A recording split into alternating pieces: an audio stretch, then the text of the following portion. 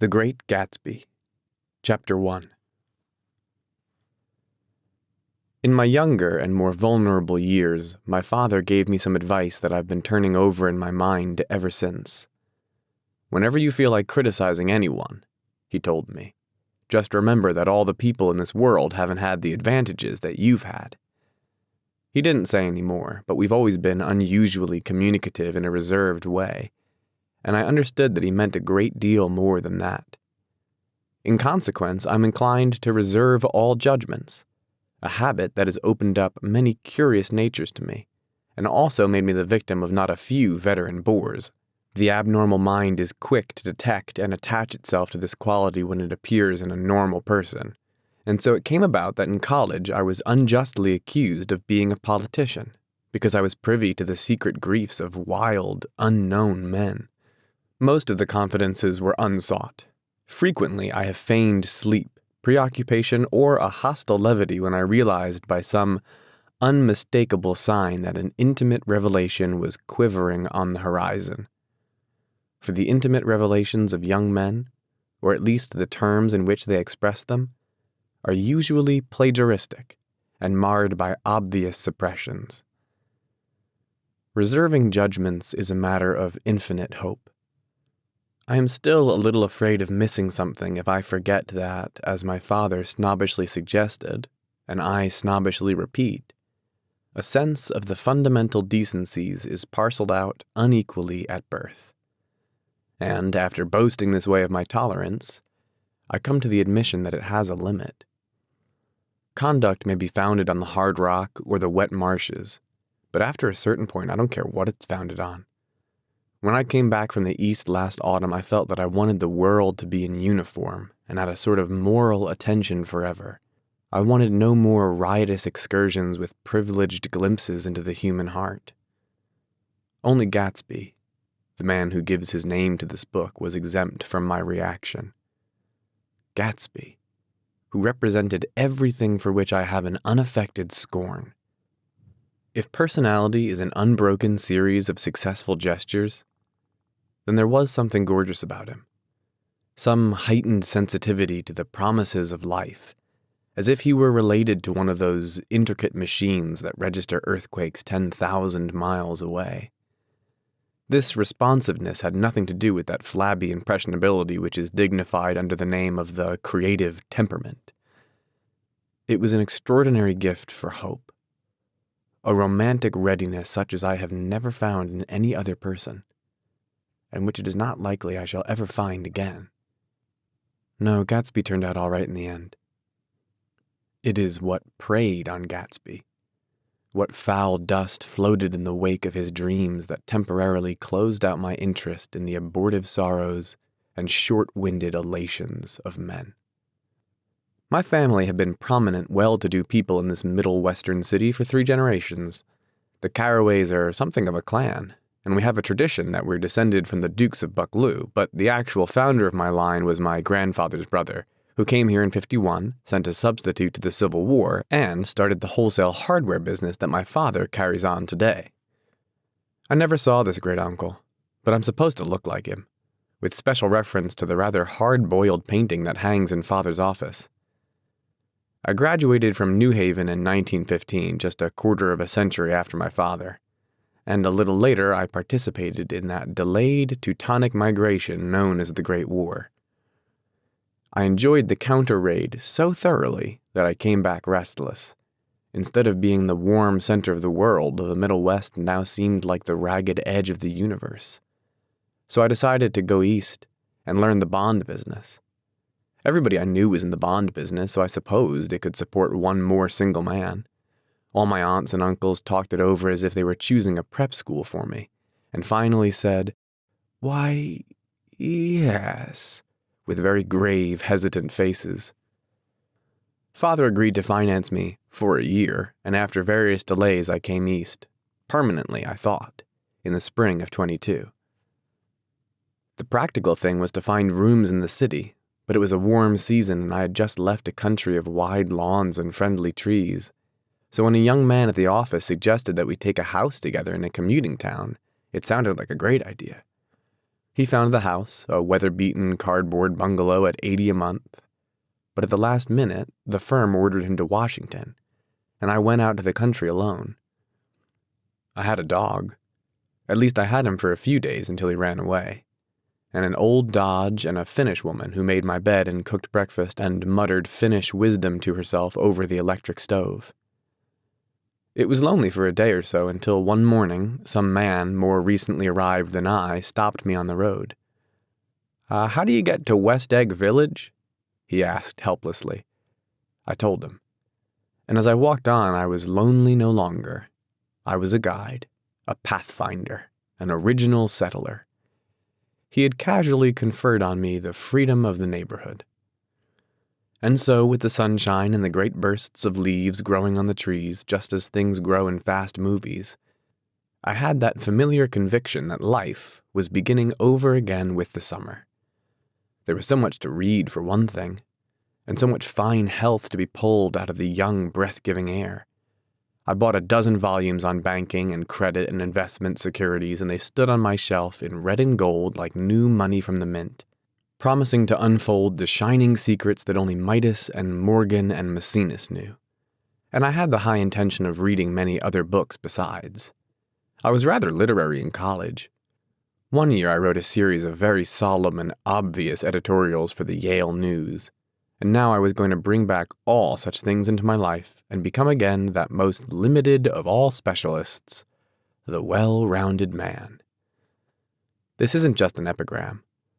Life is much more successfully looked at from a single window, after all. It was a matter of chance that I should have rented a house in one of the strangest communities in North America.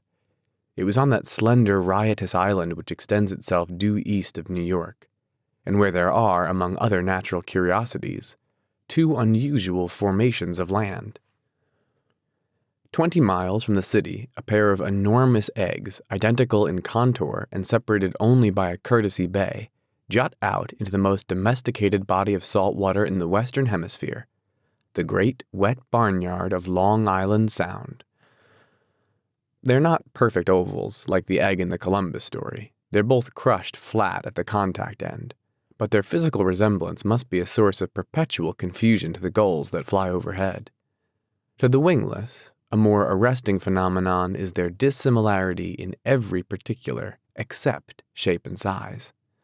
I lived at West Egg, the less fashionable of the two, though this is a most superficial tag to express the bizarre and not a little sinister contrast between them.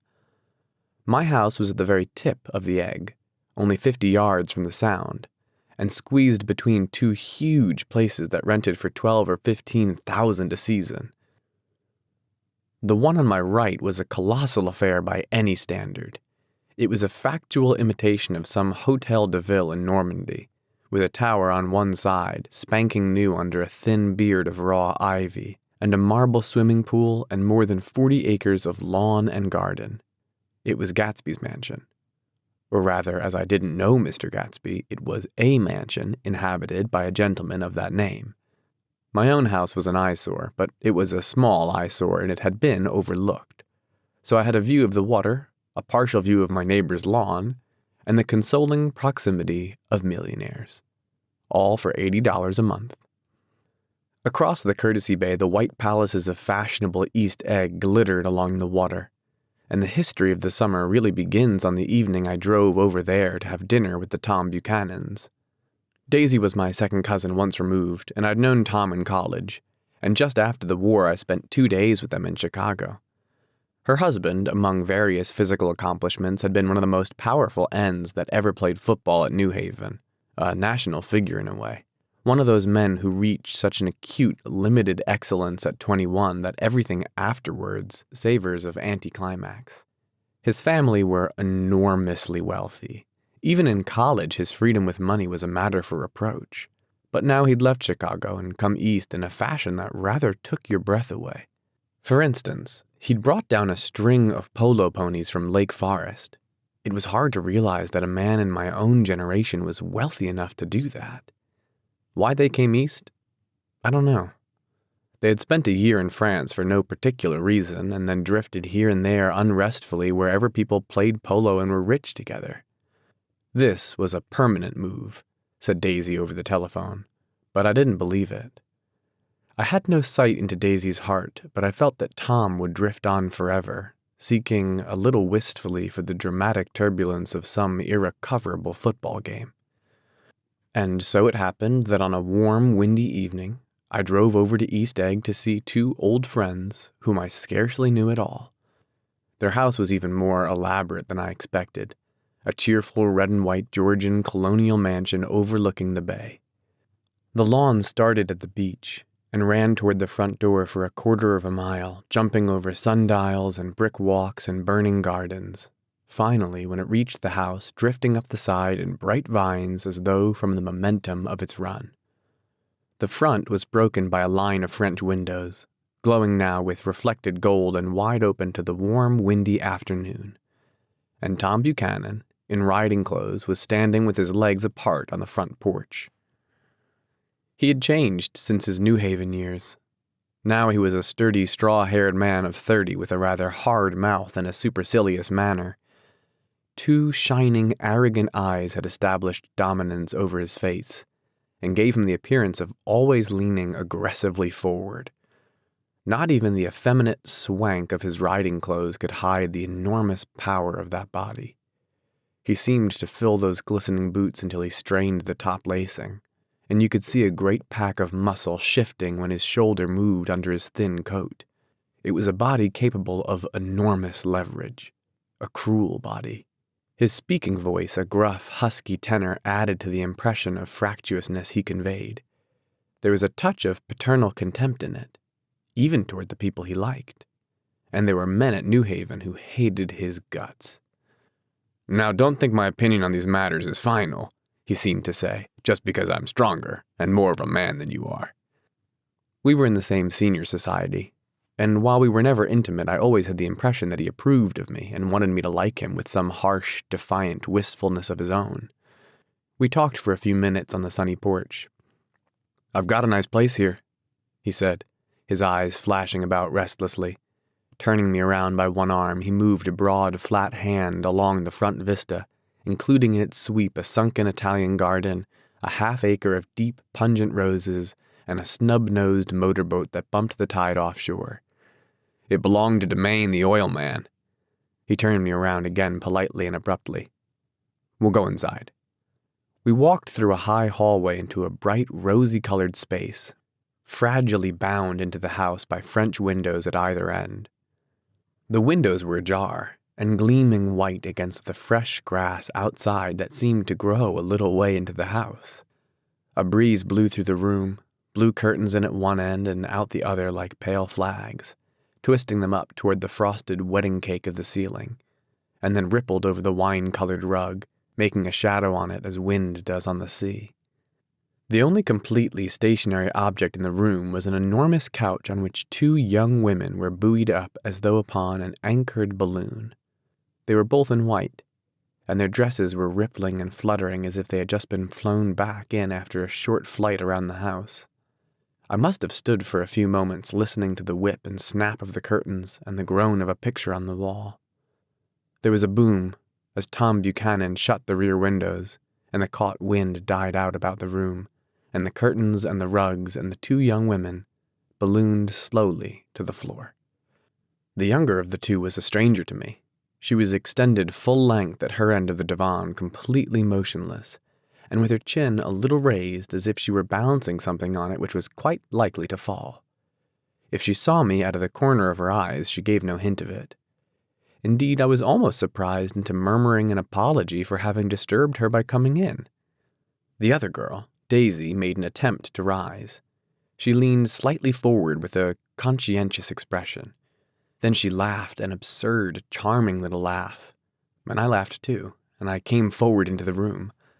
"I'm paralyzed with happiness," she laughed again as if she said something very witty, and held my hand for a moment, looking up into my face, promising that there was no one in the world she so much wanted to see. That was a way she had. She hinted in a murmur that the surname of the balancing girl was Baker. I've heard it said that Daisy's murmur was only to make people lean toward her, an irrelevant criticism that made it no less charming. At any rate, Miss Baker's lips fluttered. She nodded at me almost imperceptibly and then quickly tipped her head back again. The object she was balancing had obviously tottered a little and given her something of a fright. Again, a sort of apology arose to my lips. Almost any exhibition of complete self-sufficiency draws a stunned tribute from me. I looked back at my cousin, who began to ask me questions in her low, thrilling voice. It was the kind of voice that the ear follows up and down, as if each speech is an arrangement of notes that will never be played again. Her face was sad and lovely, with bright things in it, bright eyes and a bright, passionate mouth. But there was an excitement in her voice that men who had cared for her found difficult to forget, a singing compulsion, a whispered, listen, a promise that she had done gay, exciting things just a while since, and that there were gay, exciting things hovering in the next hour. I told her how I had stopped off in Chicago for a day on my way east, and how a dozen people had sent their love through me. Do they miss me? She cried ecstatically. The whole town is desolate. All the cars have the left rear wheel painted black as a mourning wreath, and there's a persistent wail all night along the North Shore. How gorgeous. Let's go back, Tom. Tomorrow. Then she added irrelevantly, you ought to see the baby. I'd like to. She's asleep. She's 3 years old. Haven't you ever seen her? Never. Well, you ought to see her. She's... Tom Buchanan, who had been hovering restlessly about the room, stopped and rested his hand on my shoulder. What you doing, Nick? I'm a bondman. Who with? I told him. Never heard of them, he remarked decisively.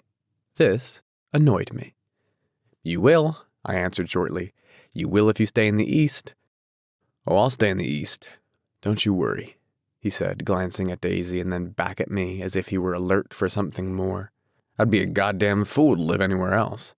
At this point, Miss Baker said, absolutely, with such suddenness that I started. It was the first word she uttered since I came into the room. Evidently it surprised her as much as it did me, for she yawned, and with a series of rapid, deft movements, stood up into the room. I'm stiff, she complained. I've been lying on that sofa for as long as I can remember. Don't look at me, Daisy retorted. I've been trying to get you to New York all afternoon. No thanks, said Miss Baker to the 4 cocktails just in from the pantry. I'm absolutely in training. Her host looked at her incredulously. You are. He took down his drink as if it were a drop in the bottom of a glass. How you ever get anything done is beyond me. I looked at Miss Baker, wondering what it was she got done. I enjoyed looking at her. She was a slender, small-breasted girl with an erect carriage, which she accentuated by throwing her body backward at the shoulders like a young cadet. Her gray, sun-strained eyes looked back at me with polite, reciprocal curiosity out of a wan, charming, discontented face. It occurred to me now that I had seen her, or a picture of her somewhere before. You live in West Egg? She remarked contemptuously. I know somebody there. I don't know a single... You must know Gatsby. Gatsby? Demanded Daisy. What Gatsby? Before I could reply that he was my neighbor, dinner was announced. Wedging his tense arm imperatively under mine, Tom Buchanan compelled me from the room as though he were moving a checker to another square. Slenderly, languidly, their hands set lightly on their hips, the 2 young women preceded us out onto a rosy-colored porch, open toward the sunset, where 4 candles flickered on the table in the diminished wind. Why candles? Objected Daisy, frowning. She snapped them out with her fingers. In 2 weeks, it'll be the longest day in the year. She looked at us all radiantly. Do you always watch for the longest day of the year and then miss it? I always watch for the longest day in the year and then miss it. We ought to plan something, yawned Miss Baker, sitting down at the table as if she were getting into bed. All right, said Daisy. What'll we plan? She turned to me helplessly. What do people plan?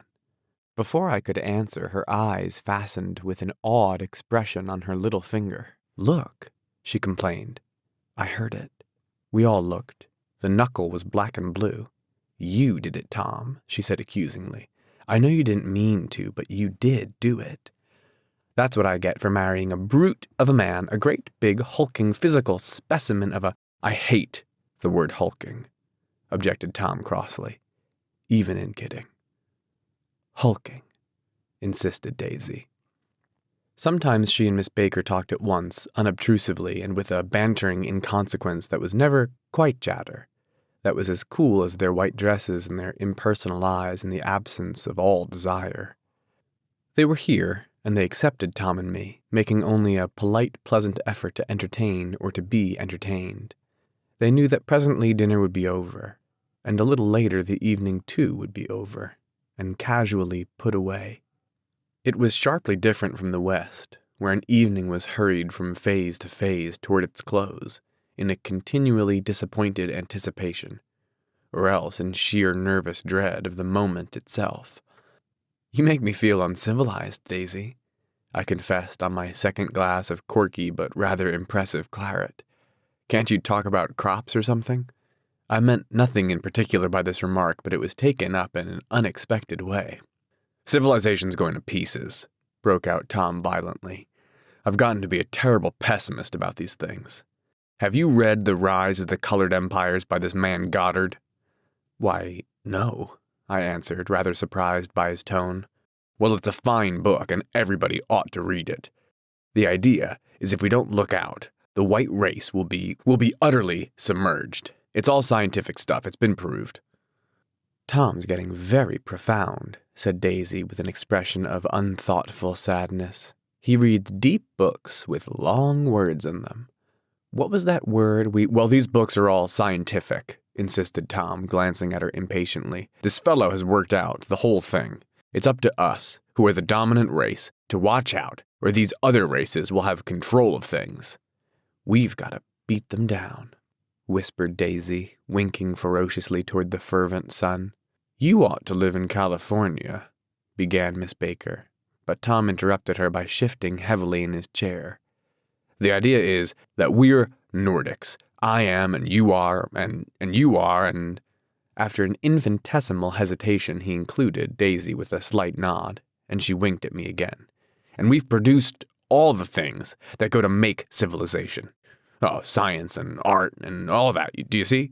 There was something pathetic in his concentration, as if his complacency, more acute than of old, was not enough to him anymore. When almost immediately the telephone rang inside and the butler left the porch, Daisy seized upon the momentary interruption and leaned towards me. "I'll tell you a family secret," she whispered enthusiastically. "It's about the butler's nose. Do you want to hear about the butler's nose? That's why I came over tonight. Well, he wasn't always a butler. He used to be the silver polisher for some people in New York that had a silver service for 200 people. He had to polish it from morning till night until finally it began to affect his nose." "Things went from bad to worse," suggested Miss Baker. "Yes, things went from bad to worse until finally he had to give up his position." For a moment, the last sunshine fell with romantic affection upon her glowing face. Her voice compelled me forward breathlessly as I listened. Then the glow faded, each light deserting her with lingering regret, like children leaving a pleasant street at dusk. The butler came back and murmured something close to Tom's ear, whereupon Tom frowned, pushed back his chair, and without a word went inside. As if his absence quickened something within her, Daisy leaned forward again, her voice glowing and singing. "I love to see you at my table, Nick. You remind me of a rose, an absolute rose, doesn't he?" She turned to Miss Baker for confirmation. "An absolute rose?" This was untrue. I'm not even faintly like a rose. She was only extemporizing. But a stirring warmth flowed from her as if her heart was trying to come out to you concealed in one of those breathless, thrilling words. Then suddenly she threw her napkin on the table and excused herself, and went into the house. Miss Baker and I exchanged a short glance consciously devoid of meaning. I was about to speak when she sat up alertly and said, "Shh," in a warning voice. A subdued, impassioned murmur was audible in the room beyond, and Miss Baker leaned forward unashamed, trying to hear. The murmur trembled on the verge of coherence, sank down, mounted excitedly, and then ceased altogether. This Mr. Gatsby you spoke of is my neighbor, I said. Don't talk. I want to hear what happens. Is something happening? I inquired innocently. You mean to say you don't know? Said Miss Baker, honestly surprised. I thought everybody knew. I don't. Why, she said hesitantly, Tom's got some woman in New York. Got some woman? I repeated blankly. Miss Baker nodded. She might have the decency not to telephone him at dinner time, don't you think? Almost before I had grasped her meaning, there was the flutter of a dress and the crunch of leather boots, and Tom and Daisy were back at the table. It couldn't be helped, cried Daisy with tense gaiety. She sat down, glanced searchingly at Miss Baker and then at me, and continued. I looked outdoors for a minute, and it's very romantic outdoors. There's a bird on the lawn that I think might be a nightingale. Come over on the Cunard or White Star line. He's singing away. Her voice sang. It's romantic, isn't it, Tom? Very romantic, he said, and then miserably to me. If it's light enough after dinner, I want to take you down to the stables.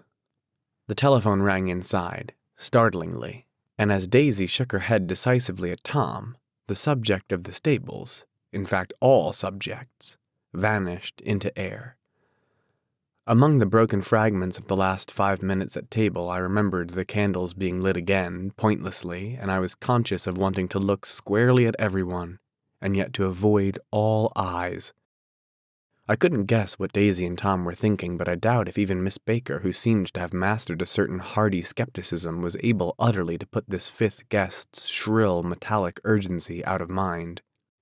To a certain temperament, the situation might have seemed intriguing. My own instinct was to telephone immediately for the police. The horses, needless to say, were not mentioned again. Tom and Miss Baker, with several feet of twilight between them, strolled back into the library, as if to a vigil beside a perfectly tangible body. While trying to look pleasantly interested and a little deaf, I followed Daisy around a chain of connecting verandas to the porch in front. In its deep gloom, we sat down side by side on a wicker settee. Daisy took her face in her hands as if feeling its lovely shape, and her eyes moved gradually out into that velvet dusk. I saw that turbulent emotions possessed her, so I asked what I thought would be some sedative questions about her little girl. We don't know each other very well, Nick, she said suddenly, even if we are cousins. You didn't come to my wedding. I wasn't back from the war. That's true. She hesitated. Well, I've had a very bad time, Nick, and I'm pretty cynical about everything.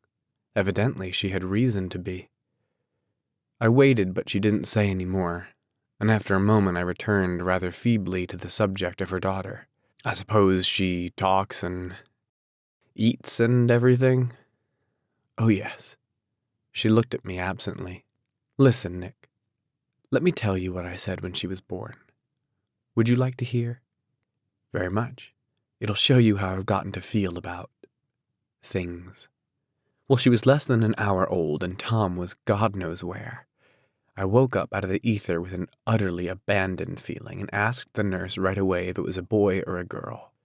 She told me it was a girl, and so I turned my head away and wept. All right, I said. I'm glad it's a girl, and I hope she'll be a fool. That's the best thing a girl can be in this world. A beautiful little fool. You see, I think everything's terrible anyhow, she went on in a convinced way. Everybody thinks so. The most advanced people. And I know. I've been everywhere and seen everything and done everything. Her eyes flashed around her in a defiant way, rather like Tom's, and she laughed with thrilling scorn. Sophisticated. God, I'm sophisticated. The instant her voice broke off, ceasing to compel my attention, my belief, I felt the basic insincerity of what she had said. It made me uneasy, as though the whole evening had been a trick of some sort to extract a contributory emotion from me. I waited, and sure enough, in a moment she looked at me with an absolute smirk on her lovely face, as if she had asserted her membership in a rather distinguished secret society to which she and Tom belonged. Inside, the crimson room bloomed with light. Tom and Miss Baker sat at either end of the long couch, and she read aloud to him from the Saturday Evening Post, the words murmurous and uninflected running together in a soothing tune. The lamplight, bright on his boots and dull on the autumn leaf yellow of her hair, glinted along the paper as she turned a page with a flutter of slender muscles in her arms. When we came in, she held us silent for a moment with a lifted hand. "To be continued," she said, tossing the magazine on the table. "In our very next issue." Her body asserted itself with a restless movement of her knee, and she stood up. 10 o'clock, she remarked, apparently finding the time on the ceiling. "Time for this good girl to go to bed. Jordan's going to play in the tournament tomorrow," explained Daisy, "over at Westchester." "Oh, you're Jordan Baker." I knew now why her face was familiar. Its pleasing, contemptuous expression had looked out at me from many rotographer pictures of the sporting life at Asheville and Hot Springs and Palm Beach. I had heard some story of her, too, a critical, unpleasant story, but what it was I had forgotten long ago. "Good night," she said softly. "Wake me at 8, won't you? If you'll get up." "I will." "Good night, Mr. Carraway. See you anon." "Of course you will," confirmed Daisy. "In fact, I think I'll arrange a marriage. Come over often, Nick, and I'll sort of, fling you together. Lock you up accidentally in linen closets and push you out to sea in a boat and all that sort of thing." "Good night," called Miss Baker from the stairs. "I haven't heard a word." "She's a nice girl," said Tom after a moment. "They oughtn't to let her run around the country this way." "Who oughtn't to?" inquired Daisy coldly. "Her family." "Her family is one aunt about 1,000 years old. Besides, Nick's going to look after her, aren't you, Nick? She's going to spend lots of weekends out here this summer. I think the home influence will be very good for her." Daisy and Tom looked at each other for a moment in silence. "Is she from New York?" I asked quickly. "From Louisville. Our white girlhood was passed there. Our beautiful white—" "Did you give Nick a little heart-to-heart talk on the veranda?" demanded Tom suddenly. "Did I?" She looked at me. "I can't seem to remember, but I think we talked about the Nordic race. Yes, I'm sure we did. It sort of crept up on us, and first thing you know—" "Don't believe everything you hear, Nick," he advised me. I said lightly that I had heard nothing at all, and a few minutes later, I got up to go home. They came to the door with me and stood side by side in a cheerful square of light. As I started my motor, Daisy peremptorily called, "Wait! I forgot to ask you something, and it's important. We heard you were engaged to a girl out west." "That's right," corroborated Tom kindly. "We heard that you were engaged." "It's libel. I'm too poor." "But we heard it," insisted Daisy, surprising me by opening up again in a flower-like way. "We heard it from 3 people, so it must be true." Of course, I knew what they were referring to, but I wasn't even vaguely engaged. The fact that gossip had published the banns was one of the reasons I had come east. You can't stop going with an old friend on account of rumors. And on the other hand, I had no intention of being rumored into marriage. Their interest rather touched me, and made them less remotely rich. Nevertheless, I was confused and a little disgusted as I drove away. It seemed to me that the thing for Daisy to do was to rush out of the house, child in arms, but apparently there was no such intention in her head. As for Tom, the fact that he had some woman in New York was really less surprising than that he had been depressed by a book. Something was making him nibble at the edge of stale ideas, as if his sturdy physical egotism no longer nourished his peremptory heart. Already it was deep summer on roadhouse roofs and in front of wayside garages, where new red gas pumps sat out in pools of light. And when I reached my estate at West Egg, I ran the car under its shed and sat for a while on an abandoned grass roller in the yard. The wind had blown off, leaving a loud, bright night with wings beating in the trees and a persistent organ sound as the full bellows of the earth blew the frogs full of life. The silhouette of a moving cat wavered across the moonlight, and turning my head to watch it, I saw that I was not alone. 50 feet away, a figure had emerged from the shadow of my neighbor's mansion and was standing with his hands in his pockets regarding the silver pepper of the stars.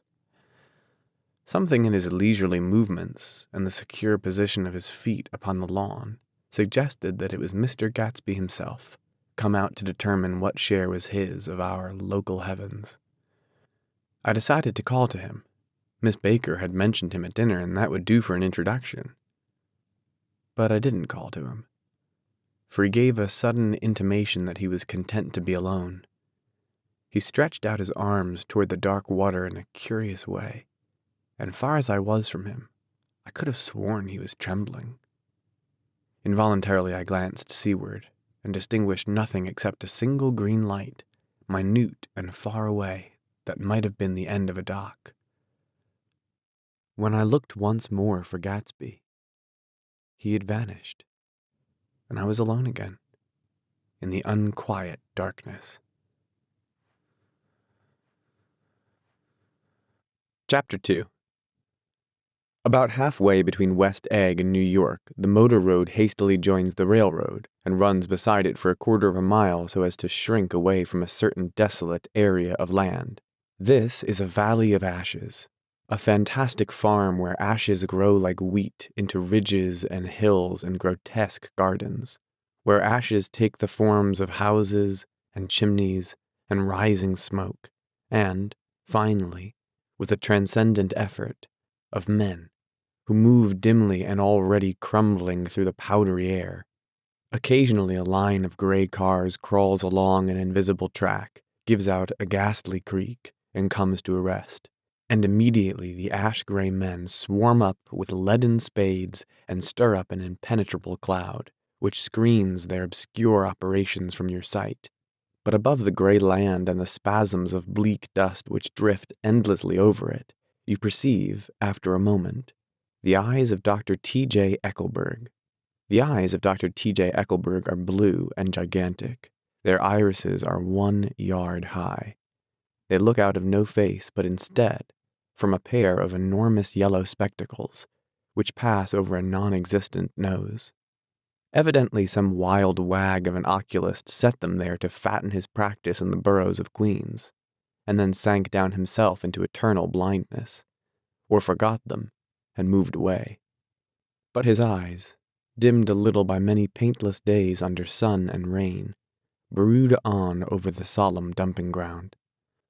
The Valley of Ashes is bounded on one side by a small, foul river, and when the drawbridge is up to let barges through, the passengers on waiting trains can stare at the dismal scene for as long as half an hour. There's always a halt there of at least a minute, and it was because of this that I first met Tom Buchanan's mistress. The fact that he had one was insisted upon wherever he was known. His acquaintances resented the fact that he turned up in popular restaurants with her, and, leaving her at a table, sauntered about, chatting with whomsoever he knew. Though I was curious to see her, I had no desire to meet her. But I did. I went up to New York with Tom on the train one afternoon, and when we stopped by the ash heaps he jumped to his feet and, taking hold of my elbow, literally forced me from the car. "We're getting off," he insisted. "I want you to meet my girl." I think he'd tanked up a good deal at luncheon, and his determination to have my company bordered on violence. The supercilious assumption was that on a Sunday afternoon, I had nothing better to do. I followed him over a low, whitewashed railroad fence, and we walked back 100 yards along the road under Dr. Eckelberg's persistent stare. The only building in sight was a small block of yellow brick sitting on the edge of the wasteland, a sort of compact main street ministering to it, and contiguous to absolutely nothing. One of the 3 shops it contained was for rent, and another was an all-night restaurant, approached by a trail of ashes. The third was a garage. Repairs. George B. Wilson. Cars bought and sold. And I followed Tom inside. The interior was unprosperous and bare. The only car visible was the dust-covered wreck of a Ford which crouched in a dim corner. It had occurred to me that this shadow of a garage must be a blind, and that sumptuous and romantic apartments were concealed overhead, when the proprietor himself appeared in the door of an office, wiping his hands on a piece of waste. He was a blond, spiritless man, anemic and faintly handsome. When he saw us, a damp gleam of hope sprang into his light blue eyes. "Hello, Wilson, old man," said Tom, slapping him jovially on the shoulder. "How's business?" "I can't complain," answered Wilson unconvincingly. "When are you going to sell me that car?" "Next week. I've got my man working on it now." "Works pretty slow, don't he?" "No, he doesn't," said Tom coldly. "And if you feel that way about it, maybe I'd better sell it somewhere else after all." "Oh, I don't mean that," explained Wilson quickly. "I just mean—" His voice faded off and Tom glanced impatiently around the garage. Then I heard footsteps on the stairs, and in a moment the thickish figure of a woman blocked out the light from the office door. She was in the middle 30s, and faintly stout, but she carried her surplus flesh sensuously as some women can. Her face, above a spotted dress of dark blue crêpe de chine, contained no facet or gleam of beauty, but there was an immediately perceptible vitality about her, as if the nerves of her body were continually smoldering. She smiled slowly, and walking through her husband as if he were a ghost, shook hands with Tom, looking him flush in the eye. Then she wet her lips, and without turning around, spoke to her husband in a soft, coarse voice. "Get some chairs, why don't you, so somebody can sit down?" "Oh, sure," agreed Wilson hurriedly, and went towards the little office, mingling immediately with the cement color of the walls. A white ashen dust veiled his dark suit, and his pale hair as it veiled everything in the vicinity, except his wife, who moved close to Tom. "I want to see you," said Tom intently. "Get on the next train." "All right. I'll meet you by the newsstand on the lower level." She nodded and moved away from him just as George Wilson emerged with 2 chairs from his office door. We waited for her down the road and out of sight. It was a few days before the 4th of July, and a gray, scrawny Italian child was setting torpedoes in a row along the railroad track. "Terrible place, isn't it?" said Tom, exchanging a frown with Dr. Eckelberg. "Awful. It does her good to get away." "Doesn't her husband object?" "Wilson? He thinks she goes to see her sister in New York. He's so dumb he doesn't know he's alive." So Tom Buchanan and his girl and I went up together to New York. Or not quite together, for Mrs. Wilson sat discreetly in another car. Tom deferred that much to the sensibilities of those East Eggers who might be on the train. She had changed her dress to a brown-figured muslin, which stretched tight over her rather wide hips as Tom helped her to the platform in New York. At the newsstand, she bought a copy of Town Tattle and a moving picture magazine, and in the station drugstore some cold cream and a small flask of perfume. Upstairs in the solemn, echoing drive, she let 4 taxicabs drive away before she selected a new one, lavender-colored, with gray upholstery. And in this we slid out from the mass of the station into the glowing sunshine. But immediately she turned sharply from the window and, leaning forward, tapped on the front glass. "I want to get one of those dogs," she said earnestly. "I want to get one for the apartment. They're nice to have, a dog." We backed up to a gray old man who bore an absurd resemblance to John D. Rockefeller. In a basket swung from his neck cowered a dozen very recent puppies of an indeterminate breed. "What kind are they?" asked Mrs. Wilson eagerly as he came to the taxi window. "All kinds. What kind do you want, lady?" "I'd like to get one of those police dogs. I don't suppose you got that kind." The man peered doubtfully into the basket, plunged in his hand and drew one up, wriggling by the back of the neck. "That's no police dog," said Tom. "No, it's not exactly a police dog," said the man with disappointment in his voice. "It's more of an Airedale." He passed his hand over the brown wash rag of a back. "Look at that coat. Some coat. That's a dog that'll never bother you with catching cold." "I think it's cute," said Mrs. Wilson enthusiastically. "How much is it?" "That dog?" He looked at it admiringly. That dog will cost you $10. The Airedale, undoubtedly there was an Airedale concerned in it somewhere, though its feet were startlingly white, changed hands and settled down into Mrs. Wilson's lap, where she fondled the weatherproof coat with rapture. "Is it a boy or a girl?" she asked delicately. That dog's a boy. It's a bitch," said Tom decisively. "Here's your money. Go and buy 10 more dogs with it." We drove over to Fifth Avenue, so warm and soft, almost pastoral on the summer Sunday afternoon, that I wouldn't have been surprised to see a great flock of white sheep turn the corner. "Hold on," I said. "I have to leave you here." "No, you don't," interposed Tom quickly. "Myrtle will be hurt if you don't come up to the apartment. Won't you, Myrtle?" "Come on," she urged. "I'll telephone my sister, Catherine. She's said to be very beautiful by people who ought to know. Well, I'd like to, but—" We went on, cutting back again over the park toward the West Hundreds. At 158th Street, the cab stopped at one slice in a long white cake of apartment houses. Throwing a regal homecoming glance around the neighborhood, Mrs. Wilson gathered up her dog and her other purchases and went haughtily in.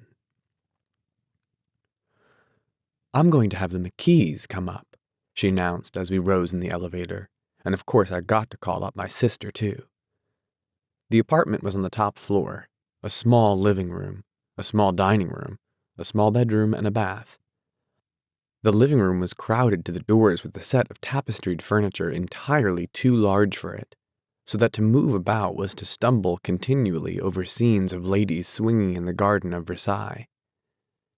The only picture was an over-enlarged photograph, apparently a hen sitting on a blurred rock.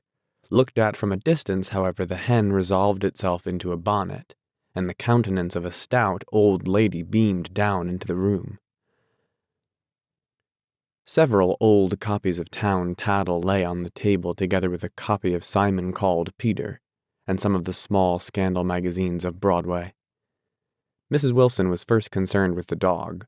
A reluctant elevator boy went for a box full of straw and some milk, to which he added, on his own initiative, a tin of large, hard dog biscuits, one of which decomposed apathetically in the saucer of milk all afternoon. Meanwhile, Tom brought out a bottle of whiskey from a locked bureau door. I have been drunk just twice in my life, and the second time was that afternoon. So everything that happened has a dim, hazy cast over it, although until after 8 o'clock the apartment was full of cheerful sun. Sitting on Tom's lap, Mrs. Wilson called up several people on the telephone. Then there were no cigarettes, and I went out to buy some at the drugstore on the corner. When I came back, they had disappeared, so I sat down discreetly in the living room and read a chapter of Simon Called Peter. Either it was terrible stuff or the whiskey distorted things because it didn't make any sense to me. Just as Tom and Myrtle, after the first drink, Mrs. Wilson and I called each other by our first names, reappeared, company commenced to arrive at the apartment door. The sister, Catherine, was a slender, worldly girl of about 30, with a solid, sticky bob of red hair and a complexion powdered milky white. Her eyebrows had been plucked and then drawn on again at a more rakish angle, but the efforts of nature toward the restoration of the old alignment gave a blurred air to her face. When she moved about, there was an incessant clicking, as innumerable pottery bracelets jingled up and down upon her arms. She came in with such a proprietary haste, and looked around so possessively at the furniture that I wondered if she lived there. But when I asked her, she laughed immoderately, repeated my question aloud, and told me she lived with a girlfriend at a hotel. Mr. McKee was a pale, feminine man from the flat below. He had just shaved, for there was a white spot of lather on his cheekbone, and he was most respectful in his greeting to everyone in the room. He informed me that he was in the artistic game, and I gathered later that he was a photographer, and had made the dim enlargement of Mrs. Wilson's mother which hovered like an ectoplasm on the wall. His wife was shrill, languid, handsome, and horrible. She told me with pride that her husband had photographed her 127 times since they had been married. Mrs. Wilson had changed her costume some time before and was now attired in an elaborate afternoon dress of cream-colored chiffon, which gave out a continual rustle as she swept about the room. With the influence of the dress, her personality had also undergone a change. The intense vitality that had been so remarkable in the garage was converted into impressive hauteur. Her laughter, her gestures, her assertions became more violently affected moment by moment, and as she expanded, the room grew smaller around her until she seemed to be revolving on a noisy, creaking pivot through the smoky air. "My dear," she told her sister in a high, mincing shout, "most of these fellas will cheat you every time. All they think of is money. I had a woman up here last week to look at my feet, and when she gave me the bill, you'd have thought she had my appendicitis out." "What was the name of the woman?" asked Mrs. McKee. "Mrs. Eberhardt. She goes around looking at people's feet in their own homes." "I like your dress," remarked Mrs. McKee. "I think it's adorable." Mrs. Wilson rejected the compliment by raising her eyebrow in disdain. "It's just a crazy old thing," she said. "I just slip it on sometimes when I don't care what I look like." "But it looks wonderful on you, if you know what I mean," pursued Miss McKee. "If Chester could only get you in that pose, I think he could make something of it." We all looked in silence at Mrs. Wilson, who removed a strand of hair from over her eyes and looked back at us with a brilliant smile. Mr. McKee regarded her intently with his head on one side, and then moved his hand back and forth slowly in front of his face. "I should change the light," he said after a moment. "I'd like to bring out the modeling of the features, and I'd try to get hold of all the back hair." "I wouldn't think of changing the light," cried Miss McKee. "I think it's—" Her husband said, "Shh," and we all looked at the subject again, whereupon Tom Buchanan yawned audibly and got to his feet. "You McKees have something to drink," he said. "Get some more ice and mineral water, Myrtle, before everybody goes to sleep." "I told that boy about the ice." Myrtle raised her eyebrows in despair at the shiftlessness of the lower orders. "These people, you have to keep after them all the time." She looked at me and laughed pointlessly. Then she flounced over to the dog, kissed it with ecstasy, and swept into the kitchen, implying that a dozen chefs awaited her orders there. "I've done some nice things out on Long Island," asserted Mr. McKee. Tom looked at him blankly. "Two of them we have framed downstairs." "Two what?" demanded Tom. "Two studies. One of them I call Montauk Point, the Gulls, and the other I call Montauk Point, the Sea." The sister, Catherine, sat down beside me on the couch. "Do you live down on Long Island, too?" she inquired. "I live at West Egg." "Really? I was down there at a party about a month ago, at a man named Gatsby's. Do you know him?" "I live next door to him." "Well, they say he's a nephew or a cousin of Kaiser Wilhelm's. That's where all his money comes from." "Really?" She nodded. "I'm scared of him. I'd hate to have him get anything on me." This absorbing information about my neighbor was interrupted by Mrs. McKee's pointing suddenly at Catherine. "Chester, I think you could do something with her," she broke out. But Mr. McKee only nodded in a bored way and turned his attention to Tom. "I'd like to do more work on Long Island, if I could get the entry. All I ask is that they should give me a start." "Ask Myrtle," said Tom, breaking into a short shout of laughter as Mrs. Wilson entered with a tray. "She'll give you a letter of introduction, won't you, Myrtle?" "Do what?" she asked, startled. "You'll give McKee a letter of introduction to your husband so he can do some studies of him." His lips moved silently for a moment as he invented, "George B. Wilson at the gasoline pump," or something like that. Catherine leaned close to me and whispered in my ear, "Neither of them can stand the person they're married to." "Can't they?" "Can't stand them." She looked at Myrtle and then at Tom. "What I say is, why go on living with them if they can't stand them? If I was them, I'd get a divorce and get married to each other right away." "Doesn't she like Wilson either?" The answer to this was unexpected. It came from Myrtle, who had overheard the question, and it was violent and obscene. "You see," cried Catherine triumphantly. She lowered her voice again. "It's really his wife that's keeping them apart. She's a Catholic, and they don't believe in divorce." Daisy was not a Catholic, and I was a little shocked at the elaborateness of the lie. "They're going west to live for a while until it blows over. It'd be more discreet to go to Europe." "Oh, do you like Europe?" she exclaimed surprisingly. "I just got back from Monte Carlo." "Really? Just last year. I went over there with another girl." Stay long?" "No, we just went to Monte Carlo and back. We went by way of Marseille. We had over $1,200 when we started, but we got gypped out of all of it in 2 days in the private rooms. We had an awful time getting back, I can tell you. God, how I hated that town." The late afternoon sky bloomed in the window for a moment like the blue honey of the Mediterranean. Then the shrill voice of Mrs. McKee called me back into the room. "I almost made a mistake, too," she declared vigorously. "I almost married a little kike who'd been after me for years. I knew he was below me. Everybody kept saying to me, 'Lucille, that man's way below you.' But if I hadn't met Chester, he'd have got me for sure." "Yes, but listen," said Myrtle Wilson, nodding her head up and down. "At least you didn't marry him." "I know I didn't."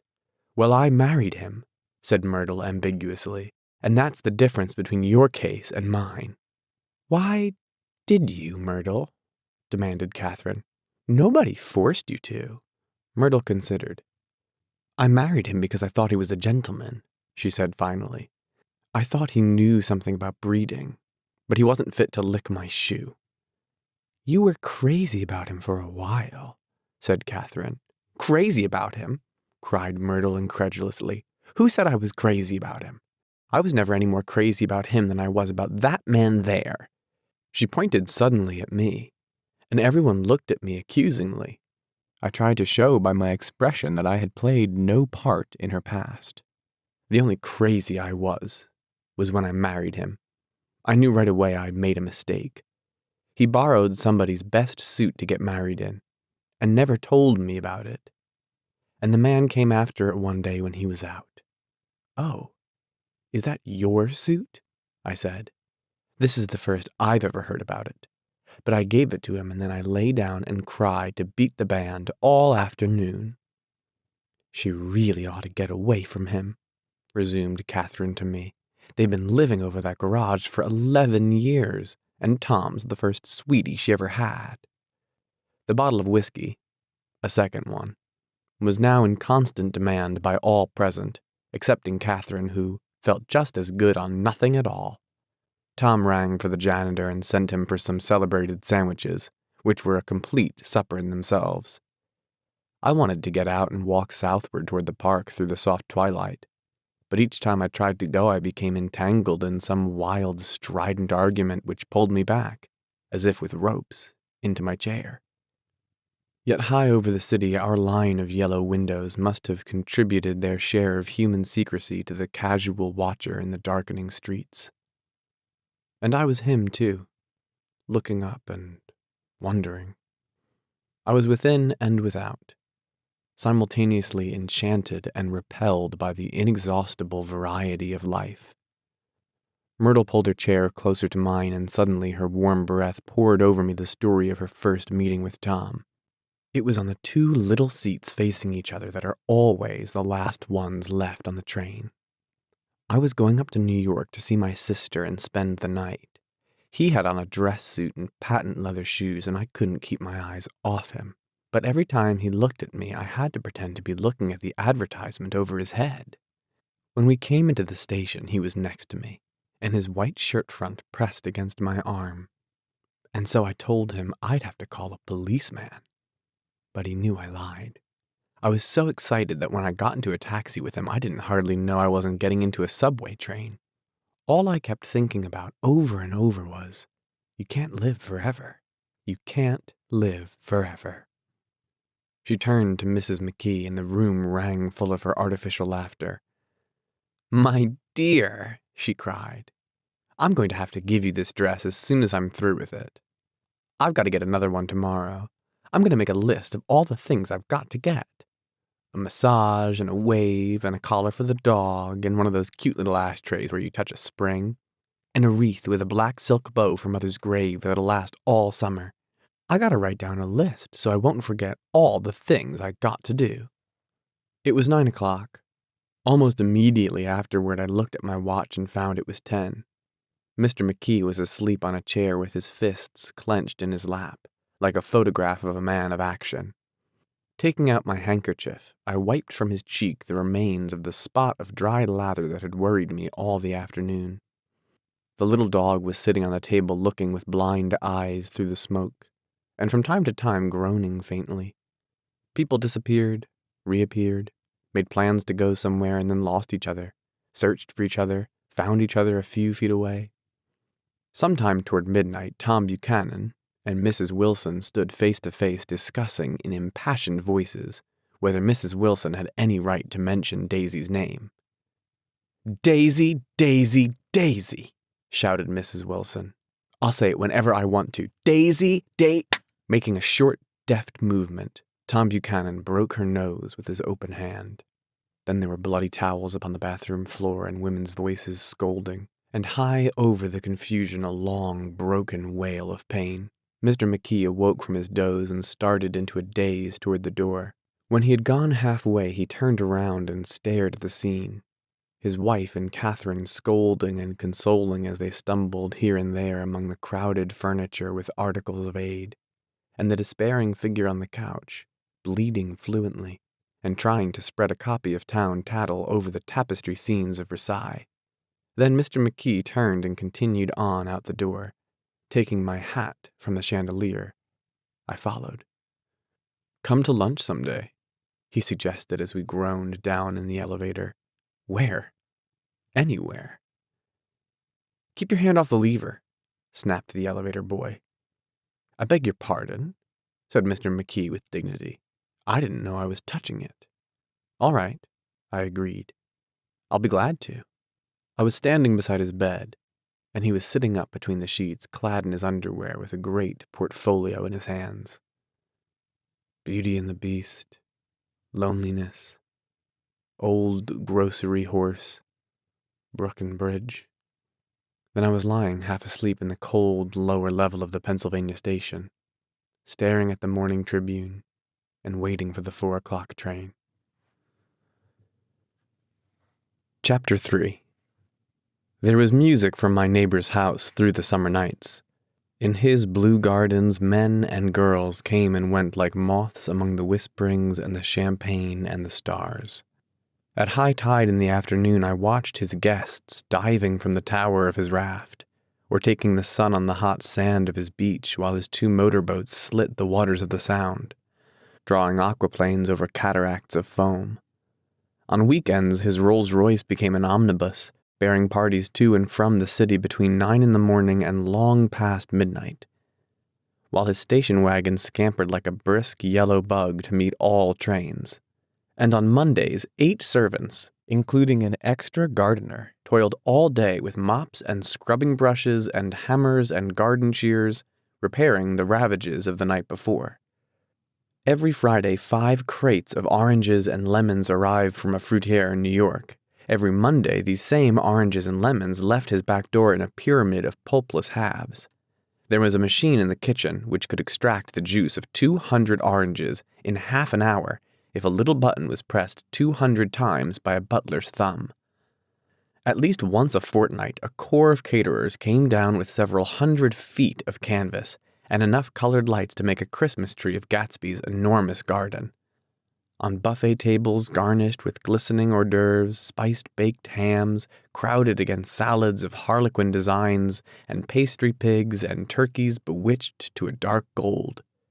In the main hall, a bar with a real brass rail was set up, and stocked with gins and liquors, and with cordials so long forgotten that most of his female guests were too young to know one from another. By 7 o'clock, the orchestra has arrived. No thin 5-piece affair, but a whole pitful of oboes and trombones and saxophones and viols and cornets and piccolos and low and high drums. The last swimmers have come in from the beach now and are dressing upstairs. The cars from New York are parked 5 deep in the drive, and already the halls and salons and verandas are gaudy with primary colors, and hair shorn in strange new ways, and shawls beyond the dreams of Castile. The bar is in full swing, and floating rounds of cocktails permeate the garden outside until the air is alive with chatter and laughter and casual innuendo and introductions forgotten on the spot and enthusiastic meetings between women who never knew each other's names. The lights grow brighter as the earth lurches away from the sun, and now the orchestra is playing yellow cocktail music, and the opera of voices pitches a key higher. Laughter is easier minute by minute, spilled with prodigality, tipped out at a cheerful word. The groups change more swiftly, swell with new arrivals, dissolve and form in the same breath. Already there are wanderers, confident girls who weave here and there among the stouter and more stable, become for a sharp, joyous moment the center of a group, and then excited with triumph, glide on through the sea change of faces and voices and color under the constantly changing light. Suddenly, one of the gypsies in trembling opal seizes a cocktail out of thin air, dumps it down for courage, and moving her hands like Frisco, dances out alone on the canvas platform. A momentary hush. The orchestra leader varies his rhythm obligingly for her, and there's a burst of chatter as the erroneous news goes around that she is Gilda Gray's understudy from the Follies. The party has begun. I believe that on the first night I went to Gatsby's house, I was one of the few guests who had actually been invited. People were not invited. They went there. They got into automobiles which bore them out to Long Island, and somehow they ended up at Gatsby's door. Once there, they were introduced by somebody who knew Gatsby, and after that they conducted themselves according to the rules of behavior associated with amusement parks. Sometimes they came and went without having met Gatsby at all, came for the party with a simplicity of heart that was its own ticket of admission. I had actually been invited. A chauffeur in uniform of robin's egg blue crossed my lawn early that Saturday morning with a surprisingly formal note from his employer. The honor would be entirely Gatsby's, it said, if I would attend his little party that night. He had seen me several times, and had intended to call on me long before, but a peculiar combination of circumstances had prevented it. Signed, J. Gatsby, in a majestic hand. Dressed up in white flannels, I went over to his lawn a little after 7 and wandered around rather ill at ease among swirls and eddies of people I didn't know, though here and there was a face I had noticed on the commuting train. I was immediately struck by the number of young Englishmen dotted about, all well-dressed, all looking a little hungry, and all talking in low, earnest voices to solid and prosperous Americans. I was sure that they were selling something. Bonds or insurance or automobiles. They were at least agonizingly aware of the easy money in the vicinity, and convinced that it was theirs for a few words in the right key. As soon as I arrived, I made an attempt to find my host, but the 2 or 3 people of whom I asked his whereabouts stared at me in such an amazed way, and denied so vehemently any knowledge of his movements, that I slunk off in the direction of the cocktail table, the only place in the garden where a single man could linger without looking purposeless and alone. I was on my way to get roaring drunk from sheer embarrassment when Jordan Baker came out of the house and stood at the head of the marble steps, leaning a little backward and looking with contemptuous interest down into the garden. Welcome or not, I found it necessary to attach myself to someone before I should begin to address cordial remarks to the passers-by. "Hello," I roared, advancing towards her. My voice seemed unnaturally loud across the garden. "I thought you might be here," she responded absently as I came up.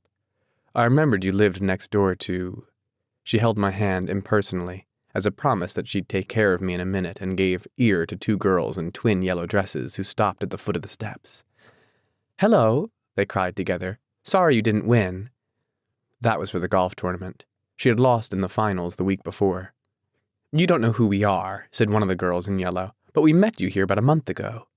"You dyed your hair since then," remarked Jordan, and I started, but the girls had moved casually on, and her remark was addressed to the premature moon, produced, like the supper, no doubt, out of a caterer's basket.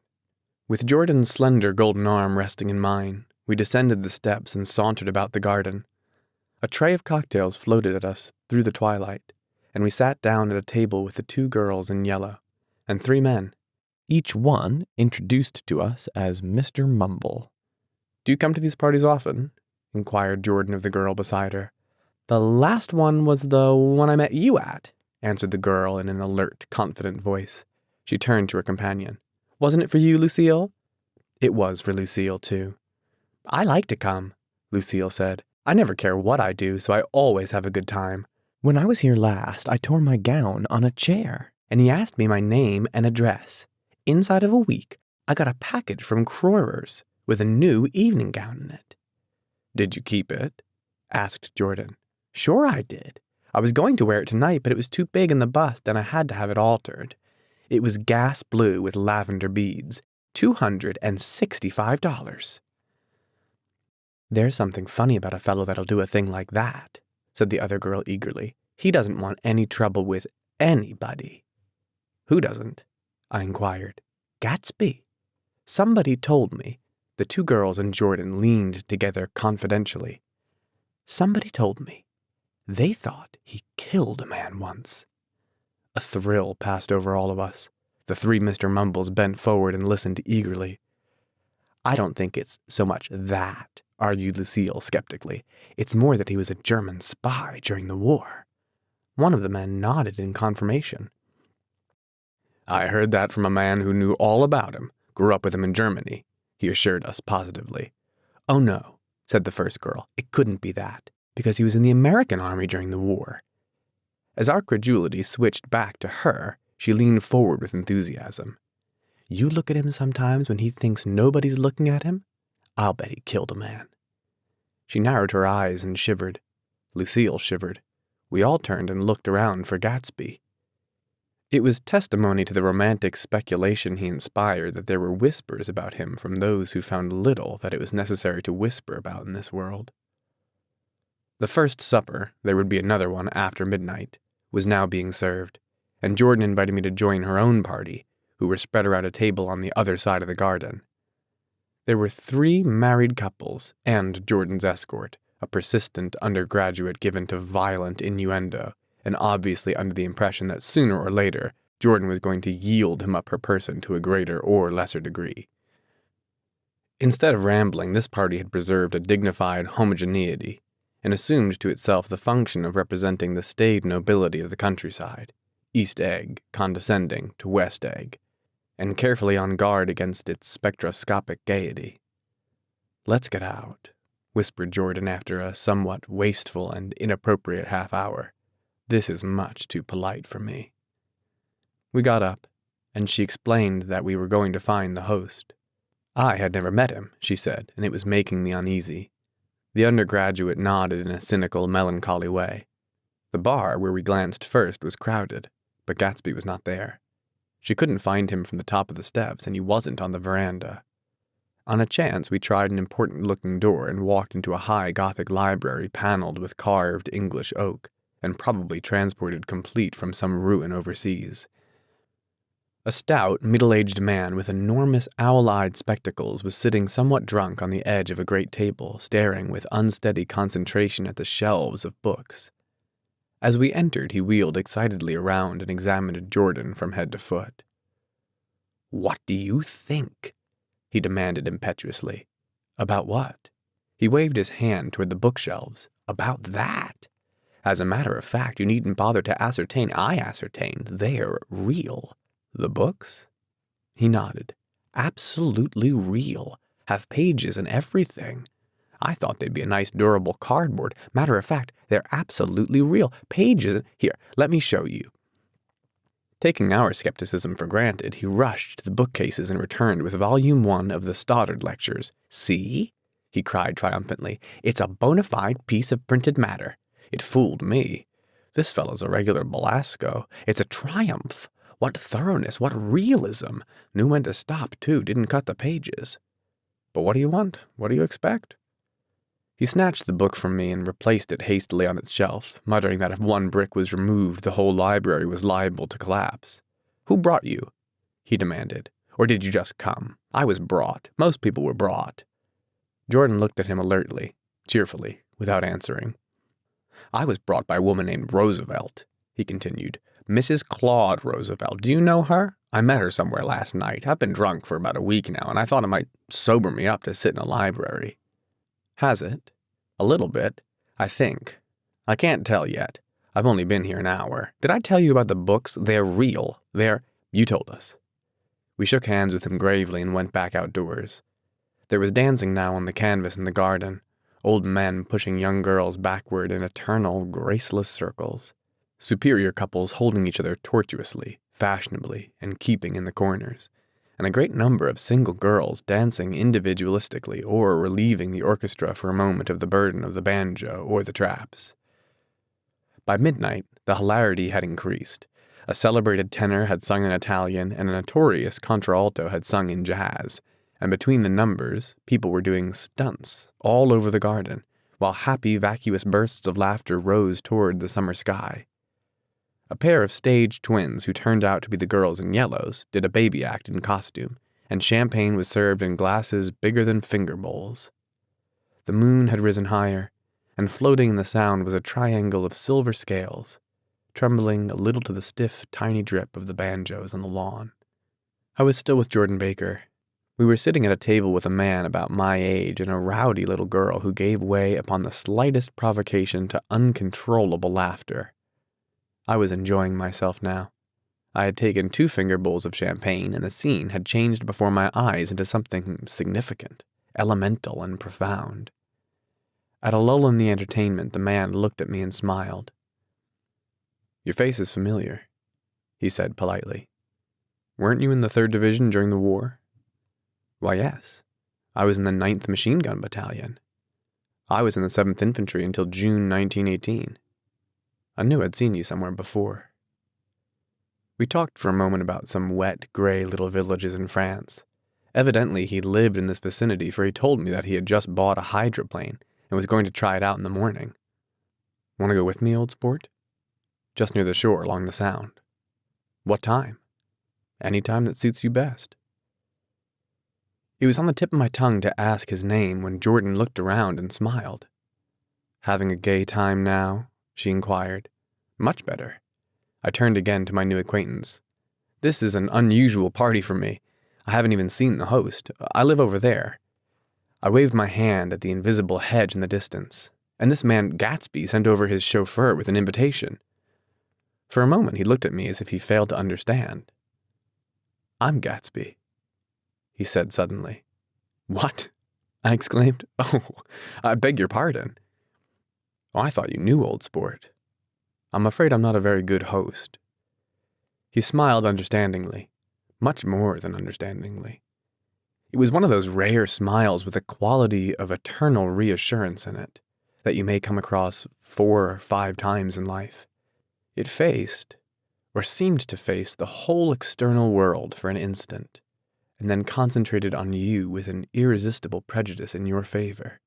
It understood you just so far as you wanted to be understood, believed in you as you would like to believe in yourself, and assured you that it had precisely the impression of you that, at your best, you hoped to convey.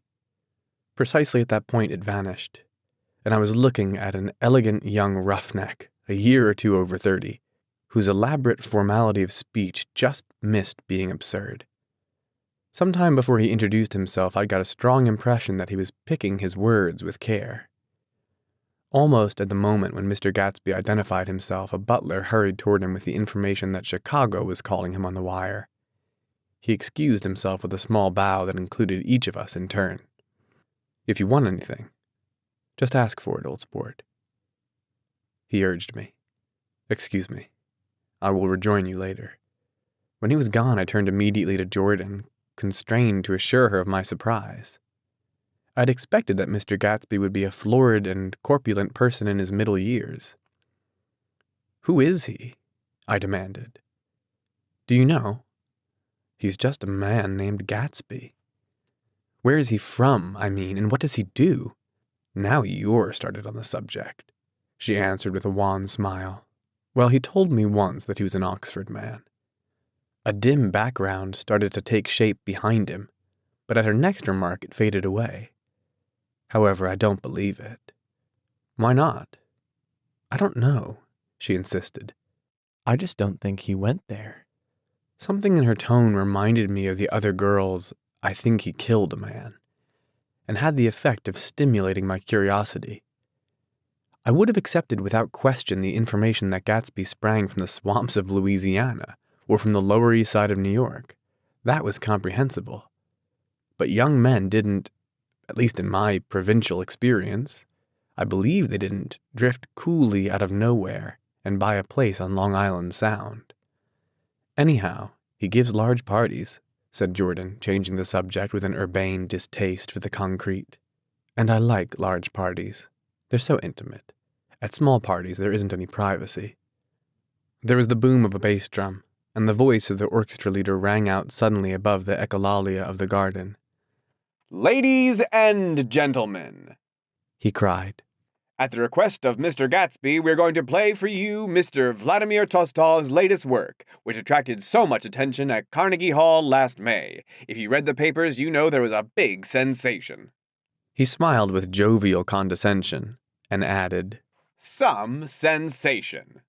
Whereupon everybody laughed. "The piece is known," he concluded lustily, "as Vladimir Tolstoy's Jazz History of the World." The nature of Mr. Tolstoy's composition eluded me, because just as it began, my eyes fell on Gatsby standing alone on the marble steps and looking from one group to another with approving eyes. His tanned skin was drawn attractively tight on his face, and his short hair looked as though it were trimmed every day. I could see nothing sinister about him. I wondered if the fact that he was not drinking helped to set him off from his guests, for it seemed to me that he grew more correct as the fraternal hilarity increased. When the jazz history of the world was over, girls were putting their heads on men's shoulders in a puppyish convivial way. Girls were swooning playfully backward into men's arms, even into groups, knowing that someone would arrest their falls. But no one swooned backward on Gatsby, and no French bob touched Gatsby's shoulder, and no singing quartets were formed with Gatsby's head for one link. "I beg your pardon." Gatsby's butler was suddenly standing beside us. "Miss Baker," he inquired, "I beg your pardon, but Mr. Gatsby would like to speak to you alone." "With me?" she exclaimed in surprise. "Yes, madam."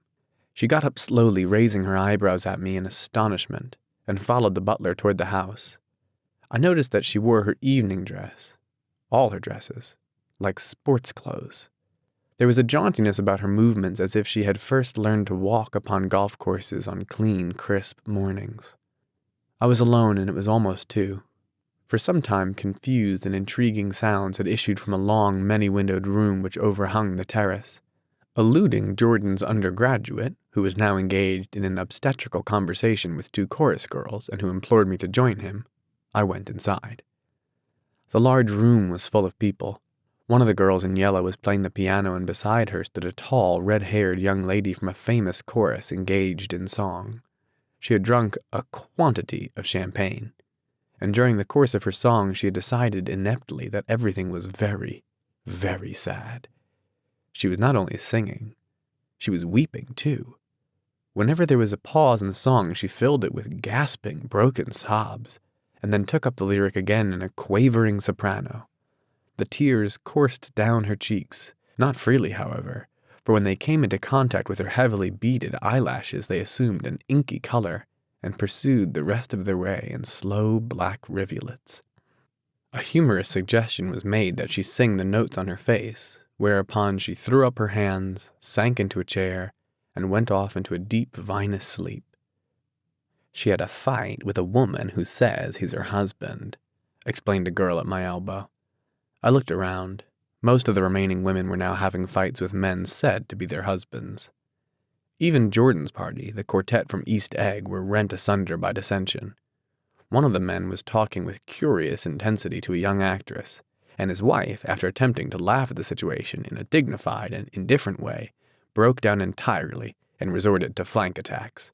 At intervals she appeared suddenly at his side like an angry diamond and hissed, "You promised," into his ear. The reluctance to go home was not confined to wayward men. The hall was at present occupied by 2 deplorably sober men and their highly indignant wives. The wives were sympathizing with each other in slightly raised voices. Whenever he sees I'm having a good time, he wants to go home. Never heard anything so selfish in my life. We're always the first ones to leave. So are we. Well, we're almost the last tonight, said one of the men sheepishly. The orchestra left half an hour ago.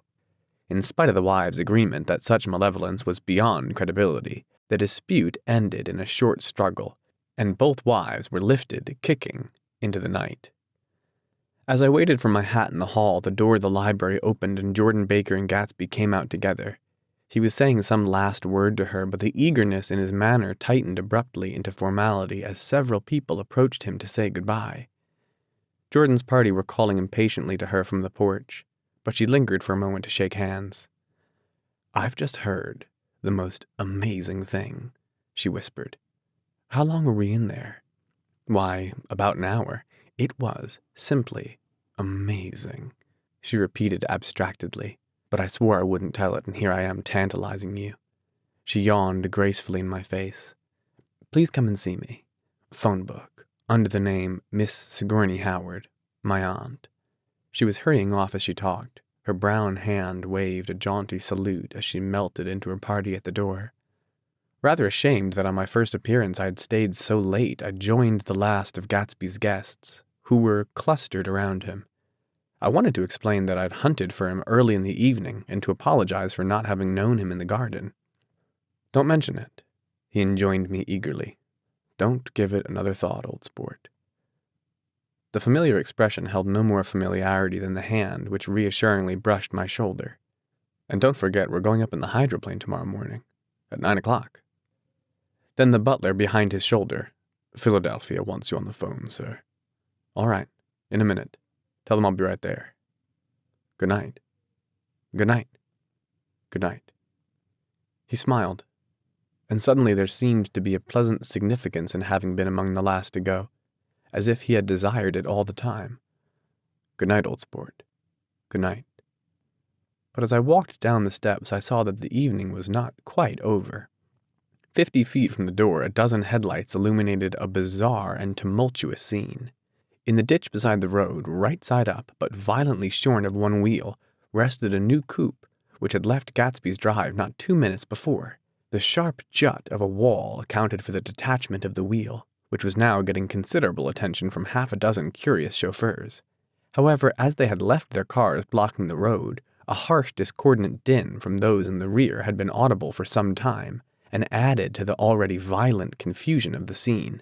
A man in a long duster had dismounted from the wreck and now stood in the middle of the road, looking from the car to the tire, and from the tire to the observers in a pleasant, puzzled way. "See," he explained, "it went in the ditch." The fact was infinitely astonishing to him, and I recognized first the unusual quality of wonder, and then the man. It was the late patron of Gatsby's library. "How'd it happen?" He shrugged his shoulders. "I know nothing whatever about mechanics," he said decisively. "But how did it happen? Did you run into the wall?" "Don't ask me," said Owl Eyes, washing his hands of the whole matter. "I know very little about driving, next to nothing. It happened, and that's all I know." "Well, if you're a poor driver, you oughtn't to try driving at night." "But I wasn't even trying," he explained indignantly. "I wasn't even trying." An awed hush fell upon the bystanders. "Do you want to commit suicide? You're lucky it was just a wheel, a bad driver, and not even trying." "You don't understand," explained the criminal. "I wasn't driving. There's another man in the car." The shock that followed this declaration found voice in a sustained "ah" as the door of the coupe swung slowly open. The crowd, it was now a crowd, stepped back involuntarily, and when the door had opened wide, there was a ghostly pause. Then, very gradually, part by part, a pale, dangling individual stepped out of the wreck, pawing tentatively at the ground with a large, uncertain dancing shoe. Blinded by the glare of the headlights and confused by the incessant groaning of the horns, the apparition stood swaying for a moment before he perceived the man in the duster. "What's the matter?" he inquired calmly. "Did we run out of gas?" "Look!" Half a dozen fingers pointed at the amputated wheel. He stared at it for a moment, and then looked upward as though he suspected that it had dropped from the sky. It came off, someone explained. He nodded. At first I didn't notice we'd stopped. A pause. Then, taking a long breath and straightening his shoulders, he remarked in a determined voice, "Wonder if he'll tell me where there's a gas line station? Wonder if he'll tell me where there's a gas line station." At least a dozen men, some of them little better off than he was, explained to him that wheel and car were no longer joined by any physical bond. "Back out," he suggested after a moment. "Put her in reverse." "But the wheel's off." He hesitated. "No harm in trying," he said. The caterwauling horns had reached a crescendo, and I turned away and cut across the lawn toward home. I glanced back once. A wafer of a moon was shining over Gatsby's house, making the night fine as before, and surviving the laughter and the sound of his still glowing garden. A sudden emptiness seemed to flow now from the windows and the great doors, endowing with complete isolation the figure of the host, who stood on the porch, his hand up in a formal gesture of farewell. Reading over what I've written so far, I see I've given the impression that the events of 3 nights several weeks apart were all that absorbed me. On the contrary, they were merely casual events in a crowded summer, and until much later they absorbed me infinitely less than my personal affairs. Most of the time I worked. In the early morning, the sun threw my shadow westward as I hurried down the white chasms of lower New York to the Probity Trust. I knew the other clerks and young bond salesmen by their first names and lunched with them in dark, crowded restaurants on little pig sausages and mashed potatoes and coffee.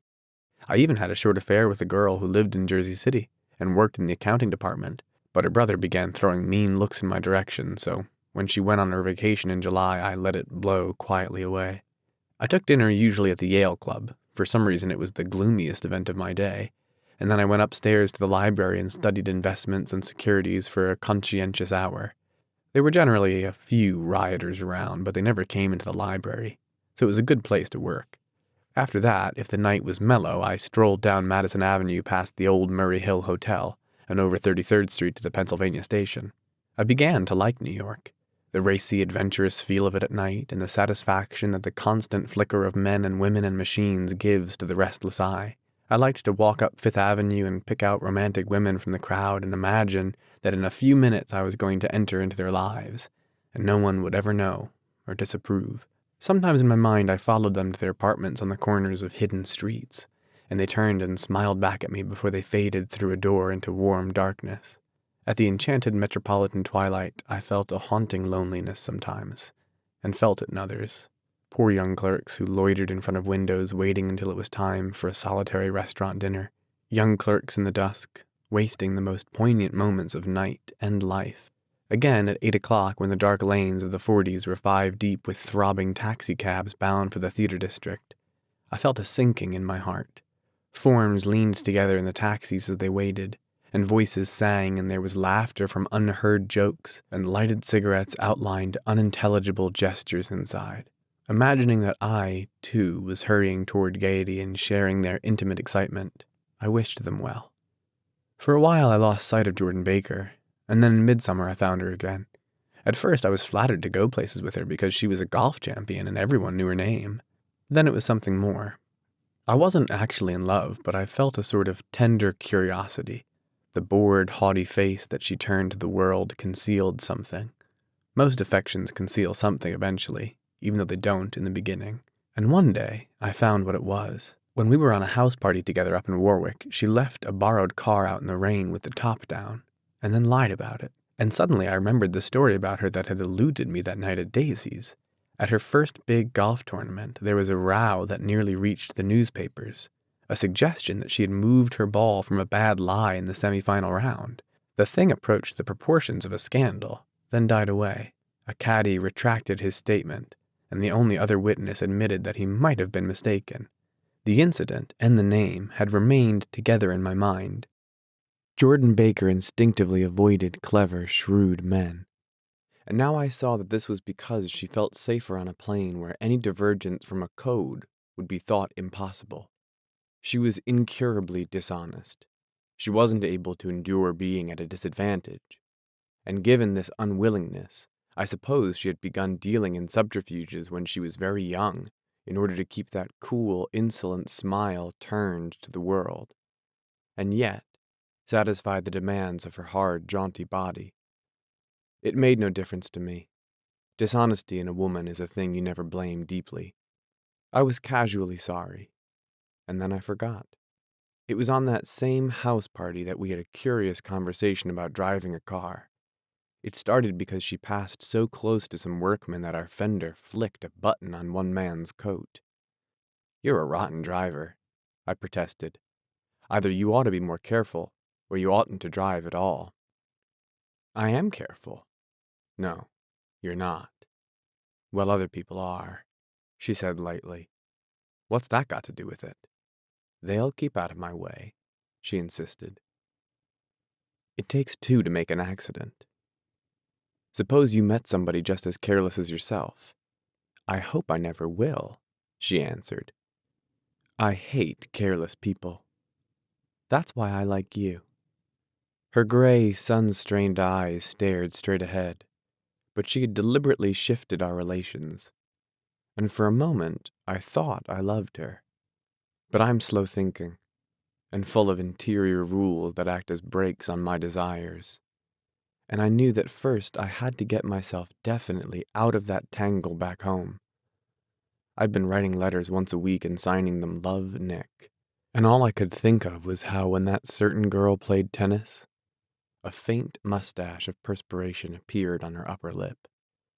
Nevertheless, there was a vague understanding that had to be tactfully broken off before I was free. Everyone suspects himself of at least one of the cardinal virtues, and this is mine. I am one of the few honest people that I have ever known.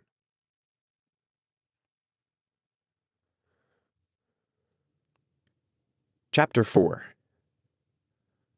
On Sunday morning, while church bells rang in the villages along shore, the world and its mistress returned to Gatsby's house and twinkled hilariously on his lawn. "He's a bootlegger," said the young ladies, moving somewhere between his cocktails and his flowers. "One time he killed a man who had found out that he was a nephew to von Hindenburg and second cousin to the devil. Reach me a rose, honey, and pour me a last drop into that there crystal glass." Once I wrote down on the empty space of a timetable the names of those who came to Gatsby's house that summer. It is an old timetable now, disintegrating at its folds and headed, "This schedule in effect July 5th, 1922. But I can still read the gray names, and they will give you a better impression than my generalities of those who accepted Gatsby's hospitality, and paid him the subtle tribute of knowing nothing whatever about him. From East Egg, then, came the Chester Beckers, and the Leaches, and a man named Bunsen whom I knew at Yale, and Dr. Webster Civet, who was drowned last summer up in Maine, and the Hornbeams, and the Willie Voltaires, and a whole clan named Black Buck, who always gathered in a corner and flipped up their noses like goats at whosoever came near, and the Ismays and the Christies, or rather Hubert Auberk and Mr. Christie's wife, and Edgar Beaver, whose hair, they say, turned cotton white one winter afternoon for no good reason at all. Clarence Endive was from East Egg, as I remember. He came only once in white knickerbockers and had a fight with a bum named Eddie in the garden. From further out on the island came the Cheadles and the O.R.P. Schraders and the Stonewall Jackson Abrahams of Georgia and the Fishguards and the Ripley Snells. Snell was there 3 days before we went to the penitentiary, so drunk out on the gravel drive that Mrs. Ulysses Sweat's automobile ran over his right hand. The Danceys came too, an S.B. Whitebait who was well over 60, and Maurice A. Flink, and the Hammerheads, and Beluga the tobacco importer, and Beluga's girls. From West Egg came the Poles and the Mulreadys, and Cecil Roebuck and Cecil Schoen, and Gulick the state senator, and Newton Orchid, who controlled films par excellence, and Exhaust, and Clyde Cohen, and Don C. Schwartz, the son, and Arthur McCarty, all connected with the movies in one way or another, and the Catlips and the Bembergs and G. Earl Muldoon, brother to that Muldoon who afterward strangled his wife.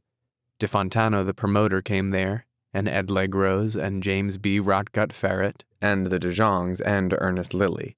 They came to gamble, and when Ferret wandered into the garden it meant he was cleaned out, and Associated Traction would have to fluctuate profitably next day.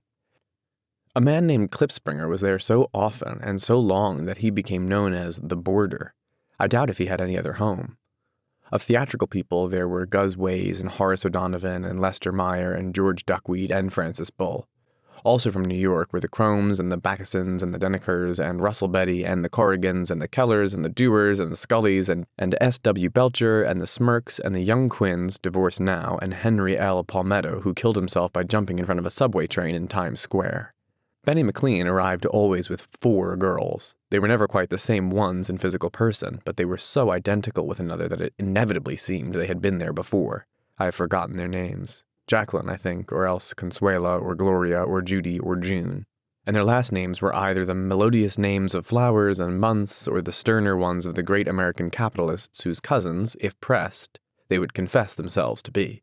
In addition to all these, I can remember that Faustina O'Brien came there at least once, and the Bedecker girls and young Brewer who had his nose shot off in the war, and Mr. Albruchsberger and Miss Haig, his fiancée, and Ardita Fitzpeters and Mr. P. Jewett, one head of the American Legion, and Miss Claudia Hipp, with a man reputed to be her chauffeur, and a prince of something, whom we called Duke, and whose name, if I ever knew it, I have forgotten.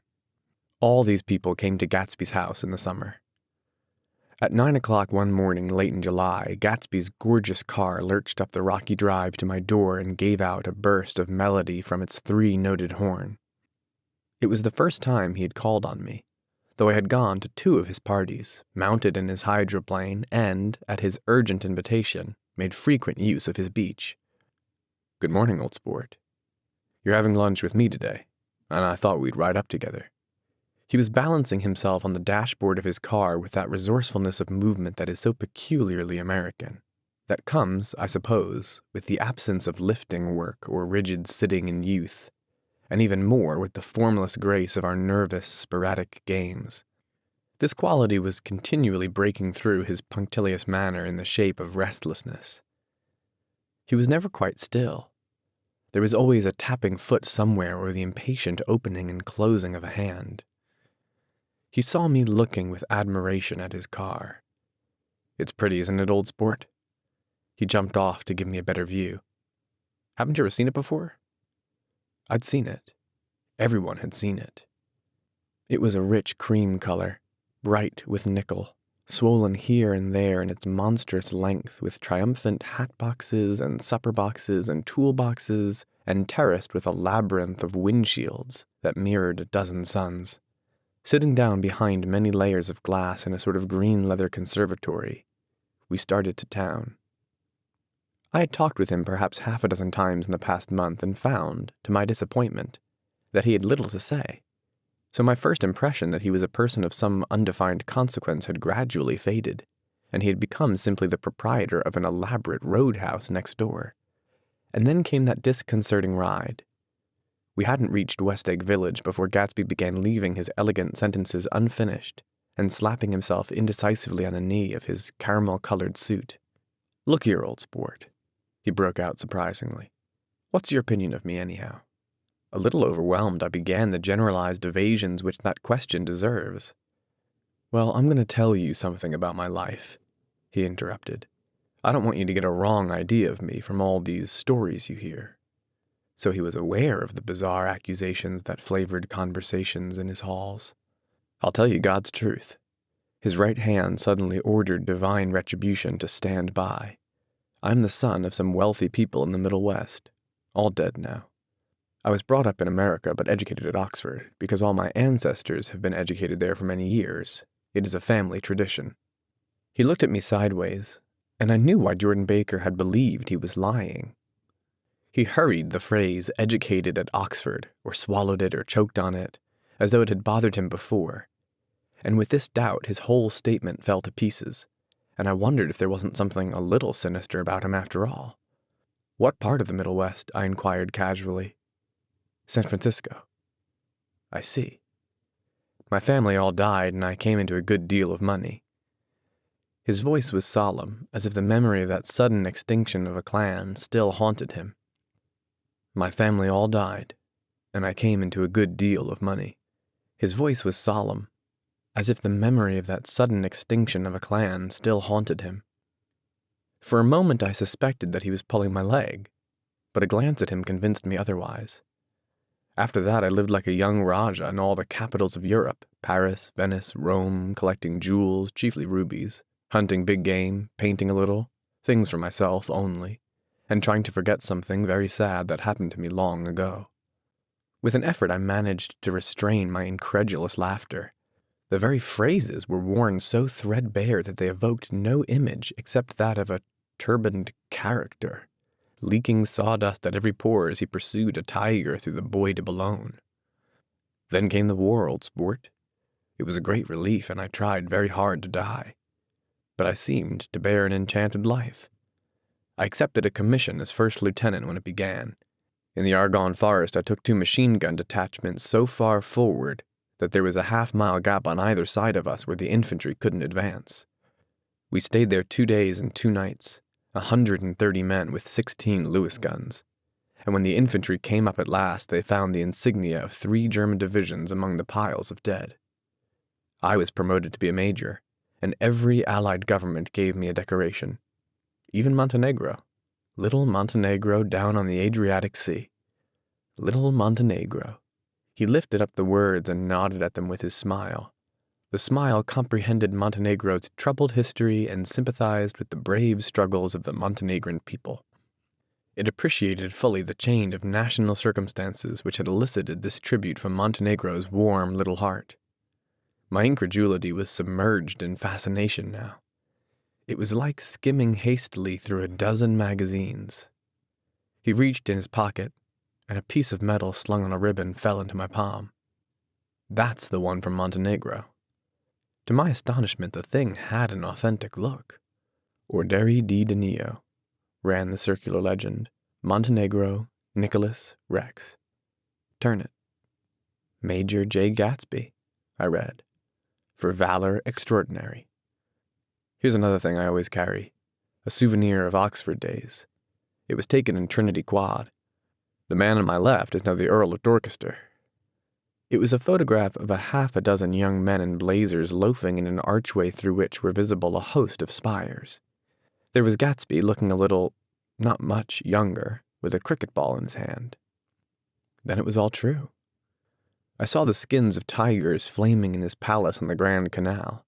I saw him opening a chest of rubies to ease with their crimson lighted depths the gnawings of his broken heart. I'm going to make a big request of you today, he said, pocketing his souvenirs with satisfaction. So I thought you ought to know something about me. I didn't want you to think I was just some nobody. You see, I usually find myself among strangers because I drift here and there trying to forget the sad thing that happened to me.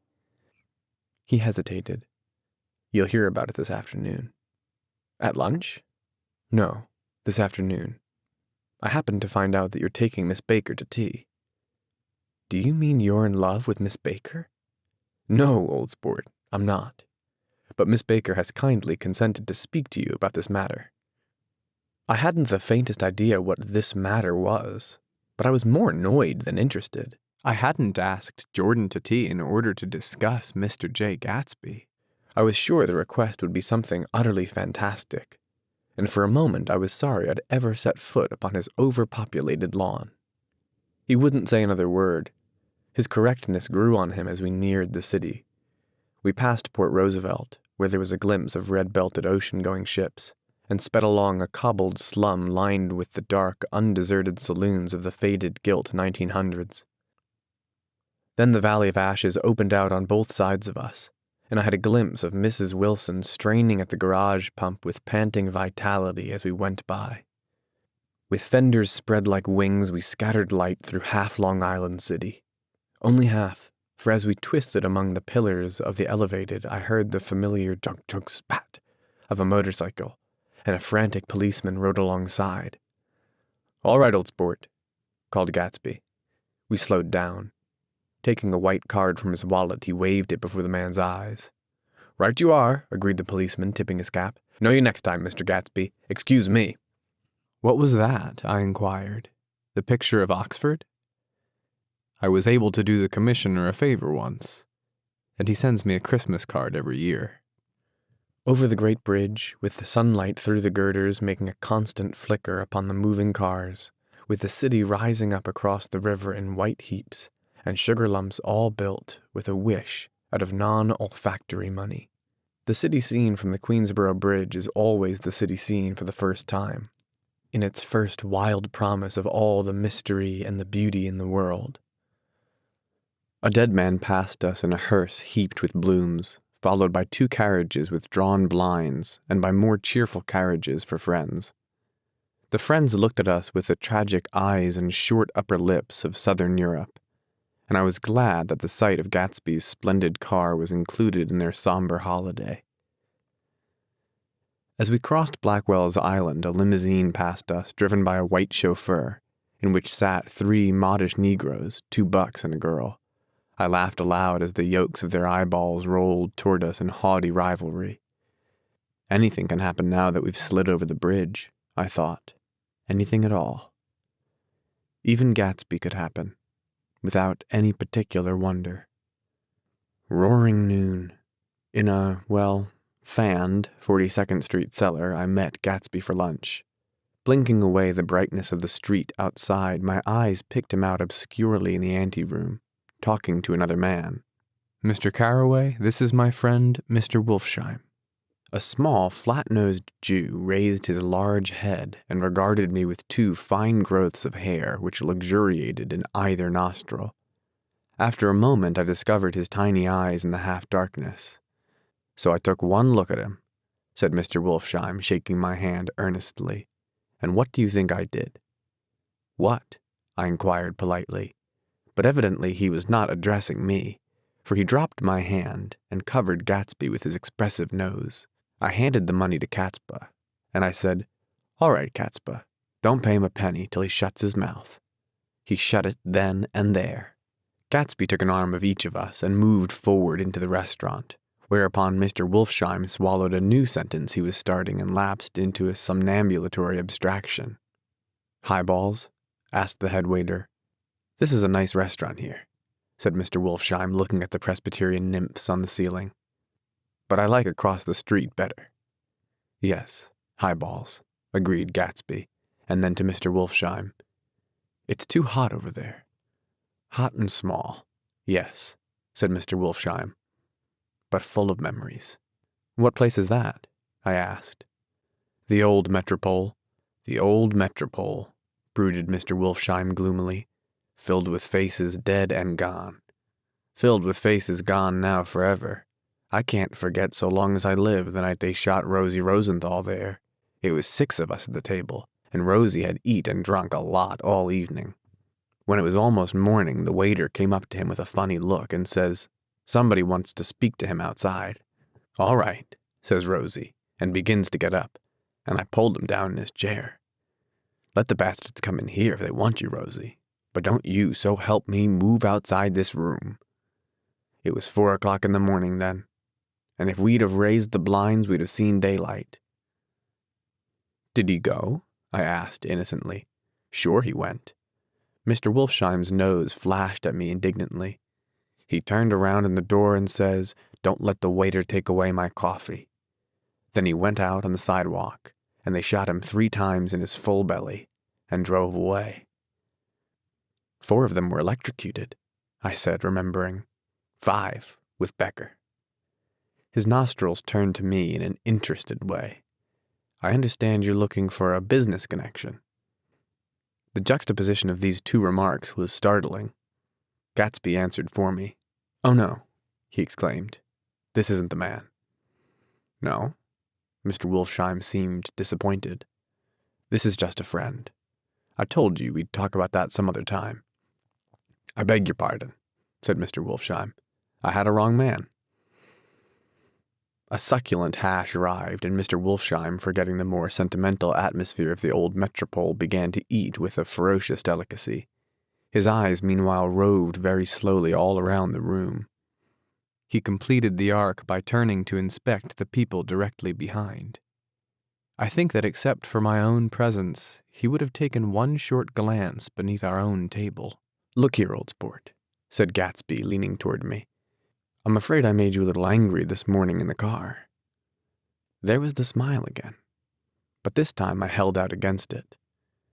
"I don't like mysteries," I answered, "and I don't understand why you won't come out frankly and tell me what you want. Why's it all got to come through Miss Baker? "Oh, it's nothing underhand," he assured me. "Miss Baker's a great sportswoman, you know, and she'd never do anything that wasn't all right." Suddenly he looked at his watch, jumped up, and hurried from the room, leaving me with Mr. Wolfsheim at the table. "He has to telephone," said Mr. Wolfsheim, following him with his eyes. "Fine fellow, isn't he? Handsome to look at, and a perfect gentleman." "Yes. He's an Oxford man." "Oh, he went to Oxford College in England. You know Oxford College?" "I've heard of it. It's one of the most famous colleges in the world." "Have you known Gatsby for a long time?" I inquired. "Several years," he answered in a gratified way. "I made the pleasure of his acquaintance just after the war, but I knew I had discovered a man of fine breeding after I talked with him an hour.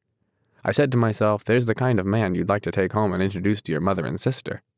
He paused. "I see you're looking at my cuff buttons." I hadn't been looking at them, but I did now. They were composed of oddly familiar pieces of ivory. "Finest specimens of human molars," he informed me. "Well," I inspected them. "That's a very interesting idea." "Yeah." He flipped his sleeves up under his coat. "Yeah. Gatsby's very careful about women. He would never so much as look at a friend's wife." When the subject of this instinctive trust returned to the table and sat down, Mr. Wolfsheim drank his coffee with a jerk and got to his feet. "I have enjoyed my lunch," he said, "and I'm going to run off from you two young men before I outstay my welcome." "Don't hurry, Meyer," said Gatsby without enthusiasm. Mr. Wolfsheim raised his hand in a sort of benediction. "You're very polite, but I belong to another generation," he announced solemnly. "You sit here and discuss your sports and your young ladies and your—" He supplied an imaginary noun with another wave of his hand. "As for me, I am 50 years old, and I won't impose myself on you any longer." As he shook hands and turned away, his tragic nose was trembling. I wondered if I had said anything to offend him. "He becomes very sentimental sometimes," explained Gatsby. "This is one of his sentimental days.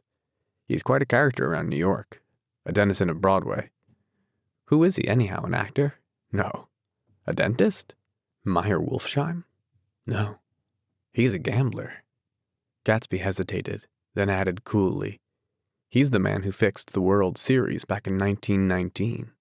"Fixed the World Series," I repeated. The idea staggered me.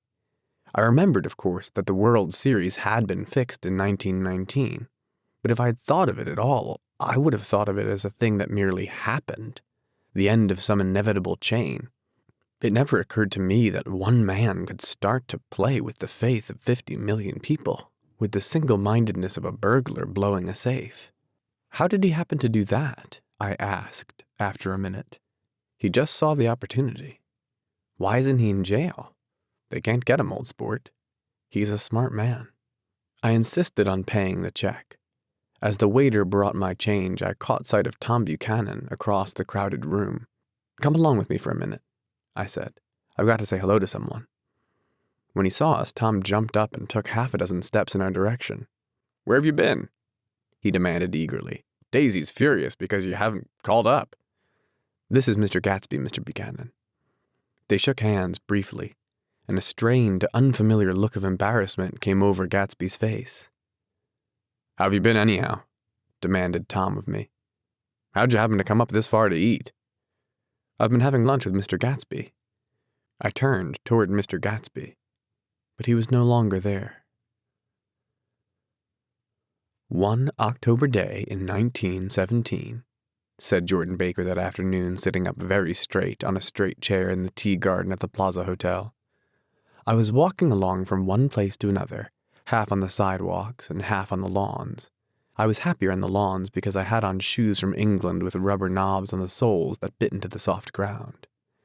I had on a new plaid skirt also that blew a little in the wind, and whenever this happened, the red, white, and blue banners in front of all the houses stretched out stiff and said tut, tut, tut, tut, tut, in a disapproving way. The largest of the banners and the largest of the lawns belonged to Daisy Fay's house. She was just 18, 2 years older than me, and by far the most popular of all the young girls in Louisville. She dressed in white, and had a little white roadster, And all day long the telephone rang in her house, and excited young officers from Camp Taylor demanded the privilege of monopolizing her that night. Anyways, for an hour. When I came opposite her house that morning, her white roadster was beside the curb, and she was sitting in it with a lieutenant I had never seen before. They were so engrossed in each other that she didn't see me until I was 5 feet away. "Hello, Jordan," she called unexpectedly. "Please come here." I was flattered that she wanted to speak to me because of all the older girls I admired her the most. She asked me if I was going to the Red Cross and make bandages. I was. Well then, would I tell them that she couldn't come that day? The officer looked at Daisy while she was speaking in a way that every young girl wants to be looked at sometime. And because it seemed romantic to me, I have remembered the incident ever since. His name was J. Gatsby, and I didn't lay eyes on him again for over 4 years. Even after I'd met him on Long Island, I didn't realize it was the same man. That was 1917. By the next year, I had a few beaux myself, and I began to play in tournaments, so I didn't see Daisy very often. She went with a slightly older crowd, when she went with anyone at all. Wild rumors were circulating about her, how her mother had found her packing her bag one winter night to go to New York and say goodbye to a soldier who was going overseas.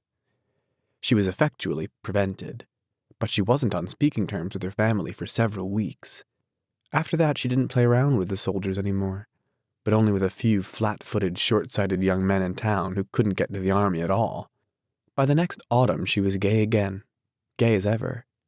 She had a debut after the armistice, and in February she was presumably engaged to a man from New Orleans. In June, she married Tom Buchanan of Chicago, with more pomp and circumstance than Louisville had ever known before. She came down with 100 people in 4 private cars, and hired a whole floor of the Seelbach Hotel. And the day before the wedding, he gave her a string of pearls valued at $350,000. I was a bridesmaid. I came into her room half an hour before the bridal dinner and found her lying on her bed as lovely as the June night in her flowered dress, and as drunk as a monkey. She had a bottle of Sauterne in one hand and a letter in the other. "Gratulate me," she muttered. "Never had a drink before, but oh, how I do enjoy it." "What's the matter, Daisy?" I was scared. I can tell you, I'd never seen a girl like that before. "Here, dears." She groped around in a wastebasket she had with her on the bed and pulled out the string of pearls. "Take 'em downstairs and give 'em back to whoever they belong to. Tell 'em Daisy's changed her mind. Say Daisy's changed her mind." She began to cry. She cried and cried. I rushed out and found her mother's maid, and we locked the door and got her into a cold bath. She wouldn't let go of the letter. She took it into the tub with her and squeezed it up into a wet ball, and only let me leave it in the soap dish when she saw that it was coming to pieces like snow. But she didn't say another word. We gave her spirits of ammonia and put ice on her forehead and hooked her back into her dress, and half an hour later we walked out of the room. The pearls were around her neck, and the incident was over. Next day at 5 o'clock she married Tom Buchanan without so much as a shiver, and started off on a 3-month trip to the South Seas. I saw them in Santa Barbara when they came back, and I thought I'd never seen a girl so mad about her husband. If he left the room for a minute, she'd look around uneasily and say, "Where's Tom gone?" and wear the most abstracted expression until she saw him coming in the door. She used to sit on the sand with his head in her lap by the hour, rubbing her fingers over his eyes and looking at him with unfathomable delight. It was touching to see them together. It made you laugh in a hushed, fascinated way. That was in August. A week after I left Santa Barbara, Tom ran into a wagon on the Ventura Road one night and ripped a front wheel off his car. The girl who was with him got into the papers too, because her arm was broken. She was one of the chambermaids in the Santa Barbara hotel. The next April, Daisy had her little girl, and they went to France for a year. I saw them one spring in Cannes, and later in Deauville, and then they came back to Chicago to settle down. Daisy was popular in Chicago, as you know. They moved with a fast crowd, all of them young and rich and wild, but she came out with an absolutely perfect reputation. Perhaps because she doesn't drink. It's a great advantage not to drink among hard-drinking people. You can hold your tongue, and moreover, you can time any little irregularity of your own so that everybody else is so blind that they don't see or care. Perhaps Daisy never went in for amour at all, and yet there's something in that voice of hers. Well, about 6 weeks ago, she heard the name Gatsby for the first time in years. It was when I asked you, do you remember, if you knew Gatsby in West Egg? After you had gone home, she came into my room and woke me up and said, "What Gatsby?" And when I described him, I was half asleep. She said in the strangest voice that it must be the man she used to know. It wasn't until then that I connected this Gatsby with the officer in her white car. When Jordan Baker had finished telling all this, we had left the plaza for half an hour and were driving in a Victoria through Central Park. The sun had gone down behind the tall apartments of the movie stars in the West 50s, and the clear voices of girls, already gathered like crickets on the grass, rose through the hot twilight. I'm the Sheik of Araby. Your love belongs to me. At night, when you're asleep, into your tent I'll creep. It was a strange coincidence, I said, but it wasn't a coincidence at all. Why not? Gatsby bought that house so that Daisy would be just across the bay. Then it had not been merely the stars to which he had aspired on that June night. He came alive to me, delivered suddenly from the womb of his purposeless splendor. He wants to know, continued Jordan, if you'll invite Daisy to your house some afternoon, and then let him come over. The modesty of the demand shook me. He had waited 5 years and bought a mansion where he dispensed starlight to casual moths so that he could come over some afternoon to a stranger's garden. Did I have to know all this before he could ask such a little thing? He's afraid he's waited so long. He thought you might be offended. You see, he's a regular tough underneath it all. Something worried me. Why didn't he ask you to arrange a meeting? He wants her to see his house, she explained, and your house is right next door. Oh. I think he half expected her to wander into one of his parties some night, went on Jordan, but she never did. Then he began asking people casually if they knew her, and I was the first one he found. It was that night he sent for me at his dance, and you should have heard the elaborate way he worked up to it. Of course, I immediately suggested a luncheon in New York, and I thought he'd go mad. I don't want to do anything out of the way, he kept saying. I want to see her right next door. When I said you were a particular friend of Tom's, he started to abandon the whole idea. He doesn't know very much about Tom, though he says he's read a Chicago paper for years just on the chance of catching a glimpse of Daisy's name. It was dark now, and as we dipped under a little bridge, I put my arm around Jordan's golden shoulder and drew her toward me and asked her to dinner. Suddenly I wasn't thinking of Daisy and Gatsby anymore, but of this clean, hard, limited person who dealt in universal skepticism and who leaned back jauntily just within the circle of my arm. A phrase began to beat in my ears with a sort of heady excitement. There are only the pursued, the pursuing, the busy, and the tired. And Daisy ought to have something in her life, murmured Jordan to me. Does she want to see Gatsby? She's not supposed to know about it. Gatsby doesn't want her to know. You're just supposed to invite her to tea. We passed a barrier of dark trees, and then the facade of 59th Street, a block of delicate pale light beamed down into the park. Unlike Gatsby and Tom Buchanan, I had no girl whose disembodied face floated along the dark cornices and blinding signs, and so I drew up the girl beside me, tightening my arms. Her wan, scornful mouth smiled, and so I drew her up again closer, this time to my face. Chapter 5. When I came home to West Egg that night, I was afraid for a moment that my house was on fire. 2 o'clock, and the whole corner of the peninsula was blazing with light, which fell unreal on the shrubbery and made thin, elongating glints upon the roadside wires.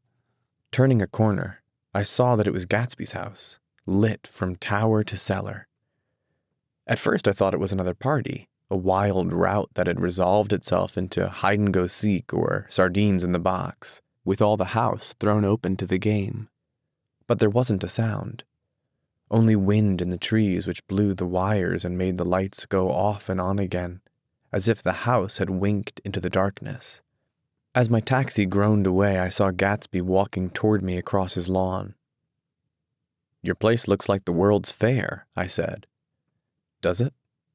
He turned his eyes toward it absently. "I've been glancing into some of the rooms. Let's go to Coney Island, old sport. In my car." "It's too late." "Well, suppose we take a plunge in the swimming pool. I haven't made use of it all summer.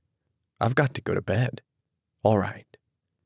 He waited, looking at me with suppressed eagerness. "I talked with Miss Baker," I said after a moment. "I'm going to call up Daisy tomorrow and invite her over here to tea." "Oh, that's all right," he said carelessly. "I don't want to put you to any trouble." "What day would suit you?" "What day would suit you?" He corrected me quickly. "I don't want to put you to any trouble, you see." "How about the day after tomorrow?" He considered for a moment, then, with reluctance, "I want to get the grass cut," he said. We both looked at the grass. There was a sharp line where my ragged lawn ended and the darker, well-kept expanse of his began. I suspected that he meant my grass. "There's another little thing," he said uncertainly and hesitated. "Would you rather put it off for a few days?" I asked. "Oh, it isn't about that. At least." He fumbled with a series of beginnings. Why, look here, old sport. You don't make much money, do you?" "Not very much." This seemed to reassure him, and he continued more confidently. "I thought you didn't. If you'll pardon you see, I carry on a little business on the side, a sort of sideline, you understand? And I thought that if you don't make very much, you're selling bonds, aren't you, old sport?" "Trying to." "Well, this would interest you. It wouldn't take up much of your time, and you might pick up a nice bit of money. It happens to be a rather confidential sort of thing." I realized now that under different circumstances that conversation might have been one of the crises of my life. But because the offer was obviously and tactlessly for a service to be rendered, I had no choice except to cut him off there. "I've got my hands full," I said. "I'm much obliged, but I couldn't take on any more work." "You wouldn't have to do any business with Wolfsheim." Evidently, he thought that I was shying away from the connection mentioned at lunch, but I assured him he was wrong. He waited a moment longer, hoping I'd begin a conversation, but I was too absorbed to be responsive, so he went unwillingly home. The evening had made me light-headed and happy. I think I walked into a deep sleep as I entered my front door, so I didn't know whether or not Gatsby went to Coney Island or for how many hours he glanced into rooms while his house blazed gaudily on. I called up Daisy from the office next morning and invited her to come to tea. "Don't bring Tom," I warned her. "What?" "Don't bring Tom." "Who is Tom?" she asked innocently. The day agreed upon was pouring rain. At 11 o'clock, a man in a raincoat dragging a lawnmower tapped at my front door and said that Mr. Gatsby had sent him over to cut my grass. This reminded me that I had forgotten to tell my Finn to come back, so I drove into West Egg Village to search for her among soggy, whitewashed alleys and to buy some cups and lemons and flowers. The flowers were unnecessary, for at 2 o'clock a greenhouse arrived from Gatsby's with innumerable receptacles to contain it. An hour later the front door opened nervously and Gatsby, in a white flannel suit, silver shirt, and a gold-colored tie, hurried in. He was pale, and there were dark signs of sleeplessness beneath his eyes. "Is everything all right?" he asked immediately. "The grass looks fine, if that's what you mean." "What grass?" he inquired blankly. "Oh, the grass in the yard." He looked out the window at it, but judging from his expression, I don't believe he saw a thing. "Looks very good," he remarked vaguely. "One of the papers said they thought the rain would stop about 4. I think it was at the Journal. Have you got everything you need in the shape of tea?" I took him into the pantry where he looked a little reproachfully at the Finn. Together we scrutinized the 12 lemon cakes from the delicatessen shop. "Will they do?" I asked. Of course, they're fine." And he added hollowly, "Old sport." The rain cooled about 3:30 to a damp mist, through which occasional thin drops swam like dew. Gatsby looked with vacant eyes through a copy of Clay's Economics, starting at the finished tread that shook the kitchen floor and peering toward the bleared windows from time to time as if a series of invisible but alarming happenings were taking place outside. Finally, he got up and informed me in an uncertain voice that he was going home. "Why's that?" "Nobody's coming to tea. It's too late." He looked at his watch as if there was some pressing demand on his time elsewhere. "I can't wait all day." "Don't be silly, it's just 2 minutes to 4. He sat down miserably, as if I had pushed him, and simultaneously there was the sound of a motor turning into my lane. We both jumped up, and a little harrowed myself, I went out into the yard. Under the dripping bare lilac trees, a large, open car was coming up the drive. It stopped. Daisy's face, tipped sideways beneath a 3-cornered lavender hat, looked out at me with a bright, ecstatic smile. "Is this absolutely where you live, my dearest one?" The exhilarating ripple of her voice was a wild tonic in the rain. I had to follow the sound of it for a moment, up and down with my ear alone before any words came through. A damp streak of hair lay like a dash of blue paint across her cheek, and her hand was wet with glistening drops as I took it to help her from the car. "Are you in love with me?" she said low in my ear. "Or why did I have to come alone?" "That's the secret of Castle Rackrent. Tell your chauffeur to go far away and spend an hour. Come back in an hour, Ferdy." Then in a grave murmur, "His name is Ferdy. Does the gasoline affect his nose?" "I don't think so," she said innocently. "Why?" We went in. To my overwhelming surprise, the living room was deserted. "Well, that's funny," I exclaimed. "What's funny?" She turned her head as there was a light, dignified knocking at the front door. I went out and opened it. Gatsby, pale as death, with his hands plunged like weights into his coat pockets, was standing in a puddle of water, glaring tragically into my eyes. With his hands still in his coat pockets, he stalked by me into the hall, turned sharply as if he were on a wire, and disappeared into the living room. It wasn't a bit funny. Aware of the loud beating of my heart, I pulled the door to against the increasing rain. For a half a minute, there wasn't a sound. Then, from the living room, I heard a sort of choking murmur and part of a laugh, followed by Daisy's voice on a clear, artificial note. "I certainly am awfully glad to see you again." A pause. It endured horribly. I had nothing to do in the hall, so I went into the room. Gatsby, his hands still in his pockets, was reclining against the mantelpiece in a strained counterfeit of perfect ease, even of boredom.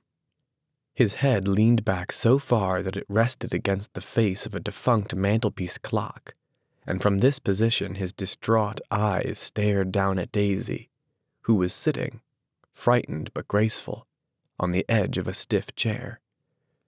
"We've met before," muttered Gatsby. His eyes glanced momentarily at me, and his lips parted with an abortive attempt at a laugh. Luckily, the clock took this moment to tilt dangerously at the pressure of his head, whereupon he turned and caught it with trembling fingers and set it back in place. Then he sat down rigidly, his elbow on the arm of the sofa and his chin in his hand. "I'm sorry about the clock," he said. My own face had now assumed a deep, tropical burn. I couldn't muster up a single commonplace out of the 1,000 in my head. "It's an old clock," I told them idiotically. I think we all believed for a moment that it had smashed in pieces on the floor. "We haven't met for many years," said Daisy. Her voice was as matter-of-fact as it could ever be. 5 years next November." The automatic quality of Gatsby's answer set us all back at least another minute. I had them both on their feet with the desperate suggestion that they help me make tea in the kitchen when the demoniac Finn brought it in on a tray. Amid the welcome confusion of cups and cakes, a certain physical decency established itself. Gatsby got himself into a shadow, and while Daisy and I talked, looked conscientiously from one to the other of us with tense, unhappy eyes. However, as calmness wasn't an end in itself, I made an excuse at the first moment possible and got to my feet. "Where are you going?" demanded Gatsby in immediate alarm. "I'll be back. I've got to speak to you about something before you go." He followed me wildly into the kitchen, closed the door, and whispered, "Oh, God," in a miserable way. "What's the matter?" "This is a terrible mistake," he said, shaking his head from side to side. "A terrible, terrible mistake. You're just embarrassed, that's all." And luckily I added, "Daisy's embarrassed too." "She's embarrassed," he repeated incredulously. "Just as much as you are. Don't talk so loud." "You're acting like a little boy," I broke out impatiently. "Not only that, but you're rude. Daisy's sitting in there all alone." He raised his hands to stop my words, looked at me with unforgettable reproach, and opening the door cautiously, went back into the other room. I walked out the back way just as Gatsby had when he had made his nervous circuit of the house half an hour before, and ran for a huge black-knotted tree whose massed leaves made a fabric against the rain. Once more it was pouring, and my irregular lawn, well shaved by Gatsby's gardener, abounded in small, muddy swamps and prehistoric marshes. There was nothing to look at from under the tree except Gatsby's enormous house, so I stared at it, like Kant at his church steeple, for half an hour. A brewer had built it early in the period craze, a decade before, and there was a story that he'd agreed to pay 5 years' taxes on all the neighboring cottages if the owners would have their roofs thatched with straw. Perhaps their refusal took the heart out of his plan to found a family. He went into an immediate decline. His children sold his house with the black wreath still on the door.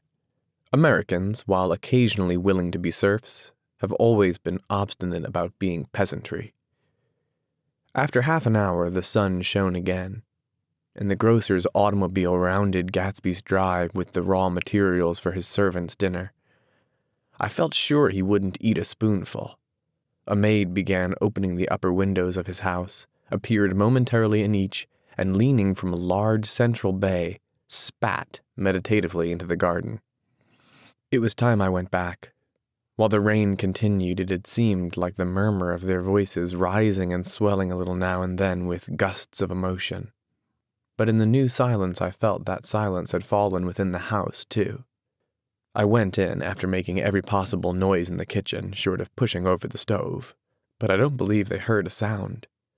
They were sitting at either end of the couch looking at each other as if some question had been asked or was in the air, and every vestige of embarrassment was gone. Daisy's face was smeared with tears, and when I came in she jumped up and began wiping at it with her handkerchief before a mirror. But there was a change in Gatsby that was simply confounding. He literally glowed. Without a word or a gesture of exultation, a new well-being radiated from him and filled the little room. "Oh, hello, old sport," he said as if he hadn't seen me for years. I thought for a moment he was going to shake hands. "It stopped raining." "Has it?" When he realized what I was talking about, that there were twinkle bells of sunshine in the room, he smiled like a weatherman, like an ecstatic patron of recurrent light, and repeated the news to Daisy. "What do you think of that? It stopped raining." "I'm glad, Jay." Her throat, full of aching, grieving beauty, told only of her unexpected joy. "I want you and Daisy to come over to my house," he said. "I'd like to show her around." "You sure you want me to come?" "Absolutely, old sport." Daisy went upstairs to wash her face. Too late, I thought with humiliation of my towels, while Gatsby and I waited on the lawn. "My house looks well, doesn't it?" he demanded. "See how the whole front of it catches the light?" I agreed that it was splendid. Yes.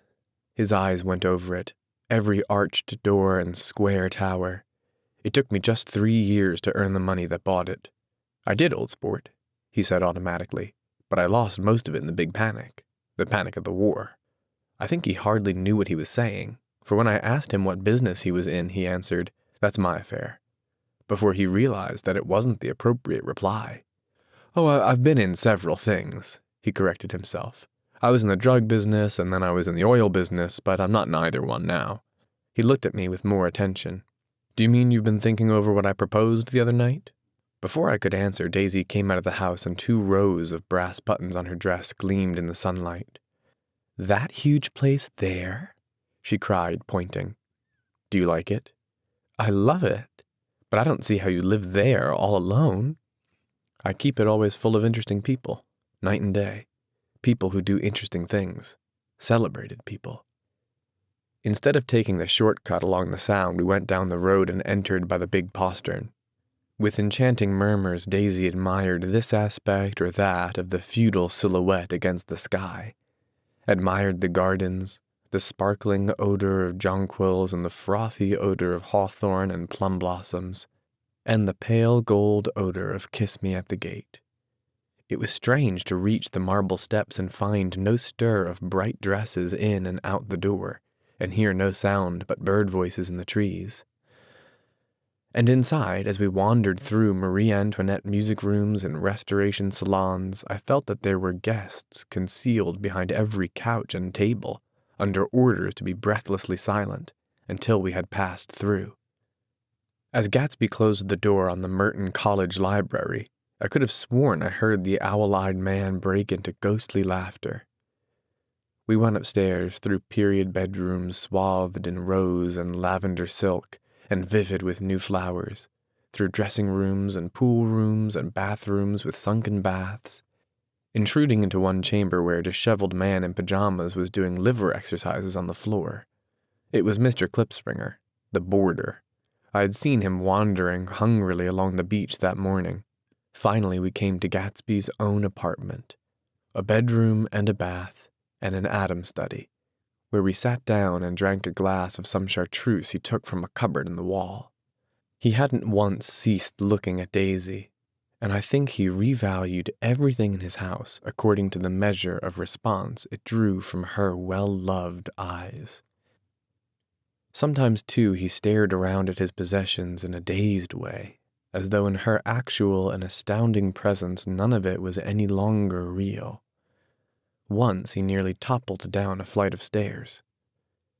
His bedroom was the simplest room of all, except where the dresser was garnished with a toilet set of pure dull gold. Daisy took the brush with delight and smoothed her hair, whereupon Gatsby sat down and shaded his eyes and began to laugh. "It's the funniest thing, old sport," he said hilariously. When I try to..." He had passed visibly through 2 states and was entering upon a third. After his embarrassment and his unreasoning joy, he was consumed with wonder at her presence. He had been full of the idea so long, dreamed it right through to the end, waited with his teeth set, so to speak, at an inconceivable pitch of intensity.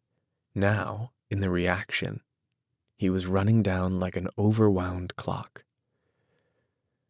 Recovering himself in a minute, he opened for us 2 hulking patent cabinets which held his massed suits and dressing gowns and ties, and his shirts, piled like bricks in stacks a dozen high. "I've got a man in England who buys me clothes. He sends over a selection of things at the beginning of each season, spring and fall." He took out a pile of shirts and began throwing them, one by one, before us.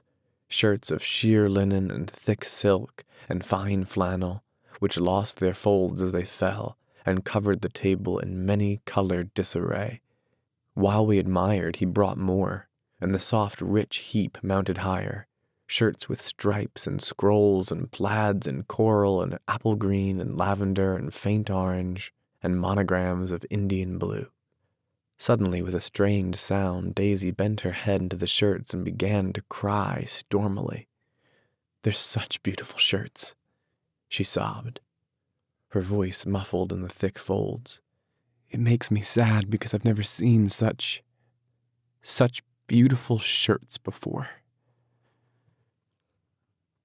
After the house, we were to see the grounds, and the swimming pool, and the hydroplane and the midsummer flowers. But outside Gatsby's window it began to rain again. So we stood in a row, looking at the corrugated surface of the Sound. "If it wasn't for the mist, we could see your home across the bay," said Gatsby. "You always have a green light that burns all night at the end of your dock."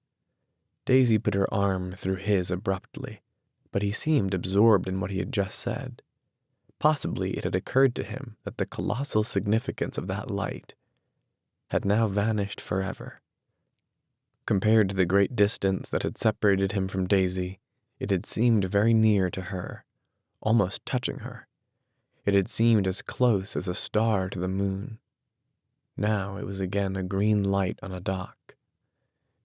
His count of enchanted objects had diminished by one. I began to walk about the room examining various indefinite objects in the half-darkness. A large photograph of an elderly man in yachting costume attracted me, hung on the wall over his desk. "Who's this?" "That? That's Mr. Dan Cody, old sport." The name sounded faintly familiar. "He's dead now. He used to be my best friend many years ago." There was a small picture of Gatsby also in yachting costume on the bureau. Gatsby with his head thrown back defiantly, taken apparently when he was about 18. "I adore it," exclaimed Daisy. "The pompadour. You never told me you had a pompadour. Or a yacht." "Look at this," said Gatsby quickly. "Here's a lot of clippings about you." They stood side by side examining it.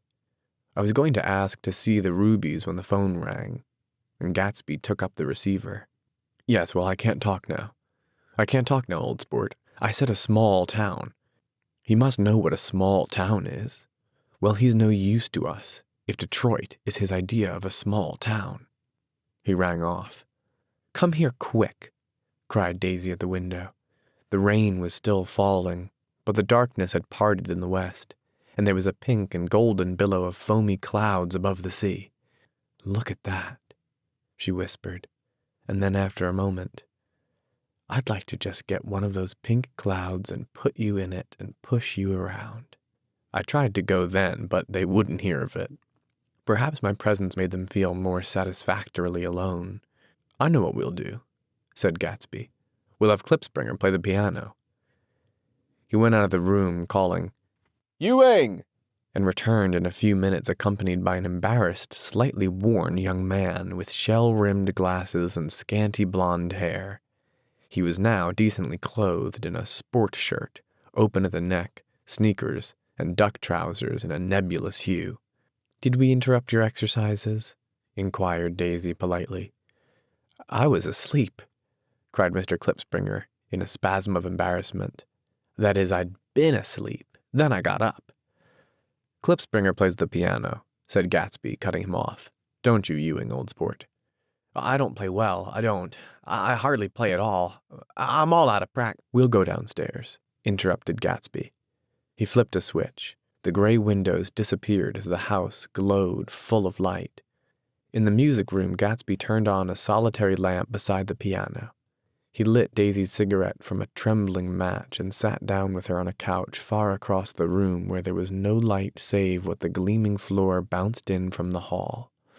When Klipspringer had played The Love Nest, he turned around on the bench and searched unhappily for Gatsby in the gloom. "I'm all out of practice, you see. I told you I couldn't play. I'm all out of—" "Don't talk so much, old sport," commanded Gatsby. "Play." "In the morning, in the evening, ain't we got fun?" Outside the wind was loud and there was a faint flow of thunder along the Sound. All the lights were going on in West Egg now. The electric trains, men carrying, were plunging home through the rain from New York. It was the hour of a profound human change. An excitement was generating on the air. "One thing's sure and nothing's surer, the rich get richer and the poor get children. In the meantime, in between time. As I went over to say goodbye, I saw that the expression of bewilderment had come back into Gatsby's face, as though a faint doubt had occurred to him as to the quality of his present happiness. Almost 5 years. There must have been moments even that afternoon when Daisy tumbled short of his dreams. Not through her own fault, but because of the colossal vitality of his illusion. It had gone beyond her, beyond everything. He had thrown himself into it with a creative passion, adding to it all the time, decking it out with every bright feather that drifted his way. No amount of fire or freshness can challenge what a man will store up in his ghostly heart. As I watched him, he adjusted himself a little, visibly. His hand took hold of hers, and as she said something low in his ear, he turned toward her with a rush of emotion. I think that voice held him most, with its fluctuating, feverish warmth, because it couldn't be overdreamed. That voice was a deathless song. They had forgotten me, but Daisy glanced up and held out her hand. Gatsby didn't know me now at all. I looked once more at them, and they looked back at me, remotely possessed by intense life. Then I went out of the room and down the marble steps into the rain, leaving them there, together. Chapter 6. About this time, an ambitious young reporter from New York arrived one morning at Gatsby's door and asked him if he had anything to say. "Anything to say about what?" inquired Gatsby politely. "Why, any statement to give out." It transpired, after a confused 5 minutes, that the man had heard Gatsby's name around his office in a connection which he either wouldn't reveal or didn't fully understand. This was his day off, and with laudable initiative, he had hurried out to see. It was a random shot, and yet the reporter's instinct was right. Gatsby's notoriety, spread about by the hundreds who had accepted his hospitality and so become authorities on his past, had increased all summer until he fell just short of being news. Contemporary legends such as the underground pipeline to Canada attached themselves to him, and there was one persistent story that he didn't live in a house at all, but in a boat that looked like a house and was moved secretly up and down the Long Island shore. Just why these inventions were a source of satisfaction to James Gatz of North Dakota isn't easy to say. James Gatz. That was really, or at least legally, his name. He had changed it at the age of 17, and at the specific moment that witnessed the beginning of his career, when he saw Dan Cody's yacht drop anchor over the most insidious flat on Lake Superior. It was James Gatz who had been loafing along the beach that afternoon in a torn green jersey and a pair of canvas pants. But it was already Jay Gatsby who borrowed a rowboat, pulled out to the Ptolemy, and informed Cody that a wind might catch him and break him up in half an hour. I suppose he'd had the name ready for a long time even then. His parents were shiftless and unsuccessful farm people. His imagination had never really accepted them as his parents at all. The truth was that Jay Gatsby of West Egg, Long Island, sprang from his platonic conception of himself. He was a son of God, a phrase which, if it means anything, means just that, and he must be about his Father's business, the service of a vast, vulgar, and meretricious beauty. So he invented just the sort of Jay Gatsby that a 17-year-old boy would be likely to invent, and to this conception, he was faithful to the end. For over a year he had been beating his way along the south shore of Lake Superior as a clam digger and a salmon fisher or in any other capacity that brought him food and bed. His brown, hardening body lived naturally through the hard, fierce, half-lazy work of the bracing days. He knew women early, and since they spoiled him he became contemptuous of them, of young virgins because they were ignorant, of the others because they were hysterical about things which in his overwhelming self-absorption he took for granted. But his heart was in a constant turbulent riot. The most grotesque and fantastic conceits haunted him in his bed at night. A universe of ineffable gaudiness spun itself out in his brain, while the clock ticked on the washstand, and the moon soaked with wet light his tangled clothes upon the floor. Each night he added to the pattern of his fancies until drowsiness closed down upon some vivid scene with an oblivious embrace. For a while these reveries provided an outlet for his imagination. They were a satisfactory hint of the unreality of reality, a promise that the rock of the world was founded securely on a fairy's wing. An instinct toward his future glory had led him some months before to the small Lutheran college of St. Olaf in southern Minnesota. He stayed there 2 weeks, dismayed at its ferocious indifference to the drums of his destiny, to destiny itself, and despising the janitor's work with which he was to pay his way through. Then he drifted back to Lake Superior, and he was still searching for something to do on that day that Dan Cody's yacht dropped anchor in the shallows along shore. Cody was 50 years old then, a product of the Nevada silver fields, of the Yukon, of every rush for metal since '75. The transactions in Montana copper that made him many times a millionaire found him physically robust, but on the verge of soft-mindedness. And suspecting this, an infinite number of women tried to separate him from his money. The none too savory ramifications by which Ella Kay, the newspaper woman, played Madame de Maintenon to his weakness and sent him to sea in a yacht were common knowledge to the turgid subjournalism of 1902. He had been coasting along all too hospitable shores for 5 years when he turned up as James Gats's destiny at Little Girl's Point. To the young Gats, resting on his oars and looking up at the railed deck, the yacht represented all the beauty and glamour in the world. I suppose he smiled at Cody. He had probably discovered that people liked him when he smiled. At any rate, Cody asked him a few questions. One of them elicited the brand new name, and found that he was quick and extravagantly ambitious. A few days later he took him to Duluth and bought him a blue coat, 6 pair of white duck trousers, and a yachting cap. And when the Ptolemy left for the West Indies and the Barbary Coast, Gatsby left too. He was employed in a vague personal capacity.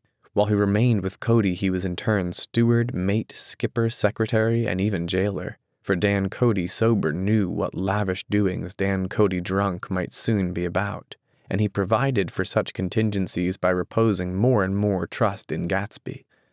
The arrangement lasted 5 years, during which the boat went 3 times around the continent. It might have lasted indefinitely except for the fact that Ella Kay came on board one night in Boston, and a week later Dan Cody inhospitably died. I remember the portrait of him up in Gatsby's bedroom, a gray, florid man with a hard, empty face, the pioneer debauch, who during one phase of American life brought back to the eastern seaboard the savage violence of the frontier brothel and saloon. It was indirectly due to Cody that Gatsby drank so little. Sometimes in the course of gay parties, women used to rub champagne into his hair. For himself, he formed the habit of letting liquor alone. And it was from Cody that he inherited money, a legacy of $25,000. He didn't get it.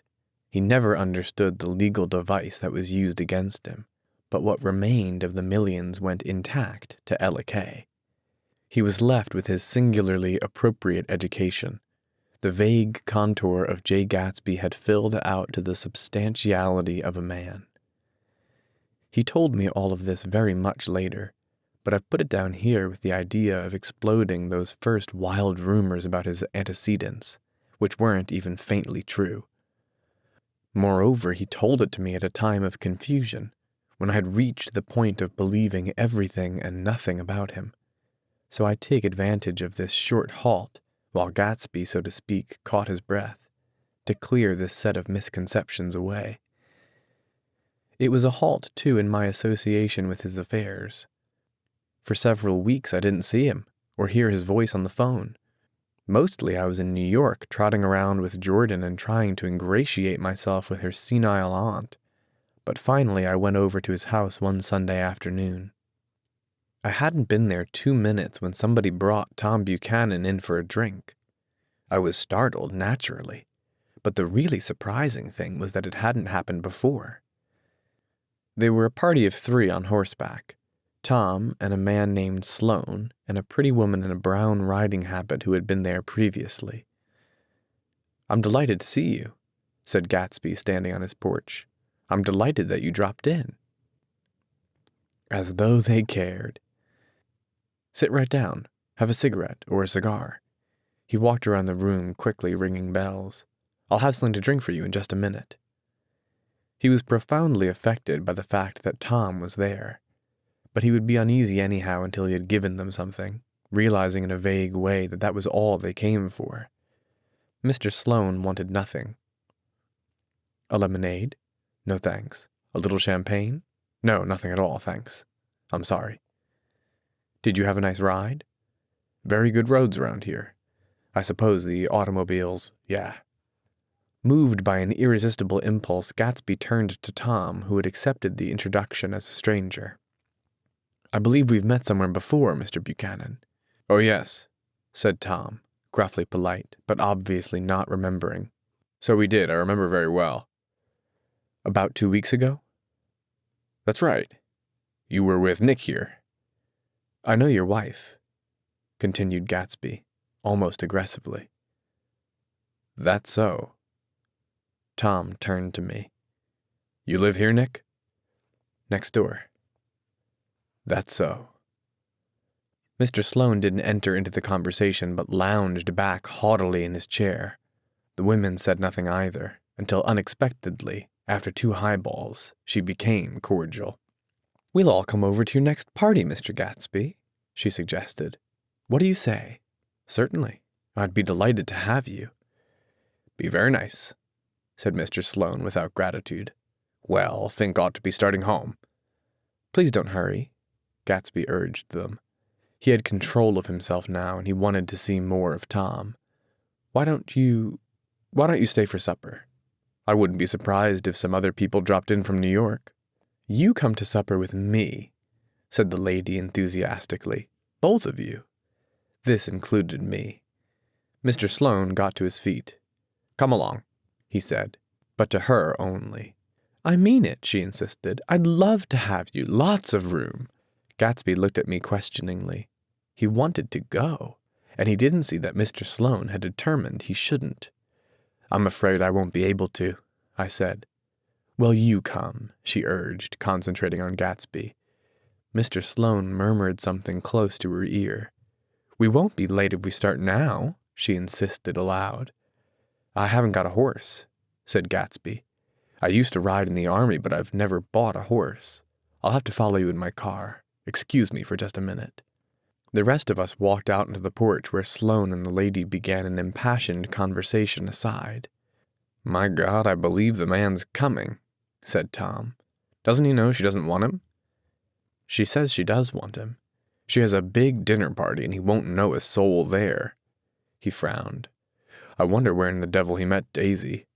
By God, I may be old-fashioned in my ideas, but women run around too much these days to suit me. They meet all kinds of crazy fish."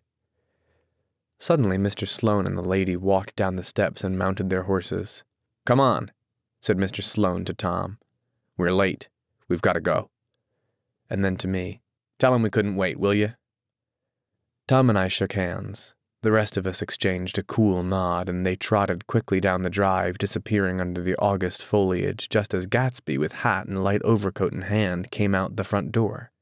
Tom was evidently perturbed at Daisy's running around alone, for on the following Saturday night he came with her to Gatsby's party. Perhaps his presence gave the evening its peculiar quality of oppressiveness. It stands out in my memory from Gatsby's other parties that summer. There were the same people, or at least the same sort of people, the same profusion of champagne, the same many-colored, many-keyed commotion. But I felt an unpleasantness in the air, a pervading harshness that hadn't been there before. It is invariably saddening to look through new eyes at things upon which you have expended your own powers of adjustment. They arrived at twilight, and as we strolled out among the sparkling hundreds, Daisy's voice was playing murmurous tricks in her throat. "These things excite me so," she whispered. "If you want to kiss me any time during the evening, Nick, just let me know and I'll be glad to arrange it for you. Just mention my name, or present a green card. I'm giving out green." "Look around," suggested Gatsby. "I'm looking around. I'm having a marvelous—" "You must see the faces of many people you've heard about." Tom's arrogant eyes roamed the crowd. "We don't go around very much," he said. "In fact, I was just thinking, I don't know a soul here." "Perhaps you know that lady." Gatsby indicated a gorgeous, scarcely human orchid of a woman who sat in state under a white plum tree. Tom and Daisy stared with that peculiar, unreal feeling that accompanies the recognition of a hitherto ghostly celebrity of the movies. "She's lovely," said Daisy. The man bending over her is her director. He took them ceremoniously from group to group, Mrs. Buchanan and Mr. Buchanan. After an instant's hesitation, he added, "The polo player." "Oh no," objected Tom quickly. "Not me." But evidently the sound of it pleased Gatsby, for Tom remained the polo player for the rest of the evening. "I've never met so many celebrities," Daisy exclaimed. "I liked that man. What was his name? With the sort of blue nose." Gatsby identified him, adding that he was a small producer. "Well, I liked him anyhow." "I'd a little rather not be the polo player," said Tom pleasantly. "I'd rather look at all these famous people in oblivion." Daisy and Gatsby danced. I remember being surprised by his graceful, conservative foxtrot. I had never seen him dance before. Then they sauntered over to my house and sat on the steps for half an hour, while at her request I remained watchfully in the garden, in case there's a fire or a flood, she explained, or any act of God. Tom appeared from his oblivion as we were sitting down to supper together. "Do you mind if I eat with some people over here?" he said. "A fellow's getting off some funny stuff." "Go ahead," answered Daisy genially. "And if you want to take down any addresses, here's my little gold pencil." She looked around after a moment and told me the girl was common but pretty. And I knew that except for the half hour she'd been alone with Gatsby, she wasn't having a good time. We were at a particularly tipsy table. That was my fault. Gatsby had been called to the phone, and I'd enjoyed these same people only 2 weeks before, but what had amused me then turned septic on the air now. "How do you feel, Miss Bedecker?" The girl addressed was trying unsuccessfully to slump against my shoulder. At this inquiry, she sat up and opened her eyes. "What?" A massive and lethargic woman who had been urging Daisy to play golf with her at the local club tomorrow spoke in Miss Bedecker's defense. "Oh, she's all right now. When she's had 5 or 6 cocktails, she always starts screaming like that. I tell her she ought to leave it alone." "I do leave it alone," affirmed the accused hollowly. "We heard you yelling, so I said to Doc Civet here, there's somebody that needs your help, Doc." "She's much obliged, I'm sure," said another friend without gratitude, "but you got her dress all wet when you stuck her head in the pool." "Anything I hate is to get my head stuck in a pool," mumbled Miss Bedecker. "They almost drowned me once over in New Jersey." "Then you ought to leave it alone," countered Dr. Civet. "Speak for yourself," cried Miss Bedecker violently. "Your hand shakes. I wouldn't let you operate on me." It was like that. Almost the last thing I remember was standing with Daisy and watching the moving picture director and his star. They were still under the white plum tree, and their faces were touching except for a pale, thin ray of moonlight between.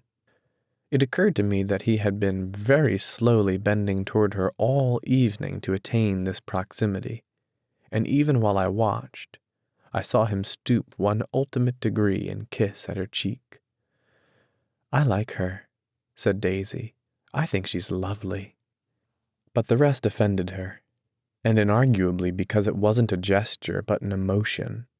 She was appalled by West Egg, this unprecedented place that Broadway had begotten upon a Long Island fishing village, appalled by its raw vigor that chafed under the old euphemisms and by the too obtrusive fate that herded its inhabitants along a shortcut from nothing to nothing.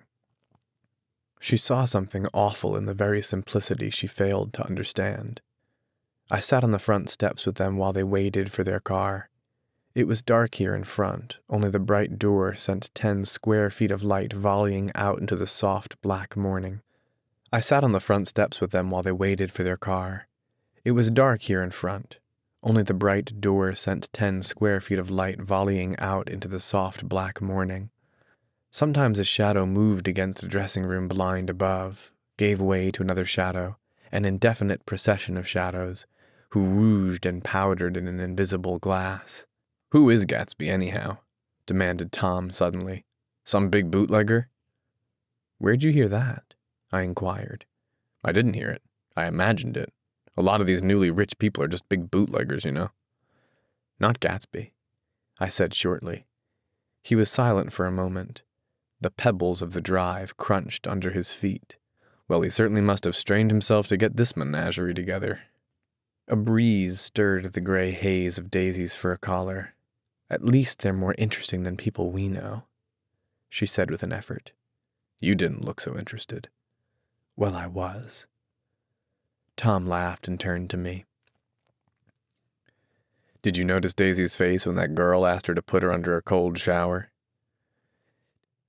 Daisy began to sing with the music in a husky, rhythmic whisper, bringing out a meaning in each word that it had never had before and would never have again.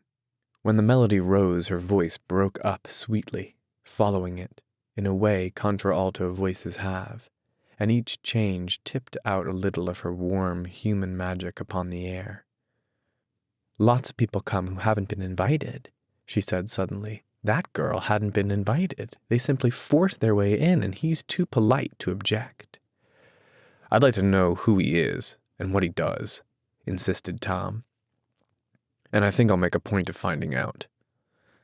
"I can tell you right now," she answered. "He owned some drugstores, a lot of drugstores. He built them up himself." The dilatory limousine came rolling up the drive. "Good night, Nick," said Daisy.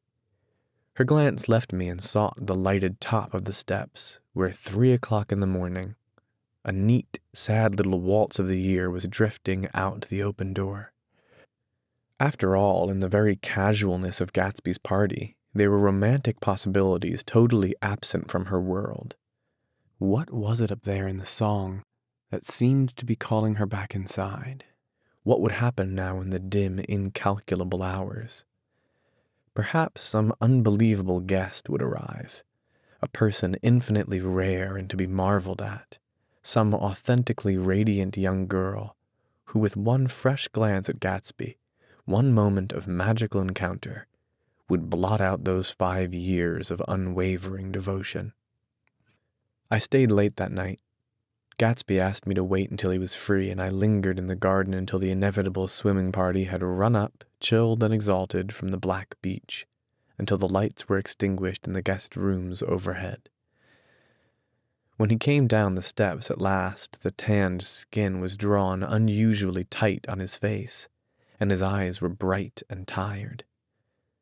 "She didn't like it," he said immediately. "Of course she did." "She didn't like it," he insisted. "She didn't have a good time." He was silent, and I guessed at his unutterable depression. "I feel far away from her," he said. "It's hard to make her understand." "You mean about the dance?" The dance? He dismissed all the dances he had given with a snap of his fingers. "Old sport, the dance is unimportant." He wanted nothing less of Daisy than that she should go to Tom and say, "I never loved you." After she had obliterated 4 years with that sentence, they could decide upon the more practical measures to be taken. One of them was that after she was free, they were to go back to Louisville and be married from her house, just as if it were 5 years ago. "And she doesn't understand," he said. "She used to be able to understand. We'd sit for hours." He broke off and began to walk up and down a desolate path of fruit rinds and discarded favors and crushed flowers. "I wouldn't ask too much of her," I ventured. "You can't repeat the past." "Can't repeat the past?" he cried incredulously. "Why, of course you can." He looked around him wildly, as if the past were lurking here in the shadows of his house, just out of reach of his hand. "I'm going to fix everything just the way it was before," he said, nodding determinedly. "She'll see." He talked a lot about the past, and I gathered that he wanted to recover something, some idea of himself perhaps that had gone into loving Daisy. His life had been confused and disordered since then, but if he could once return to a certain starting place and go over it all slowly, he could find out what that thing was. One autumn night, 5 years before, they had been walking down the street when the leaves were falling, and they came to a place where there were no trees, and the sidewalk was white with moonlight. They stopped here and turned toward each other. Now it was a cool night, with that mysterious excitement in it which comes of the 2 changes of the year. The quiet lights in the houses were humming out in the darkness, and there was a stir and bustle among the stars. Out of the corner of his eye, Gatsby saw that the blocks of the sidewalk really formed a ladder, and mounted to a secret place above the trees. He could climb to it, if he climbed alone, and once there he could suck on the pap of life, gulp down the incomparable milk of wonder. His heart beat faster and faster as Daisy's white face came up to his own. He knew that when he kissed this girl, and forever wed his unutterable visions to her perishable breath, his mind would never romp again like the mind of God. So he waited, listening for a moment longer to the tuning fork that had been struck upon a star. Then he kissed her. At his lips' touch she blossomed for him like a flower, and the incarnation was complete. Through all he said, even through his appalling sentimentality, I was reminded of something, an elusive rhythm, a fragment of lost words that I had heard somewhere a long time ago. For a moment a phrase tried to take shape in my mouth, and my lips parted like a dumb man's, as though there was more struggling upon them than a wisp of startled air. But they made no sound, and what I had almost remembered was uncommunicable, forever. Chapter 7. It was when curiosity about Gatsby was at its highest that the lights in his house failed to go on one Saturday night, and, as obscurely as it had begun, his career as Trimalchio was over.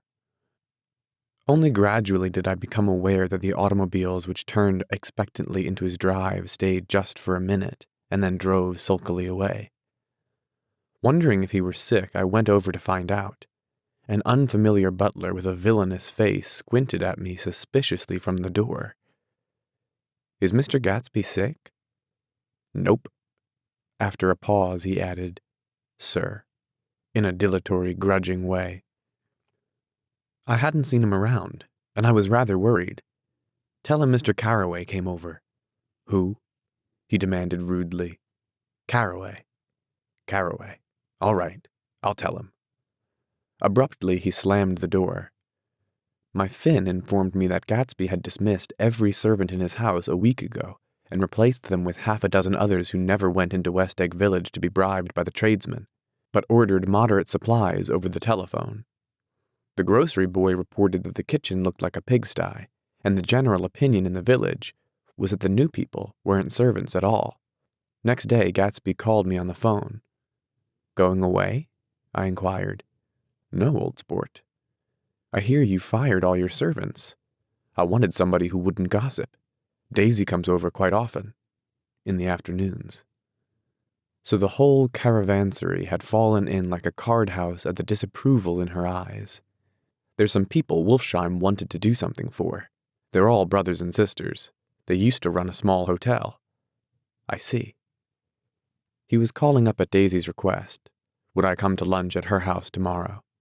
Miss Baker would be there. Half an hour later, Daisy herself telephoned and seemed relieved to find that I was coming.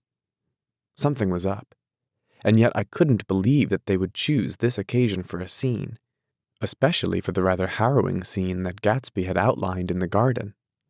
The next day was broiling, almost the last, certainly the warmest, of the summer.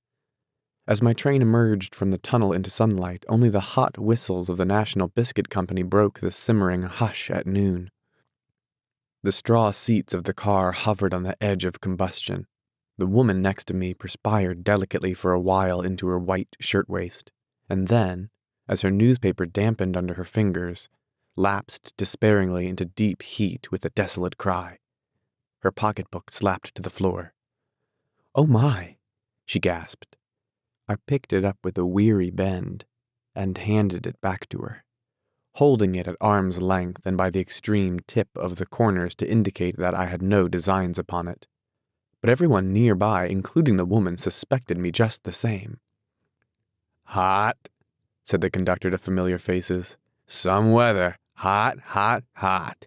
Is it hot enough for you? Is it hot? Is it?" My commutation ticket came back to me with a dark stain from his hand. That anyone should care in this heat whose flushed lips he kissed, whose head made damp the pajama pocket over his heart.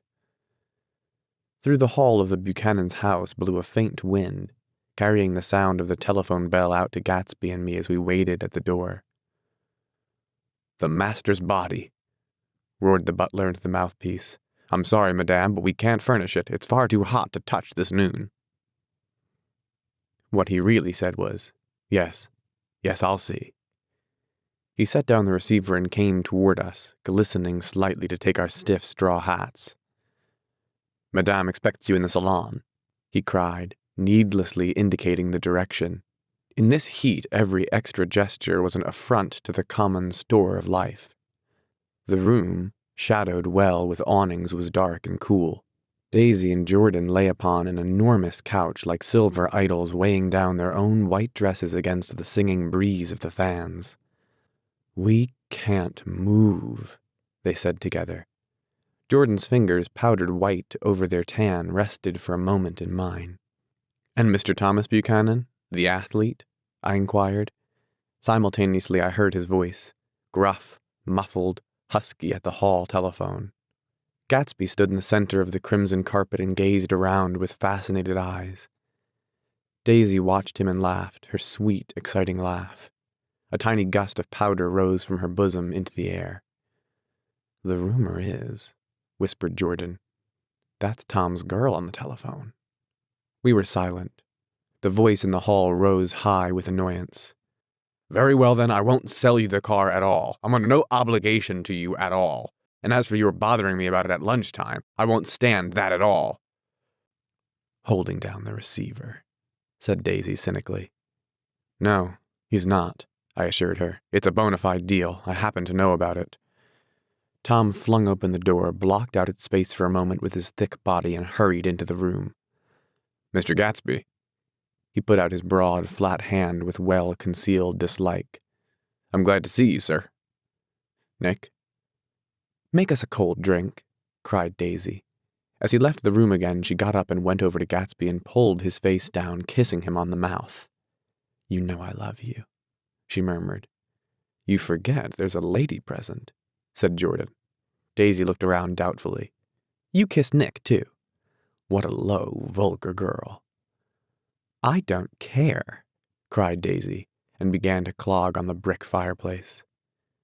Then she remembered the heat and sat down guiltily on the couch just as a freshly laundered nurse leading a little girl came into the room. "Blessed precious," she crooned, holding out her arms. "Come to your mother that loves you." The child, relinquished by the nurse, rushed across the room and rooted shyly into her mother's dress. The blessed precious. Did mother get powder on your old yellowy hair? Stand up now and say howdy-do. Gatsby and I, in turn, leaned down and took the small, reluctant hand. Afterward, he kept looking at the child with surprise. I don't think he had ever really believed in its existence before. "I got dressed before luncheon," said the child, turning eagerly to Daisy. "That's because your mother wanted to show you off."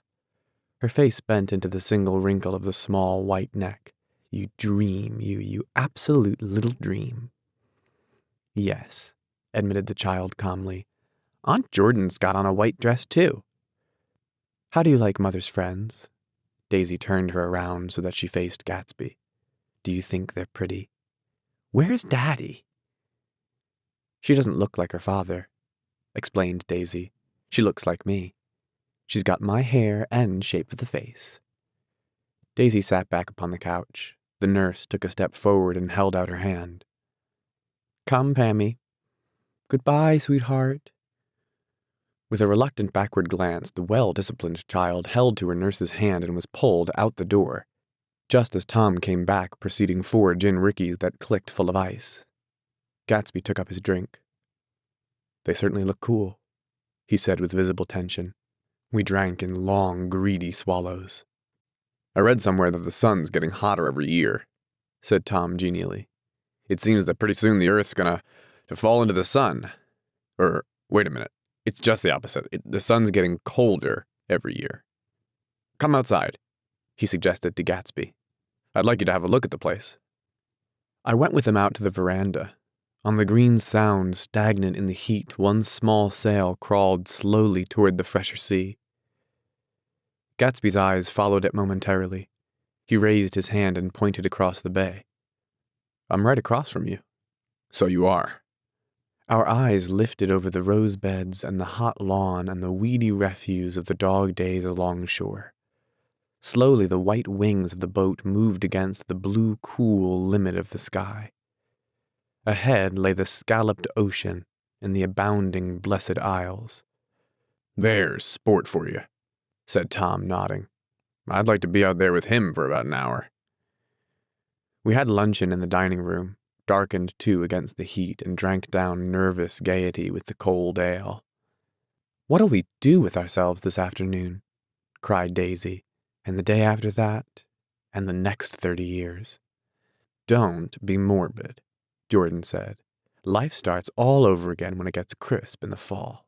"But it's so hot," insisted Daisy on the verge of tears. "And everything's so confused. Let's all go to town." Her voice struggled on through the heat, beating against it, molding its senselessness into forms. "I've heard of making a garage out of a stable," Tom was saying to Gatsby. "But I'm the first man who ever made a stable out of a garage." "Who wants to go to town?" demanded Daisy insistently. Gatsby's eyes floated toward her. "Ah," she cried. "You look so cool." Their eyes met, and they stared together at each other, alone in space. With an effort, she glanced down at the table. "You always look so cool," she repeated. She had told him that she loved him, and Tom Buchanan saw. He was astounded. His mouth opened a little and he looked at Gatsby and then back at Daisy as if he had just recognized her as someone he knew a long time ago. "You resemble the advertisement of the man," she went on innocently. "You know the advertisement of the man?" "All right," broke in Tom quickly. "I'm perfectly willing to go to town. Come on. We're all going to town." He got up, his eyes still flashing between Gatsby and his wife. No one moved. "Come on." His temper cracked a little. "What's the matter, anyhow? If we're going to town, let's start." His hand, trembling with his effort at self-control, bore to his lips the last of his glass of ale. Daisy's voice got us to our feet and out onto the blazing gravel drive. "Are we just going to go?" she objected. "Like this? Aren't we going to let anyone smoke a cigarette first?" "Everybody smoked all through lunch." "Oh, let's have fun," she begged him. "It's too hot to fuss." He didn't answer. "Have it your own way," she said. "Come on, Jordan." They went upstairs to get ready while we 3 men stood there shuffling the hot pebbles with our feet. A silver curve of the moon hovered already in the western sky. Gatsby started to speak, changed his mind, but not before Tom wheeled and faced him expectantly. "Have you got your stables here?" asked Gatsby with an effort. "About a quarter mile down the road." "Oh." A pause. "I don't see the idea of going to town," broke out Tom savagely. "Women get these notions in their heads." "Shall we take anything to drink?" called Daisy from an upper window. "I'll get some whiskey," answered Tom. He went inside. Gatsby turned to me rigidly. "I can't say anything in his house, old sport." "She's got an indiscreet voice," I remarked. It's full of... I hesitated. Her voice is full of money, he said suddenly. That was it. I'd never understood it before. It was full of money. That was the inexhaustible charm that rose and fell in it. The jingle of it, the cymbal's song of it. High in a white palace, the king's daughter. The golden girl. Tom came out of the house wrapping a quart bottle in a towel, followed by Daisy and Jordan wearing small, tight hats of metallic cloth and carrying light capes over their arms. "Shall we all go in my car?" suggested Gatsby. He felt the hot green leather of the seat. I ought to have left it in the shade. "Is it standard shift?" demanded Tom. "Yes." "Well, you take my coupe, and let me drive your car to town." The suggestion was distasteful to Gatsby. "I don't think there's much gas," he objected. "Plenty of gas," said Tom boisterously. He looked at the gauge. "And if it runs out, I can stop at a drugstore. You can buy anything at a drugstore nowadays." A pause followed this apparently pointless remark. Daisy looked at Tom, frowning, and an indefinable expression, at once definitely unfamiliar and vaguely recognizable, as if I had only heard it described in words, passed over Gatsby's face. "Come on, Daisy," said Tom, pressing her with his hand toward Gatsby's car. "I'll take you in this circus wagon." He opened the door, but she moved out from the circle of his arm. "You take Nick and Jordan. We'll follow you in the coupe." She walked close to Gatsby, touching his coat with her hand. Jordan and Tom and I got into the front seat of Gatsby's car. Tom pushed the unfamiliar gears tentatively, and we shot off into the oppressive heat, leaving them out of sight behind. "Did you see that?" demanded Tom. "See what?" He looked at me keenly, realizing that Jordan and I must have known all along. "You think I'm pretty dumb, don't you?" he suggested. "Perhaps I am, but I have almost a second sight sometimes that tells me what to do. Maybe you don't believe that, but science—" He paused. The immediate contingency overtook him, pulled him back from the edge of the theoretical abyss. "I've made a small investigation of this fellow," he continued. "I could have gone deeper if I'd known." "Do you mean you've been to a medium?" inquired Jordan humorously. "What?" Confused, he stared at us as we laughed. "A medium?" "About Gatsby." "About Gatsby? No, I haven't. I said I've been making a small investigation of his past." "And you found out he was an Oxford man?" said Jordan helpfully. "An Oxford man?" He was incredulous. "Like hell he is. He wears a pink suit." "Nevertheless, he's an Oxford man." "Oxford, New Mexico," snorted Tom contemptuously, "or something like that."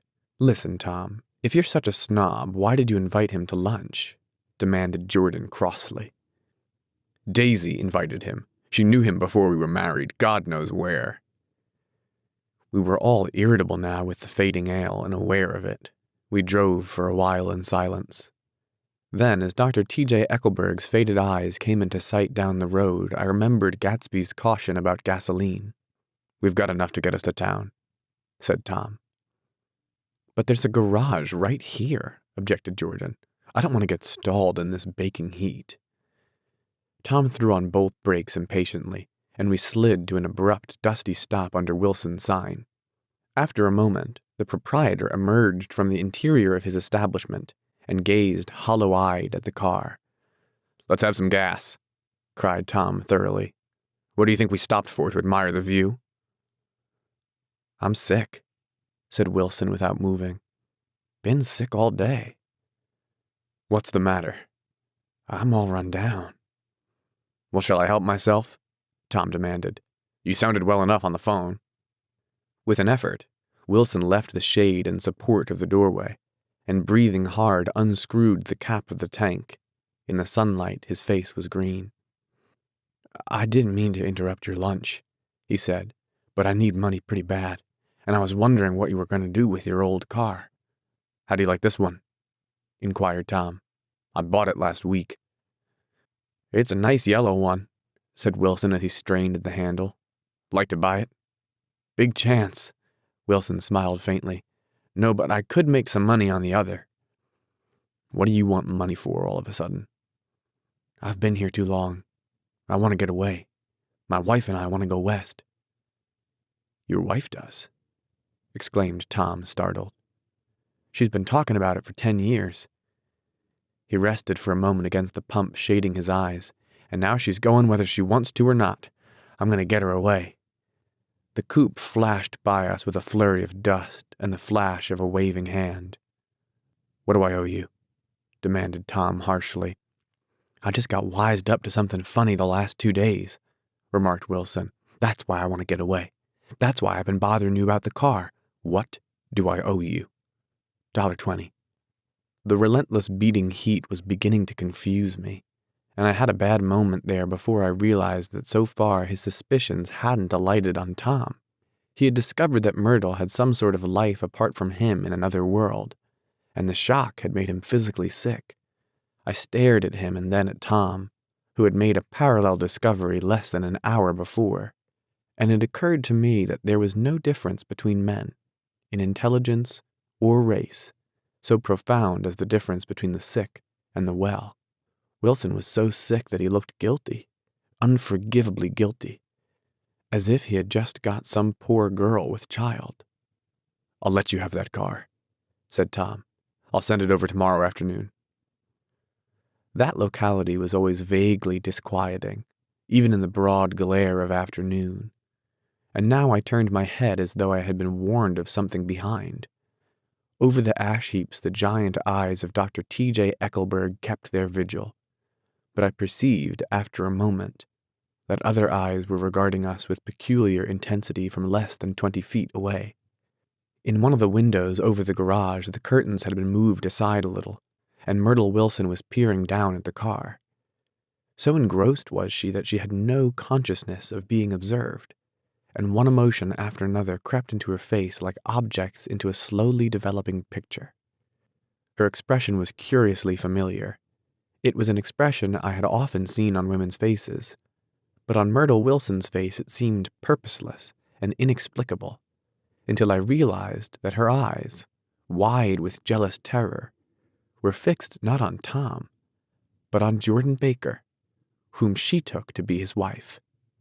There is no confusion like the confusion of a simple mind, and as we drove away, Tom was feeling the hot whips of panic.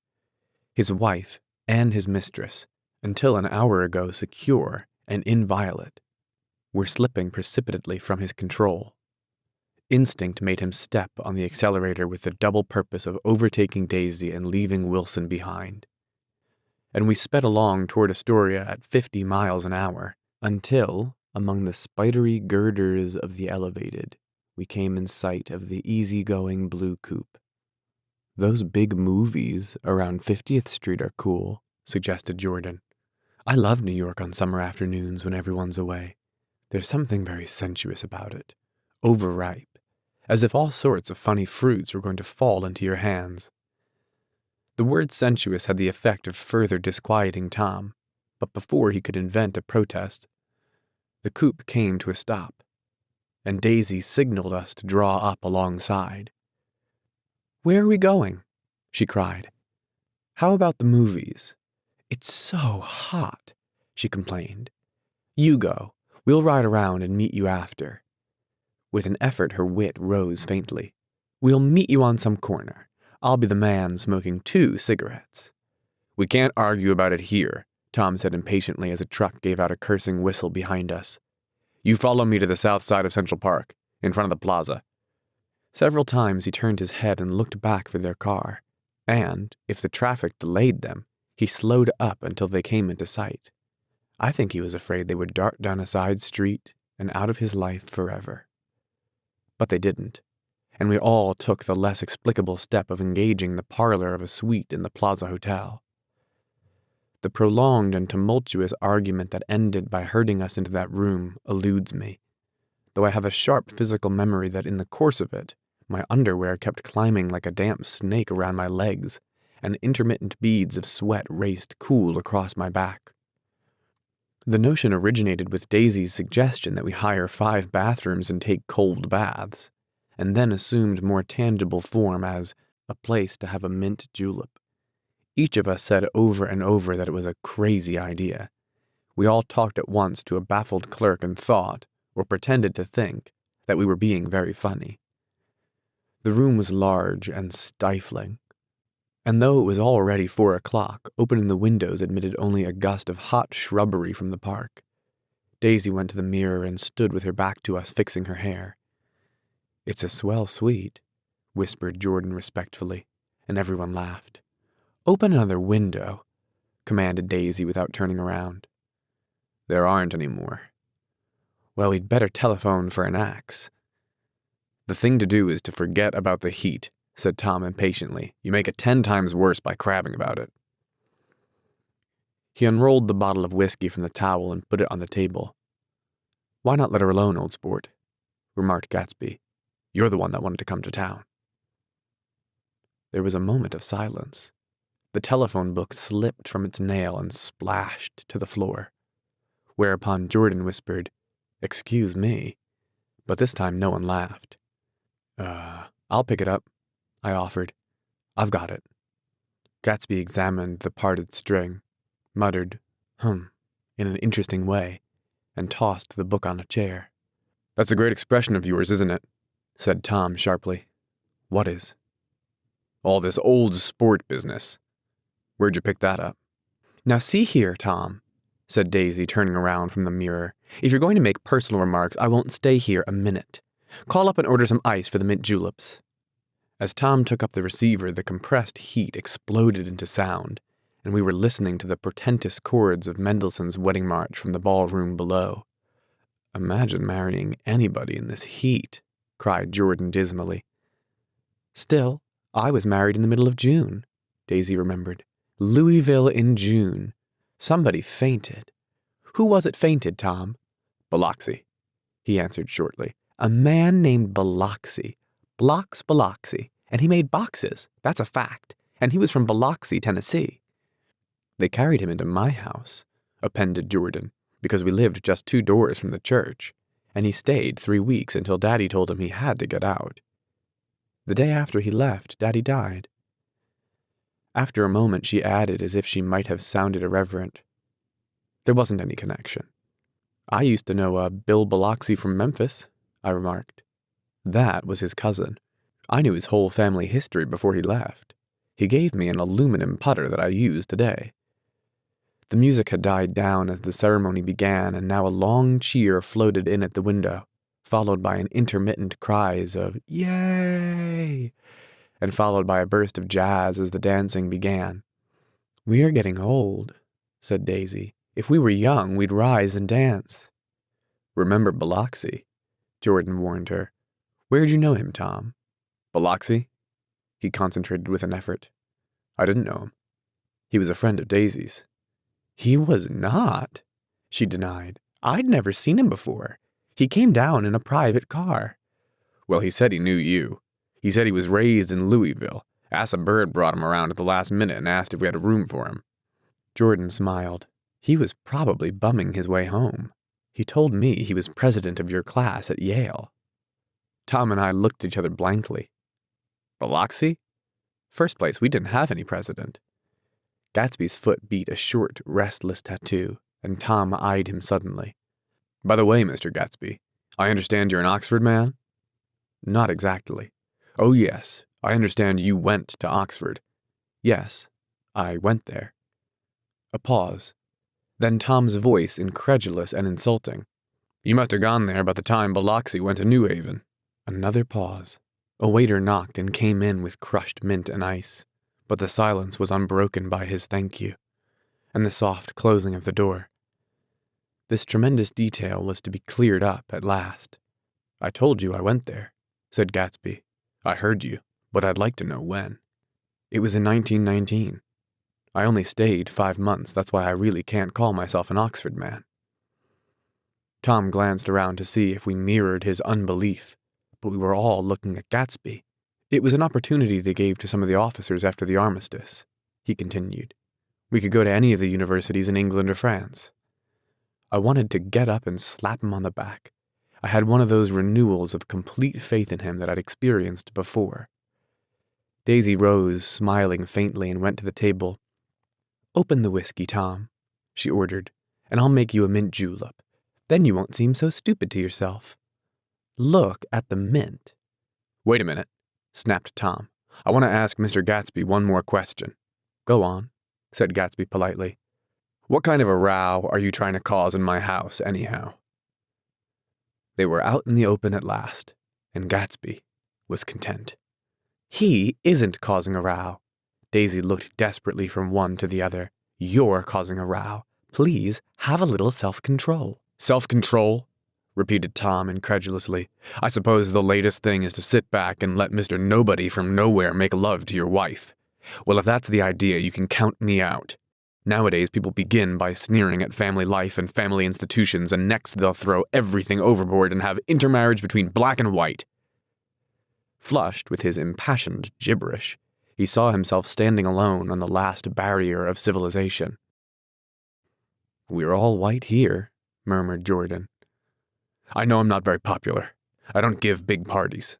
I suppose you've got to make your house into a pigsty in order to have any friends in the modern world." Angry as I was, as we all were, I was tempted to laugh whenever he opened his mouth. The transition from libertine to prig was so complete.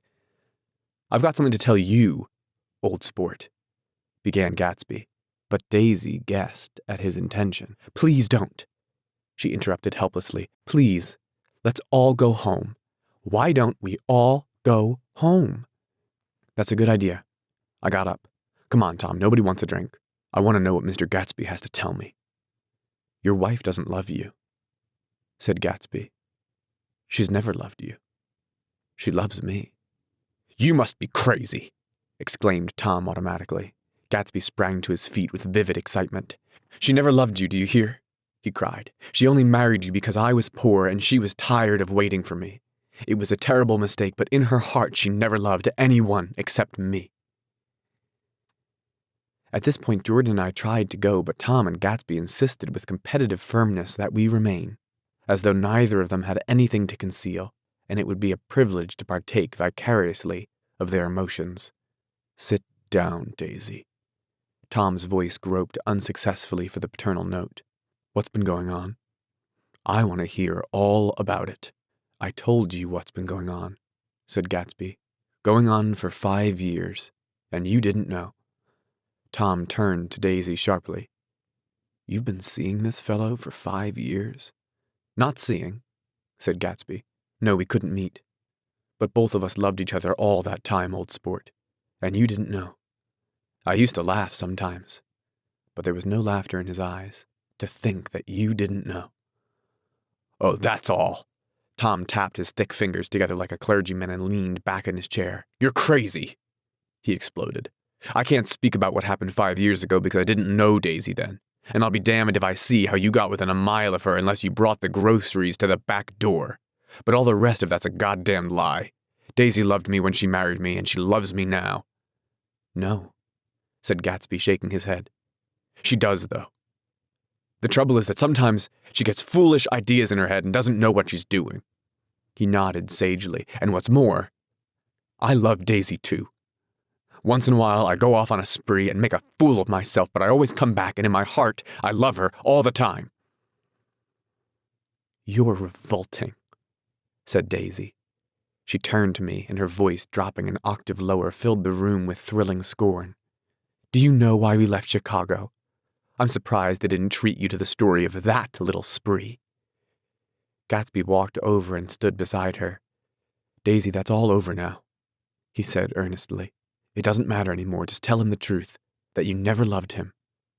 Then it's all wiped out forever." She looked at him blindly. "Why, how could I love him? Possibly." "You never loved him." She hesitated. Her eyes fell on Jordan and me with a sort of appeal, as though she realized at last what she was doing, and as though she had never all along intended doing anything at all. But it was done now. It was too late. "I never loved him," she said with perceptible reluctance. "Not a Capiolani?" demanded Tom suddenly. "No." From the ballroom beneath, muffled and suffocated chords were drifting up on hot waves of air. Not that day I carried you down from the punch bowl to keep your shoes dry. There was a husky tenderness in his tone. Daisy, please don't. Her voice was cold, but the rancor was gone from it. She looked at Gatsby. There, Jay, she said. But her hand, as she tried to light a cigarette, was trembling. Suddenly she threw the cigarette and the burning match on the carpet. Oh, you want too much, she cried to Gatsby. I love you now. Isn't that enough? I can't help what's past. She began to sob helplessly. I did love him once, but I loved you too. Gatsby's eyes opened and closed. You loved me too, he repeated. Even that's a lie, said Tom savagely. She didn't know you were alive. Why, there's things between Daisy and me that you'll never know. Things that neither of us can ever forget. The words seemed to bite physically into Gatsby. I want to speak to Daisy alone, he insisted. She's all excited now. Even alone, I can't say I never loved Tom, she admitted in a pitiful voice. It wouldn't be true. Of course it wouldn't, agreed Tom. She turned to her husband. As if it mattered to you, she said. Of course it matters. I'm going to take better care of you from now on. You don't understand, said Gatsby with a touch of panic. You're not going to take care of her any more. I'm not? Tom opened his eyes wide and laughed. He could afford to control himself now. Why's that? Daisy's leaving you. Nonsense. I am, though, she said with a visible effort. She's not leaving me. Tom's words suddenly leaned down over Gatsby. Certainly not for a common swindler who'd have to steal the ring he put on her finger. I won't stand this, cried Daisy. Oh, please, let's get out. Who are you anyhow? Broke out Tom. You're one of that bunch that hangs around with Meyer Wolfsheim.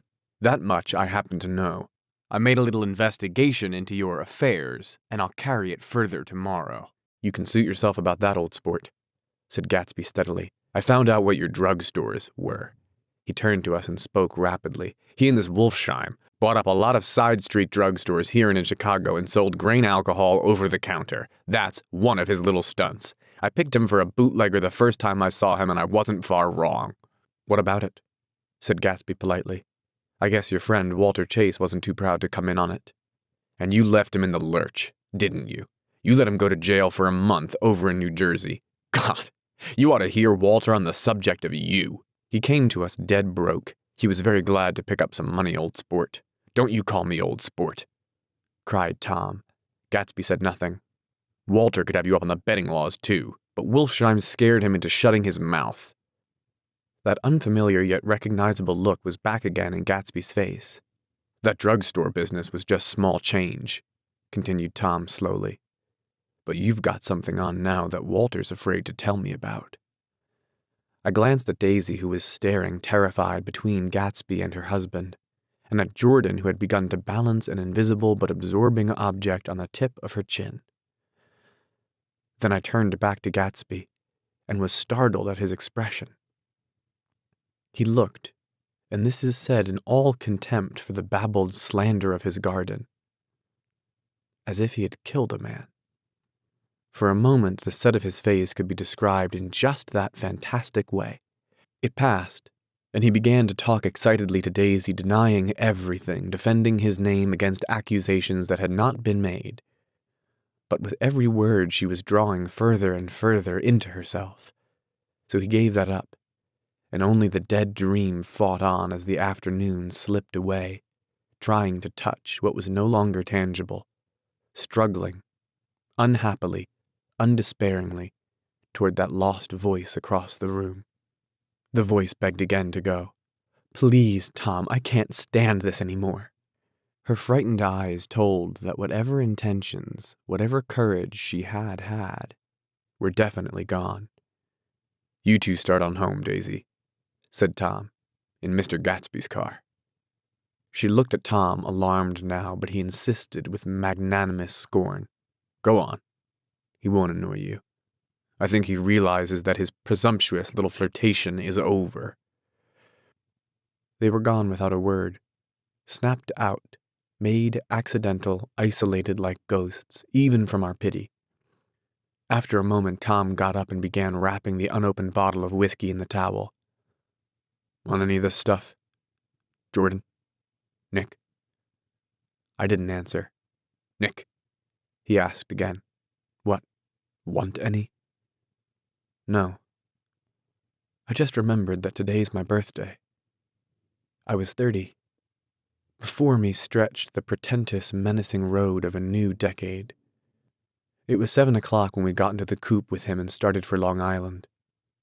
Tom talked incessantly, exulting and laughing, but his voice was as remote from Jordan and me as the foreign clamor on the sidewalk or the tumult of the elevated overhead. Human sympathy has its limits, and we were content to let all their tragic arguments fade with the city lights behind. 30. The promise of a decade of loneliness, a thinning list of single men to know, a thinning briefcase of enthusiasm, thinning hair. But there was Jordan beside me, who, unlike Daisy, was too wise ever to carry well-forgotten dreams from age to age. As we passed over the dark bridge, her wan face fell lazily against my coat's shoulder, and the formidable stroke of 30 died away with the reassuring presence of her hand.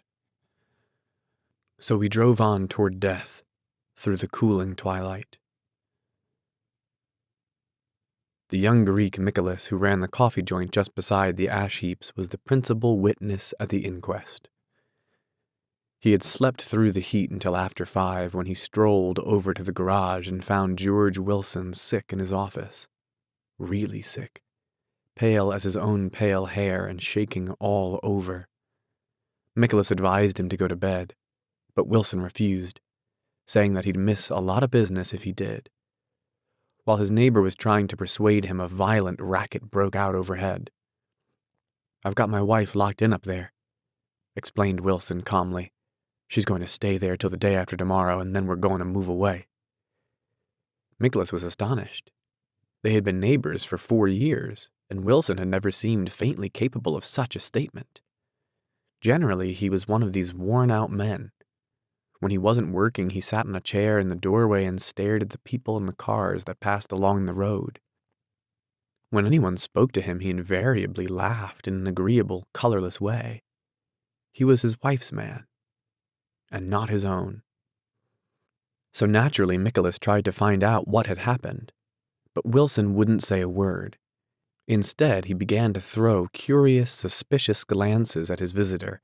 Just as the latter was getting uneasy, some workmen came past the door bound for his restaurant, and Michaelis took the opportunity to get away, intending to come back later. But he didn't. He supposed he forgot to, that's all. When he came outside again a little after 7, he was reminded of the conversation because he heard Mrs. Wilson's voice loud and scolding downstairs in the garage. "Beat me," he heard her cry. "Throw me down and beat me, you dirty little coward."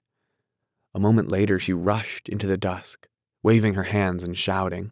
Before he could move from his door, the business was over. The death car, as the newspapers called it, didn't stop. It came out of the gathering darkness, wavered tragically for a moment, and then disappeared around the next bend. Michaelis wasn't even sure of its color. He told the first policeman that it was light green. The other car, the one going toward New York, came to a rest 100 yards beyond, and its driver hurried back to where Myrtle Wilson, her life violently extinguished, knelt in the road and mingled her thick dark blood with the dust.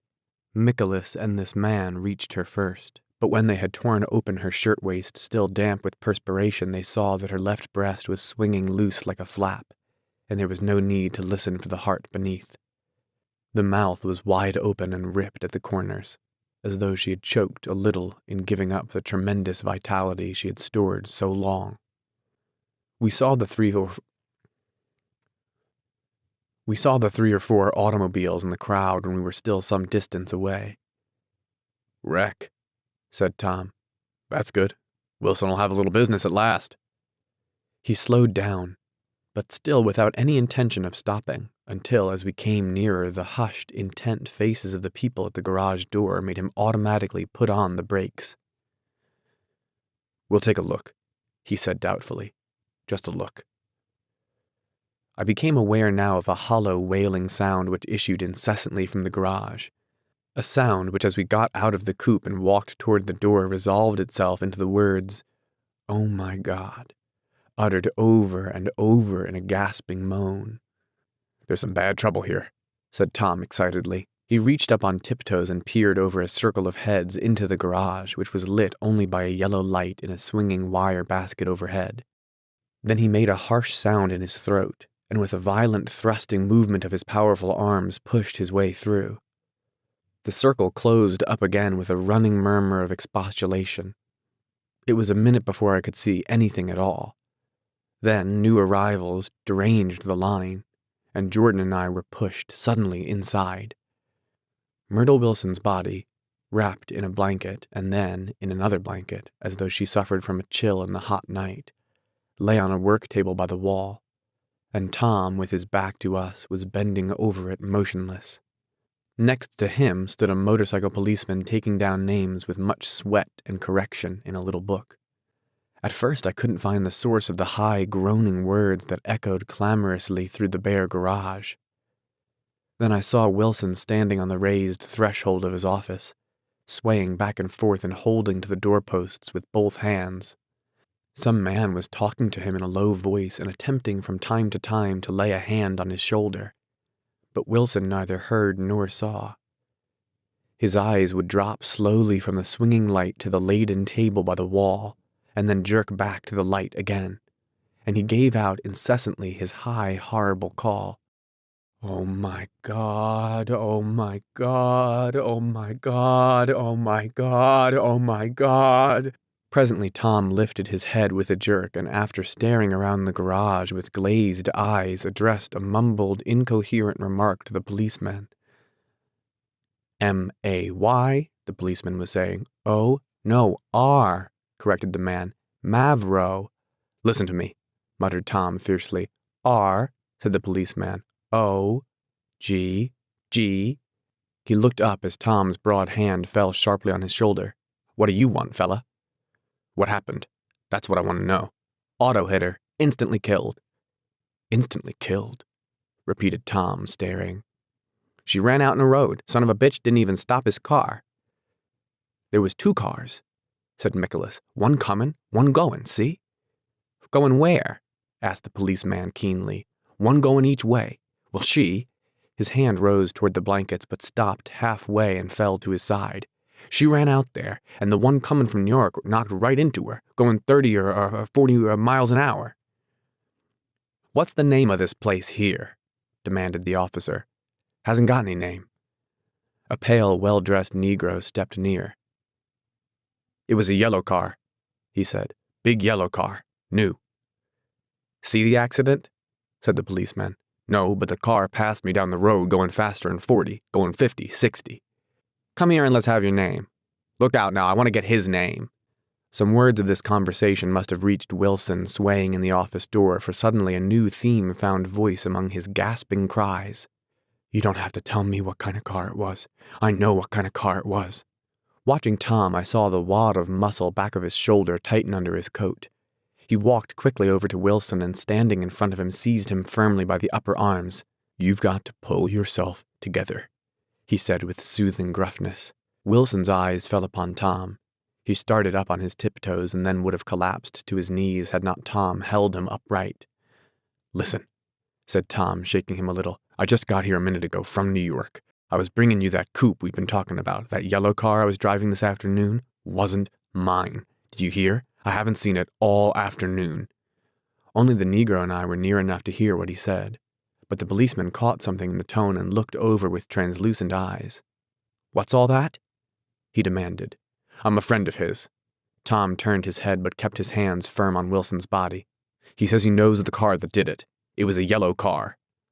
Some dim impulse moved the policeman to look suspiciously at Tom.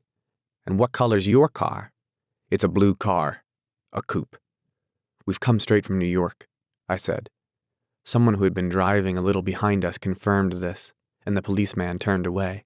"Now, if you'll let me have that name again, correct." Picking up Wilson like a doll, Tom carried him into the office, set him down in a chair, and came back. "If somebody'll come here and sit with him," he snapped authoritatively. He watched while the two men standing closest glanced at each other and went unwillingly into the room. Then Tom shut the door on them and came down the single step, his eyes avoiding the table. As he passed close to me, he whispered, "Let's get out." Self-consciously, with his authoritative arms breaking the way, we pushed through the still gathering crowd, passing a hurried doctor case in hand who had been sent for in wild hope half an hour ago. Tom drove slowly until we were beyond the bend. Then his foot came down hard, and the coupe raced along through the night. In a little while I heard a low, husky sob, and saw that the tears were overflowing down his face. "The goddamn coward," he whimpered. "He didn't even stop his car." The Buchanan's house floated suddenly toward us through the dark, rustling trees. Tom stopped beside the porch and looked up at the second floor, where two windows bloomed with light among the vines. "Daisy's home," he said. As we got out of the car, he glanced at me and frowned slightly. "I ought to have dropped you in West Egg, Nick. There's nothing we can do tonight." A change had come over him, and he spoke gravely and with decision. As we walked across the moonlight gravel to the porch, he disposed of the situation in a few brisk phrases. "I'll telephone for a taxi to take you home, and while you're waiting, you and Jordan better go in the kitchen and have them get you some supper, if you want any." He opened the door. "Come in." "No thanks. But I'd be glad if you order me the taxi. I'll wait outside." Jordan put her hand on my arm. "Won't you come in, Nick?" "No thanks." I was feeling a little sick and I wanted to be alone, but Jordan lingered for a moment more. "It's only 9:30, she said. I'd be damned if I'd go in. I'd had enough of all of them for one day, and suddenly that included Jordan too. She must have seen something of this in my expression, for she turned abruptly away and ran up the porch steps into the house. I sat down for a few minutes with my head in my hands until I heard the phone taken up inside and the butler's voice calling a taxi. Then I walked slowly down the drive away from the house, intending to wait by the gate. I hadn't gone 20 yards when I heard my name, and Gatsby stepped from between two bushes into the path. I must have felt pretty weird by that time because I could think of nothing except the luminosity of his pink suit under the moon. "What are you doing?" I inquired. "Just standing here, old sport." Somehow that seemed a despicable occupation. For all I knew, he was going to rob the house in a moment. I wouldn't have been surprised to see sinister faces, the faces of Wolfsheim's people, behind him in the dark shrubbery. "Did you see any trouble on the road?" he asked after a minute. "Yes." He hesitated. "Was she killed?" "Yes." I thought so. I told Daisy I thought so. It's better that the shock should all come at once. She stood it pretty well. He spoke as if Daisy's reaction was the only thing that mattered. "I got to West Egg by a side road," he went on, "and left the car in my garage. I don't think anybody saw us, but of course I can't be sure." I disliked him so much by this time that I didn't find it necessary to tell him he was wrong. "Who was the woman?" he inquired. "Her name was Wilson. Her husband owns the garage. How the devil did it happen? Well, I tried to swing the wheel." He broke off, and suddenly I guessed at the truth. Was Daisy driving? "Yes," he said after a moment. "But of course I'll say I was. You see, when we left New York, she was very nervous and she thought it would steady her to drive, and this woman rushed out at us just as we were passing a car coming the other way. It all happened in a minute, but it seemed to me that she wanted to speak to us, thought we were somebody she knew. Well, first Daisy turned away from the woman toward the other car, and then she lost her nerve and turned back. The second my hand reached the wheel, I felt the shock. It must have killed her instantly. It ripped her open. Don't tell me, old sport." He winced. "Anyhow, Daisy stepped on it. I tried to make her stop, but she couldn't, so I pulled on the emergency brake. Then she fell over into my lap and I drove on. "She'll be all right tomorrow," he said presently. "I'm just going to wait here and see if he tries to bother her about that unpleasantness this afternoon. She's locked herself into her room, and if he tries any brutality, she's going to turn the light out and on again." "He won't touch her," I said. "He's not thinking about her." "I don't trust him, old sport." "How long are you going to wait?" "All night, if necessary. Anyhow, till they all go to bed." A new point of view occurred to me. Suppose Tom found out that Daisy had been driving. He might think he saw a connection in it. He might think anything. I looked at the house. There were 2 or 3 bright windows downstairs and the pink glow from Daisy's room on the 2nd floor. "You wait here," I said. "I'll see if there's any sign of a commotion." I walked back along the border of the lawn, traversed the gravel softly, and tiptoed up the veranda steps. The drawing-room curtains were open, and I saw that the room was empty. Crossing the porch where we had dined that June night 3 months before, I came to a small rectangle of light, which I guessed was the pantry window. The blind was drawn, but I found a rift at the sill. Daisy and Tom were sitting opposite each other at the kitchen table with a plate of cold fried chicken between them, and 2 bottles of ale. He was talking intently across the table at her, and in his earnestness his hands had fallen upon and covered her own. Once in a while she looked up at him and nodded in agreement. They weren't happy, and neither of them had touched the chicken or the ale, and yet they weren't unhappy either. There was an unmistakable air of natural intimacy about the picture, and anybody would have said they were conspiring together. As I tiptoed from the porch, I heard my taxi feeling its way along the dark road toward the house. Gatsby was waiting where I had left him in the drive. "Is it all quiet up there?" he asked anxiously. "Yes, it's all quiet." I hesitated. "You'd better come home and get some sleep." He shook his head. "I want to wait here till Daisy goes to bed." "Good night, old sport." He put his hands in his coat pockets and turned back eagerly to his scrutiny of the house, as though my presence marred the sacredness of the vigil. So I walked away and left him standing there in the moonlight, watching over nothing.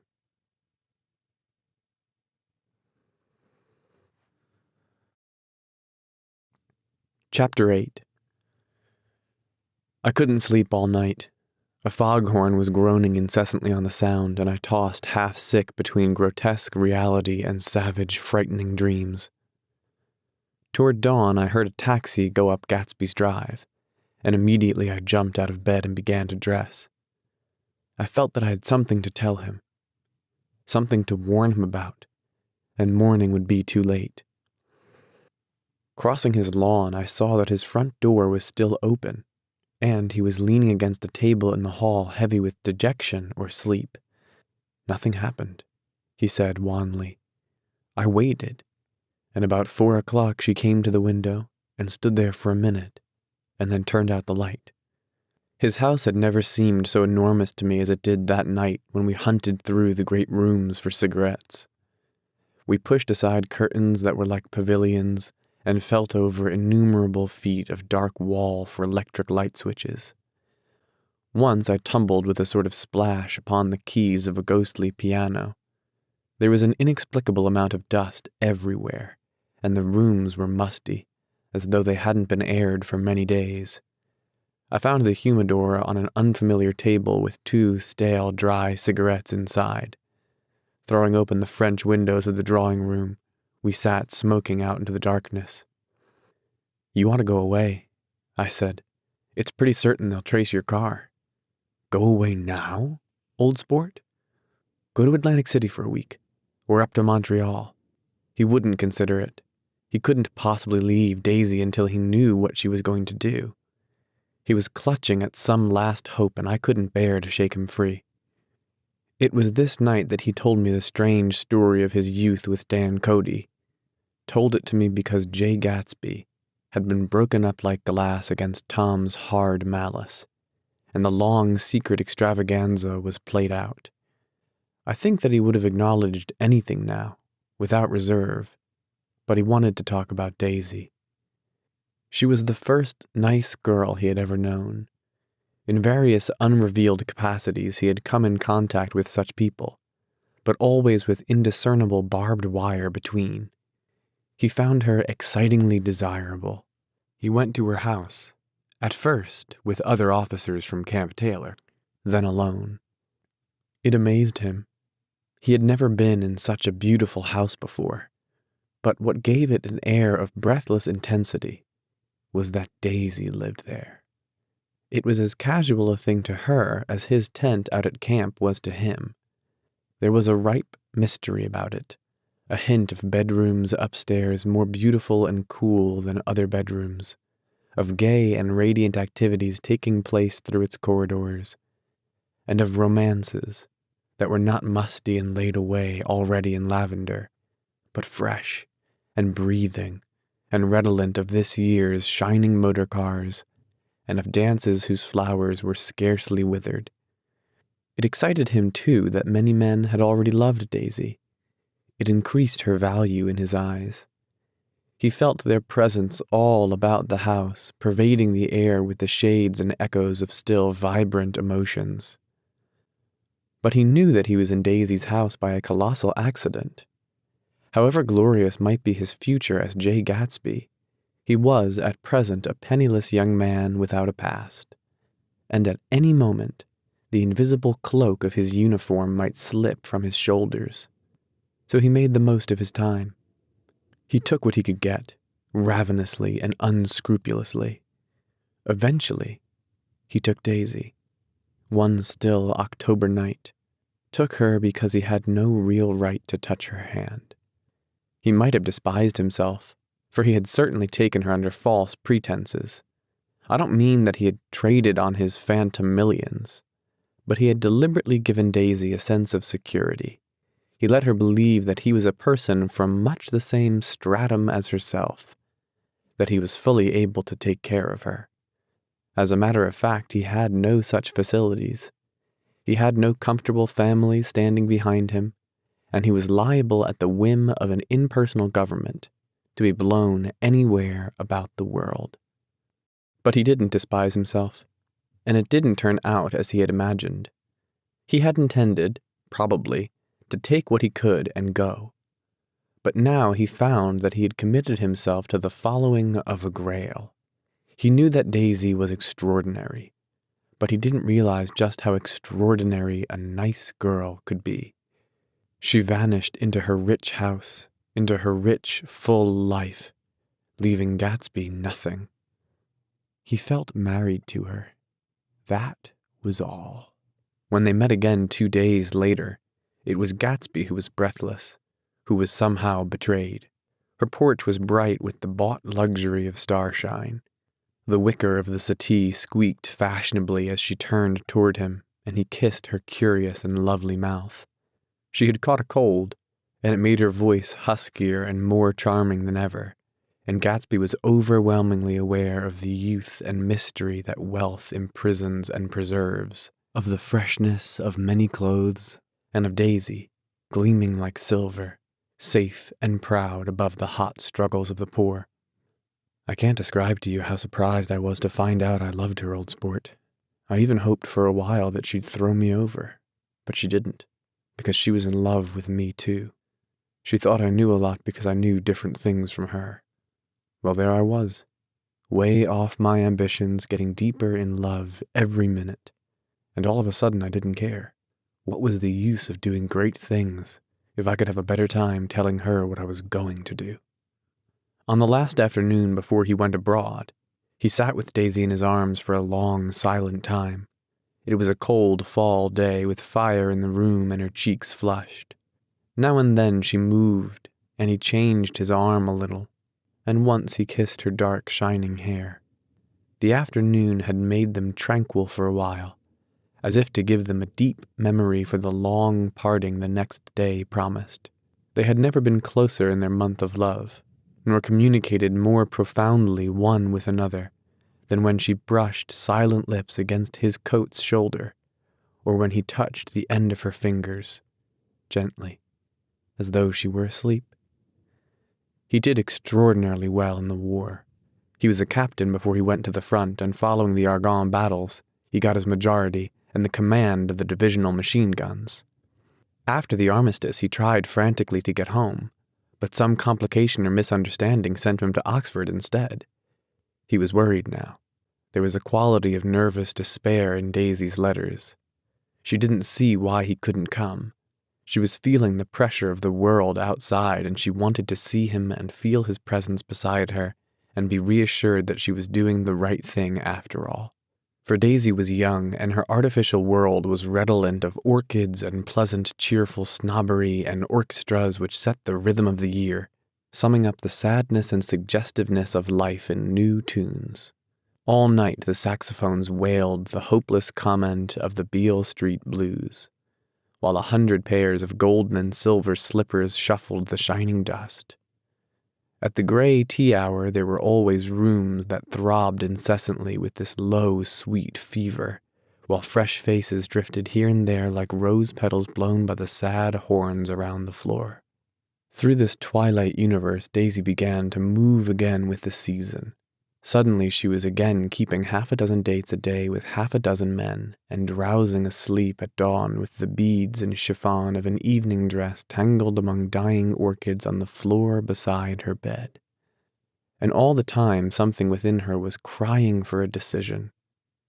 She wanted her life shaped now, immediately, and the decision must be made by some force, of love, of money, of unquestionable practicality that was close at hand.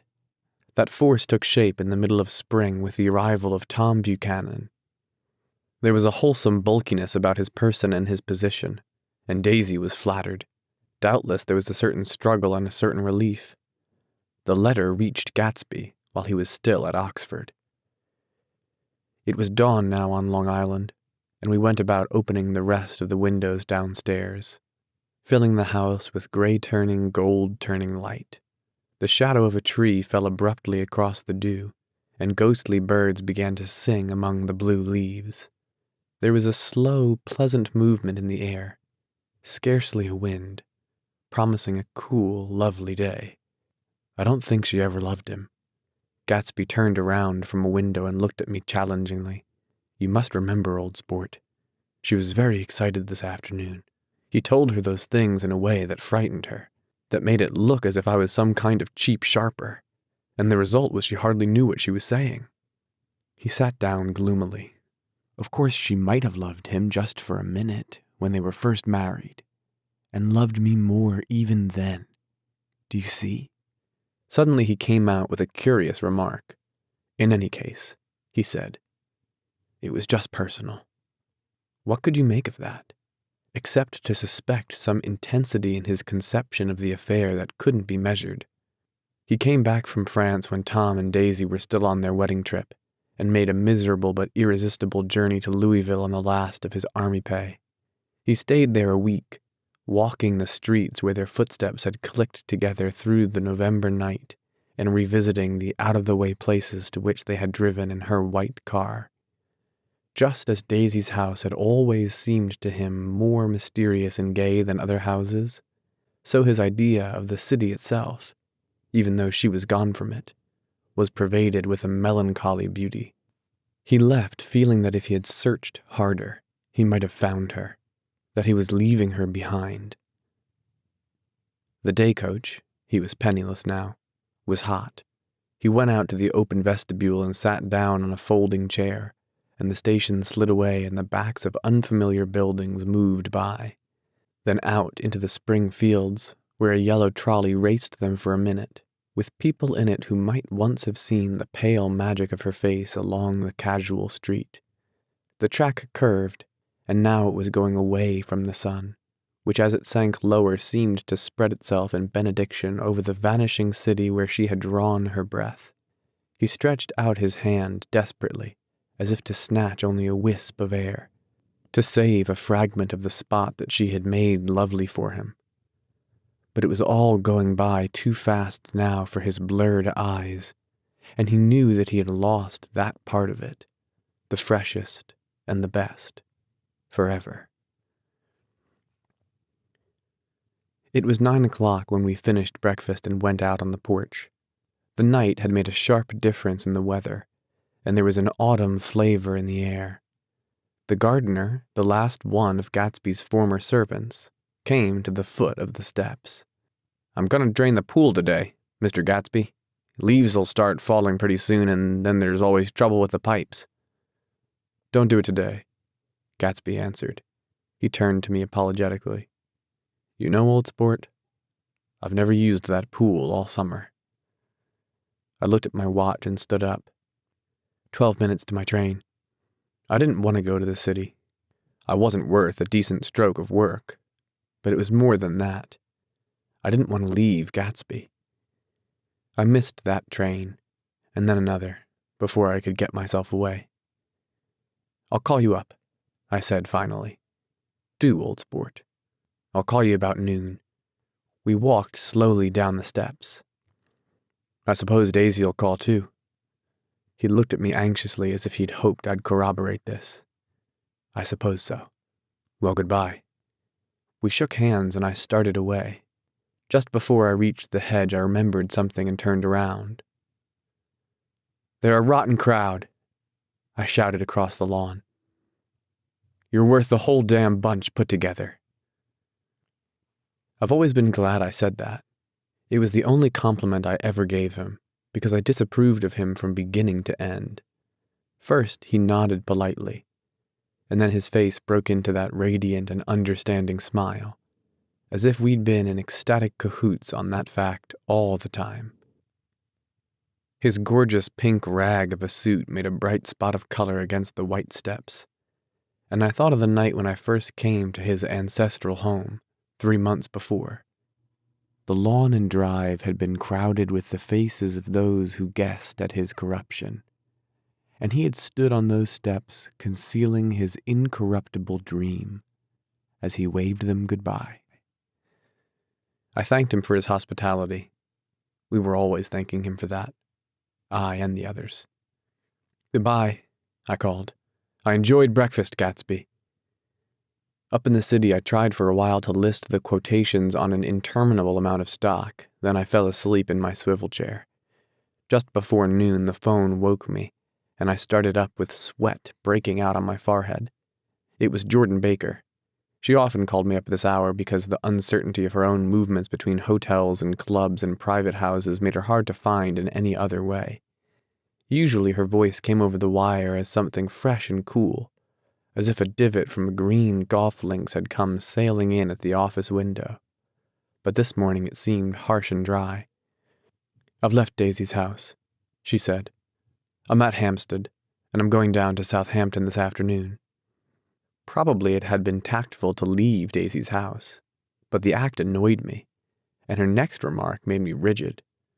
"You weren't so nice to me last night." How could it have mattered then? Silence for a moment. Then, "However, I want to see you. I want to see you too. Suppose I don't go to Southampton and come into town this afternoon?" "No, I don't think this afternoon very well. It's impossible this afternoon. We talked like that for a while, and then abruptly we weren't talking any longer. I don't know which of us hung up with a sharp click, but I know I didn't care. I couldn't have talked to her across a tea table that day if I never talked to her again in this world. I called Gatsby's house a few minutes later, but the line was busy. I tried 4 times. Finally, an exasperated central told me the wire was being kept open for long distance from Detroit. Taking out my timetable, I drew a small circle around the 3:50 train. Then I leaned back in my chair and tried to think.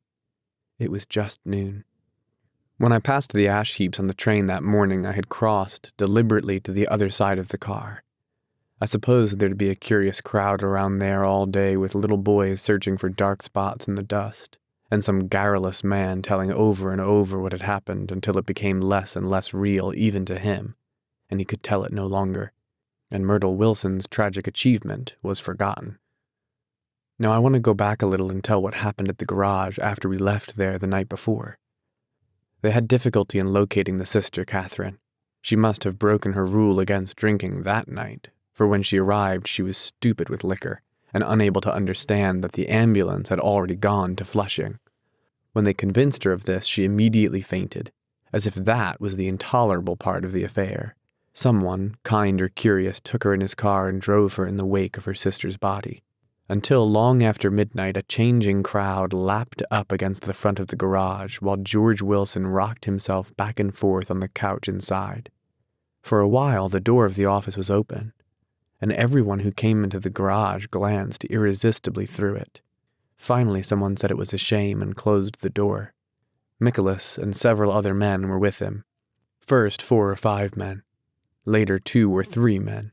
Still later, Nicholas had to ask the last stranger to wait there 15 minutes longer while he went back to his own place and made a pot of coffee. After that, he stayed there alone with Wilson until dawn. About 3 o'clock, the quality of Wilson's incoherent muttering changed. He grew quieter and began to talk about the yellow car. He announced that he had a way of finding out whom the yellow car belonged to, and then he blurted out that a couple of months ago his wife had come from the city with her face bruised and her nose swollen. But when he heard himself say this, he flinched and began to cry, "Oh my God," again in his groaning voice. Nicholas made a clumsy attempt to distract him. "How long have you been married, George? Come on there. Try and sit still a minute and answer my question. How long have you been married?" 12 years. Ever have any children? Come on, George, sit still. I asked you a question. Do you ever have any children? The hard brown beetles kept thudding against the dull light, and whenever Nicholas heard a car go tearing along the road outside, it sounded to him like the car that hadn't stopped a few hours before. He didn't like to go into the garage because the workbench was stained where the body had been lying, so he moved uncomfortably around the office. He knew every object in it before morning, and from time to time sat down beside Wilson trying to keep him more quiet. "Have you got a church you go to sometimes, George? Maybe even if you haven't been there for a long time, maybe I could call up the church and get a priest to come over and he could talk to you, see? Don't belong to any. You ought to have a church, George, for times like this. You must have gone to church once. Didn't you get married in a church? Listen, George, listen to me. Didn't you get married in a church?" That was a long time ago. The effort of answering broke the rhythm of his rocking. For a moment he was silent. Then the same half-knowing, half-bewildered look came back into his faded eyes. "Look in the drawer there," he said, pointing at the desk. "Which drawer?" "That drawer. That one." Nicholas opened the drawer nearest his hand. There was nothing in it but a small, expensive dog leash made of leather and braided silver. It was apparently new. "This?" he inquired, holding it up. Wilson stared and nodded. "I found it yesterday afternoon. She tried to tell me about it, but I knew it was something funny." "You mean your wife bought it?" "She had it wrapped in tissue paper on her bureau." Nicholas didn't see anything odd in that, and he gave Wilson a dozen reasons why his wife might have bought the dog leash. But conceivably Wilson had heard some of these explanations before from Myrtle, because he began saying, "Oh my God," again in a whisper. His comforter left several explanations in the air. "Then he killed her," said Wilson. His mouth dropped open suddenly. "Who did?" "I have a way of finding out." "You're morbid, George," said his friend. "This has been a strain to you, and you don't know what you're saying. You'd better try to sit quiet till morning." "He murdered her. It was an accident, George." Wilson shook his head.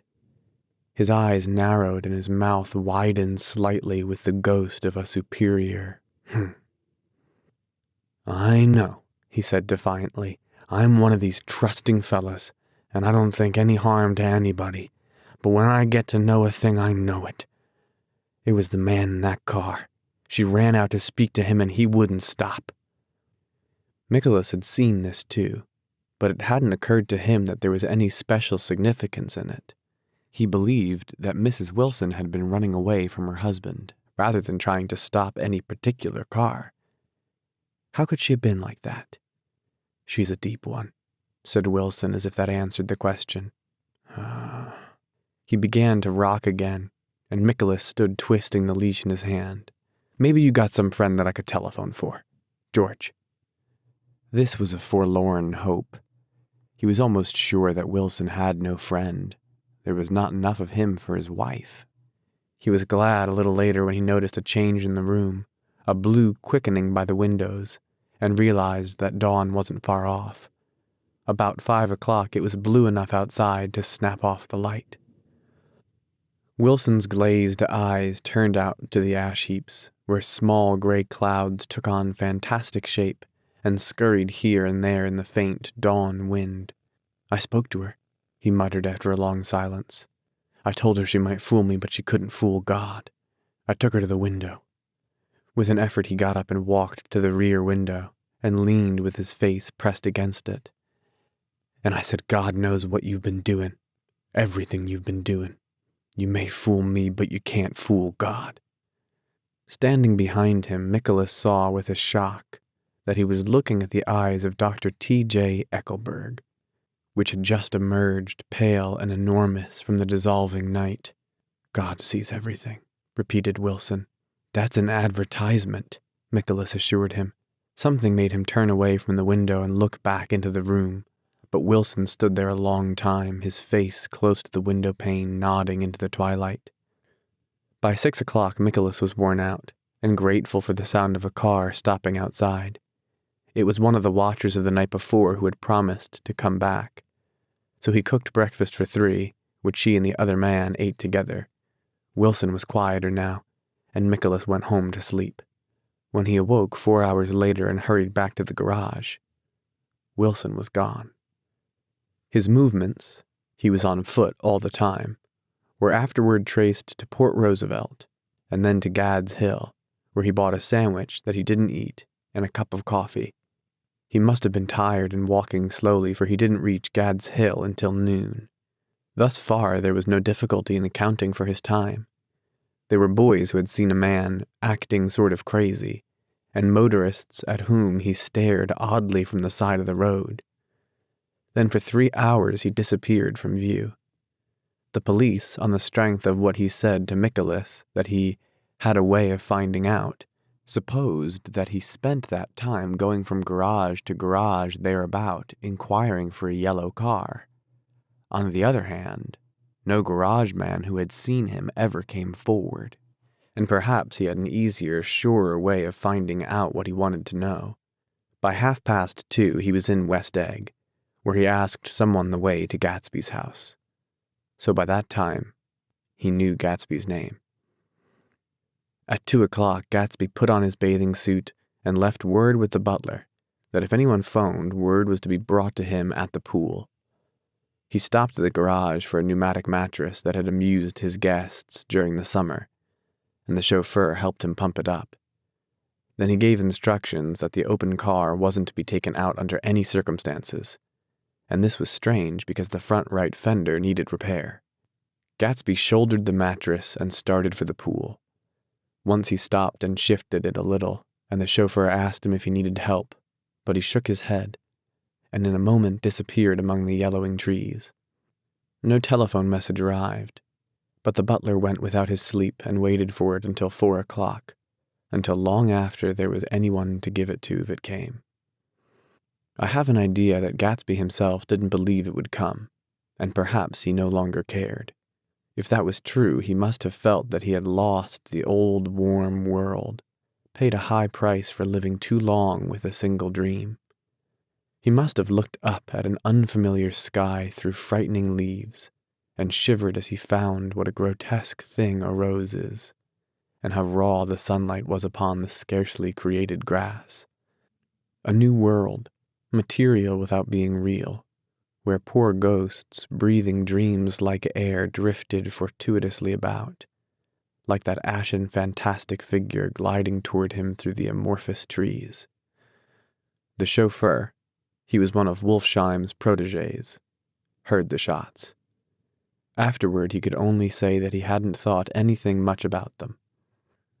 I drove from the station directly to Gatsby's house, and my rushing anxiously up the front steps was the first thing that alarmed anyone.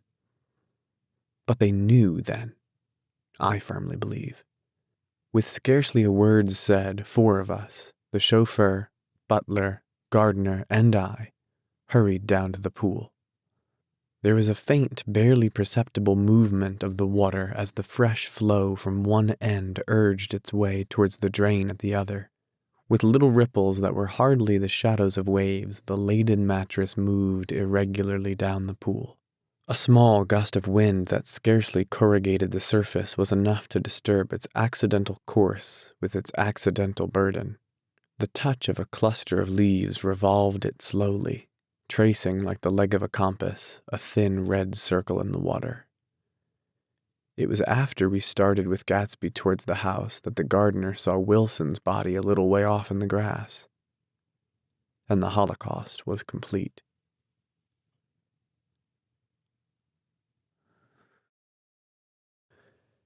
Chapter 9. After 2 years, I remember the rest of that day, and the night, and the next day, only as an endless drill of police and photographers and newspapermen in and out of Gatsby's front door. A rope stretched across the main gate, and a policeman by it kept out the curious.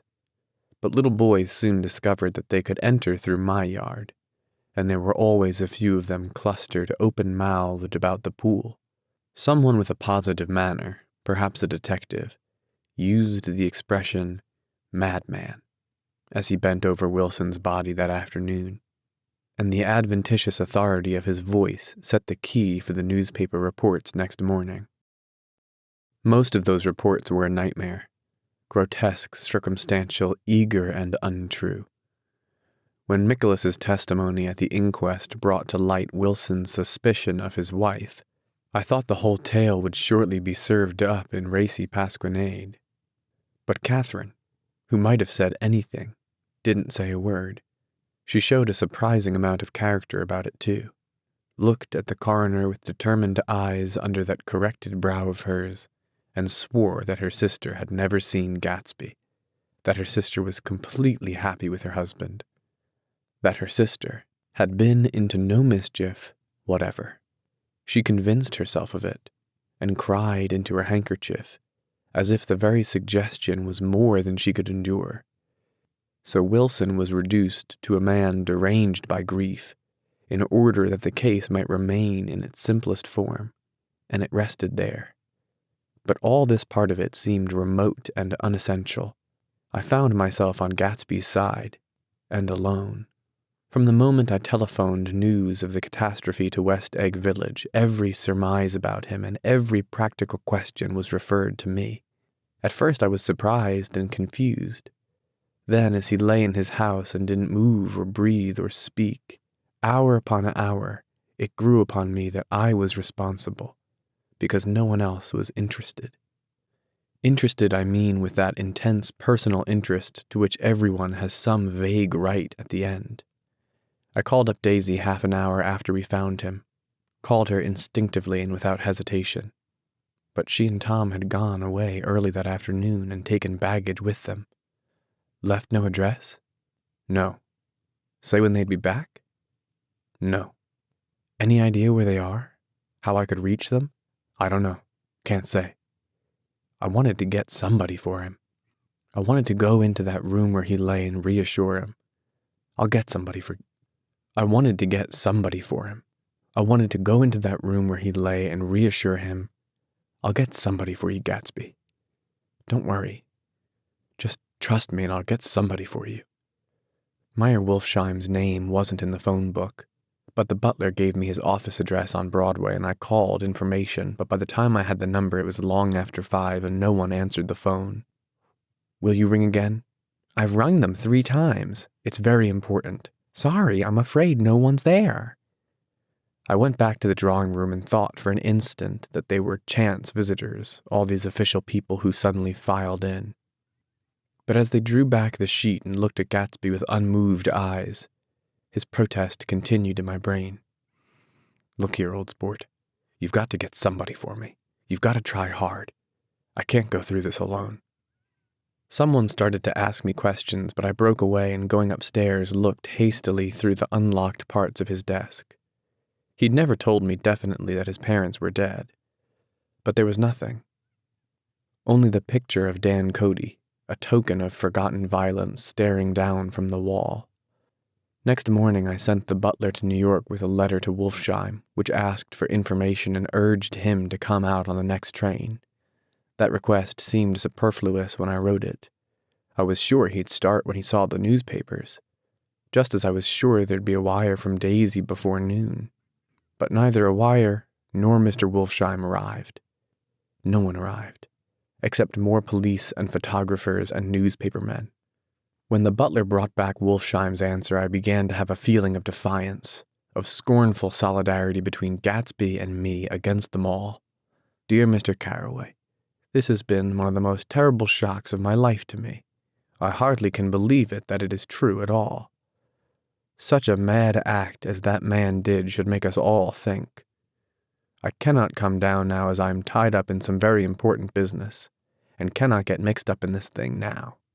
If there is anything I can do a little later, let me know in a letter by Edgar. I hardly know where I am when I hear about a thing like this, and I'm completely knocked down and out. Yours truly, Meyer Wolfsheim. And then hasty addenda beneath. Let me know about the funeral, etc. Do not know his family at all. When the phone rang that afternoon and long distance said Chicago was calling, I thought this would be Daisy at last. But the connection came through as a man's voice, very thin and far away. This is Slagle speaking? Yes? The name was unfamiliar. Hell of a note, isn't it? Get my wire? There haven't been any wires. Young Park's in trouble, he said rapidly. They picked him up when he handed the bonds over the counter. They got a circular from New York giving him the numbers just 5 minutes before. What do you know about that, hey? You never can tell in these hick towns. Hello? I interrupted breathlessly. Look here, this isn't Mr. Gatsby. Mr. Gatsby's dead. There was a long silence on the other end of the wire, followed by an exclamation, then a quick squawk as the connection was broken. I think it was on the third day that a telegram signed Henry C. Gatz arrived from a town in Minnesota. It said only that the sender was leaving immediately and to postpone the funeral until he came. It was Gatsby's father, a solemn old man, very helpless and dismayed, bundled up in a long, cheap ulster against the warm September day. His eyes leaked continuously with excitement. And when I took the bag and umbrella from his hands, he began to pull so incessantly at his sparse gray beard that I had difficulty in getting off his coat. He was on the point of collapse, so I took him into the music room and made him sit down while I sent for something to eat. But he wouldn't eat, and the glass of milk spilled from his trembling hand. I saw it in the Chicago newspaper, he said. It was all in the Chicago newspaper. I started right away. I didn't know how to reach you. His eyes, seeing nothing, moved ceaselessly about the room. It was a madman, he said. He must have been mad. Wouldn't you like some coffee? I urged him. I don't want anything. I'm all right now, Mr. Carroway. Well, I'm all right now. Where have they got Jimmy? I took him into the drawing room where his son lay and left him there. Some little boys had come up on the steps and were looking into the hall. When I told them who had arrived, they went reluctantly away. After a little while, Mr. Gatz opened the door and came out, his mouth ajar, his face flushed slightly, his eyes leaking isolated and unpunctual tears. He had reached an age where death no longer has the quality of ghastly surprise. And when he looked around him now for the first time and saw the height and splendor of the hall, and the great rooms opening out from it into other rooms, his grief began to be mixed with an awed pride. I helped him to a bedroom upstairs. While he took off his coat and vest, I told him that all arrangements had been deferred until he came. I didn't know what you'd want, Mr. Gatsby. Gatz is my name. Mr. Gatz. I thought you might want to take the body west." He shook his head. Jimmy always liked it better down east. He rose up to his position in the east. "Were you a friend of my boy's, Mr.?" "We were close friends. He had a big future before him, you know. He was only a young man, but he had a lot of brain power here." He touched his head impressively, and I nodded. If he'd have lived, he'd have been a great man. A man like James J. Hill. He'd have helped build up the country. "That's true," I said uncomfortably. He fumbled at the embroidered coverlet, trying to take it from the bed, and lay down stiffly. Was instantly asleep. That night, an obviously frightened person called up and demanded to know who I was before he would give his name. "This is Mr. Carraway," I said. "Oh," he sounded relieved. "This is Klipspringer." I was relieved too, for that seemed to promise another friend at Gatsby's grave. I didn't want it to be in the papers and draw a sightseeing crowd, so I'd been calling up a few people myself. They were hard to find. "The funeral's tomorrow," I said. 3 o'clock here at the house. I wish you'd tell anybody who'd be interested." "Oh, I will," he broke out hastily. "Of course, I'm not likely to see anybody, but if I do." His tone made me suspicious. "Of course you'll be there yourself." "Well, I'll certainly try. What I called up about is—" "Wait a minute," I interrupted. "How about saying you'll come?" "Well, the fact is, the truth of the matter is that I'm staying with some people up here in Greenwich, and they rather expect me to be with them tomorrow. In fact, there's a sort of a picnic or something. Of course, I'll do my very best to get away." I ejaculated an unrestrained "huh," and he must have heard me, for he went on nervously. "What I called up about was a pair of shoes I left there. I wonder if it'd be too much trouble to have the butler send them on. You see, they're tennis shoes, and I'm sort of helpless without them. My address is care of B. F." I didn't hear the rest of the name because I hung up the receiver. After that, I felt a certain shame for Gatsby. One gentleman to whom I telephoned implied that he had got what he deserved. However, that was my fault, for he was one of those who used to sneer most bitterly at Gatsby on the courage of Gatsby's liquor, and I should have known better than to call him. The morning of the funeral, I went up to New York to see Meyer Wolfsheim. I couldn't seem to reach him any other way. The door that I pushed open on the advice of an elevator boy was marked the Swastika Holding Company, and at first there didn't seem to be anyone inside. But when I'd shouted hello several times in vain, an argument broke out behind a partition, and presently a lovely Jewess appeared at an interior door and scrutinized me with black, hostile eyes. "Nobody's in," she said. "Mr. Wolfsheim's gone to Chicago."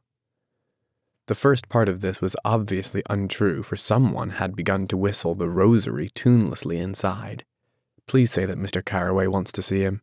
I can't get him back from Chicago, can I?" At this moment, a voice, unmistakably Wolfsheim's, called, "Stella!"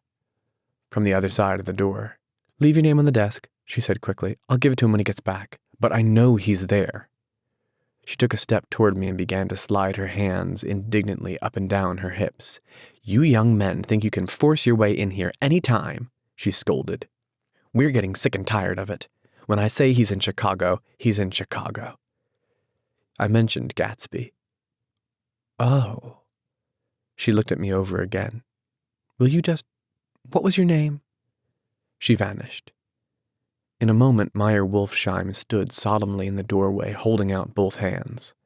He drew me into his office, remarking in a reverent voice that it was a sad time for all of us, and offered me a cigar. "My memory goes back to when I first met him," he said. "A young major just out of the army and covered over with medals he got in the war. He was so hard up he had to keep on wearing his uniform because he couldn't buy regular clothes. First time I saw him was when he came into Weinbrenner's pool room at 43rd Street and asked for a job. He hadn't eaten anything for a couple of days. 'Come on, have some lunch with me,' I said. He ate more than $4 worth of food in half an hour. 'Did you start him in business?' I inquired. 'Start him? I made him.' 'Oh, I raised him up out of nothing, right out of the gutter. I saw right away he was a fine-appearing, gentlemanly young man, and when he told me he was at Oxford, I knew I could use him good. I got him to join up in the American Legion, and he used to stand high there. Right off, he did some work for a client of mine up to Albany. We were so thick like that and everything.' He held up 2 bulbous fingers. always together. I wondered if this partnership had included the World Series transaction in 1919. Now he's dead, I said after a moment. You were his closest friend, so I know you'll want to come to his funeral this afternoon. I'd like to come. Well, come then.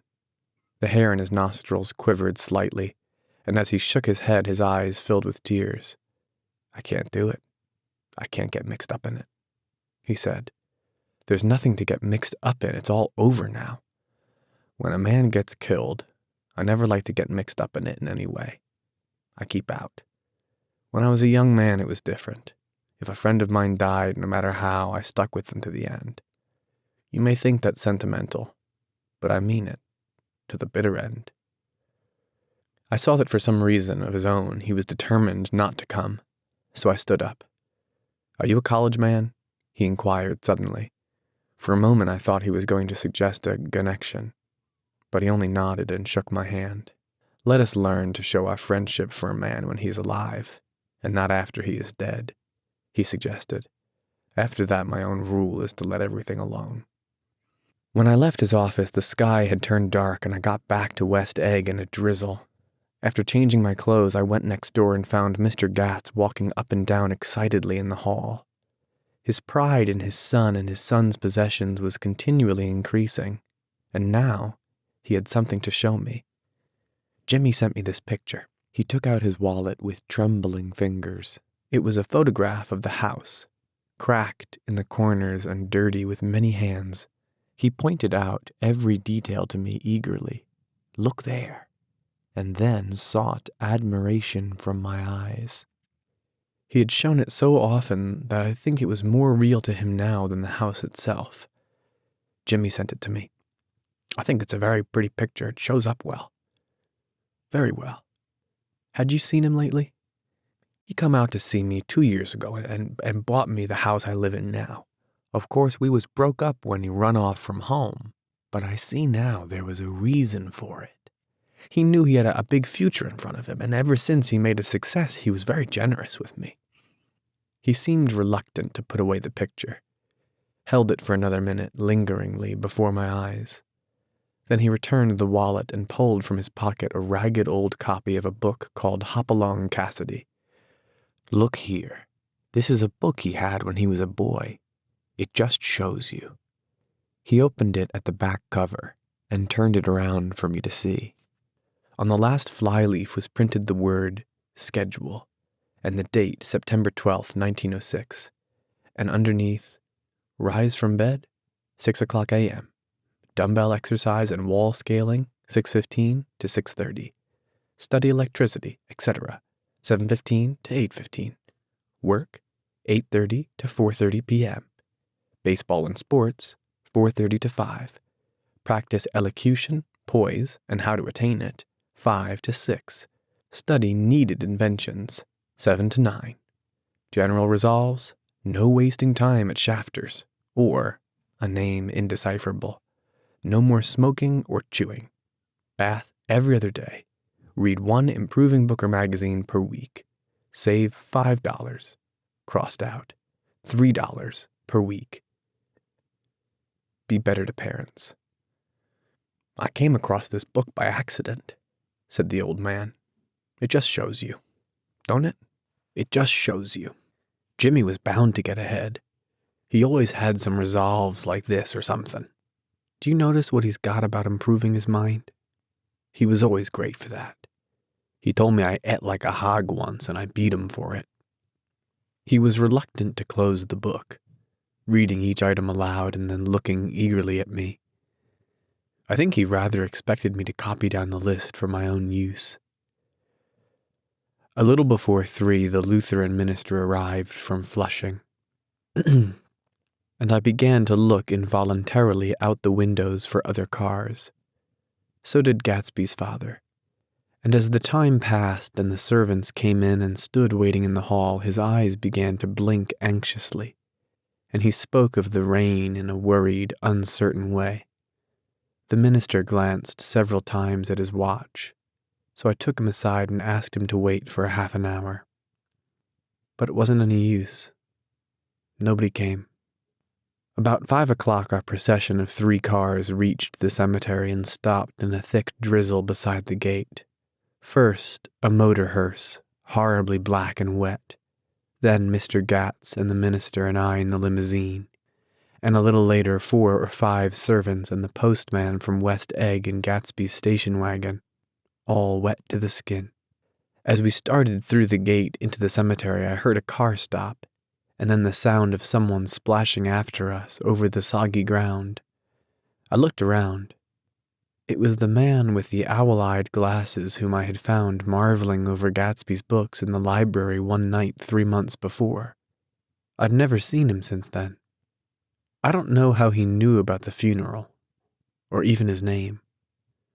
The rain poured down his thick glasses, and he took them off and wiped them to see the protecting canvas unrolled from Gatsby's grave.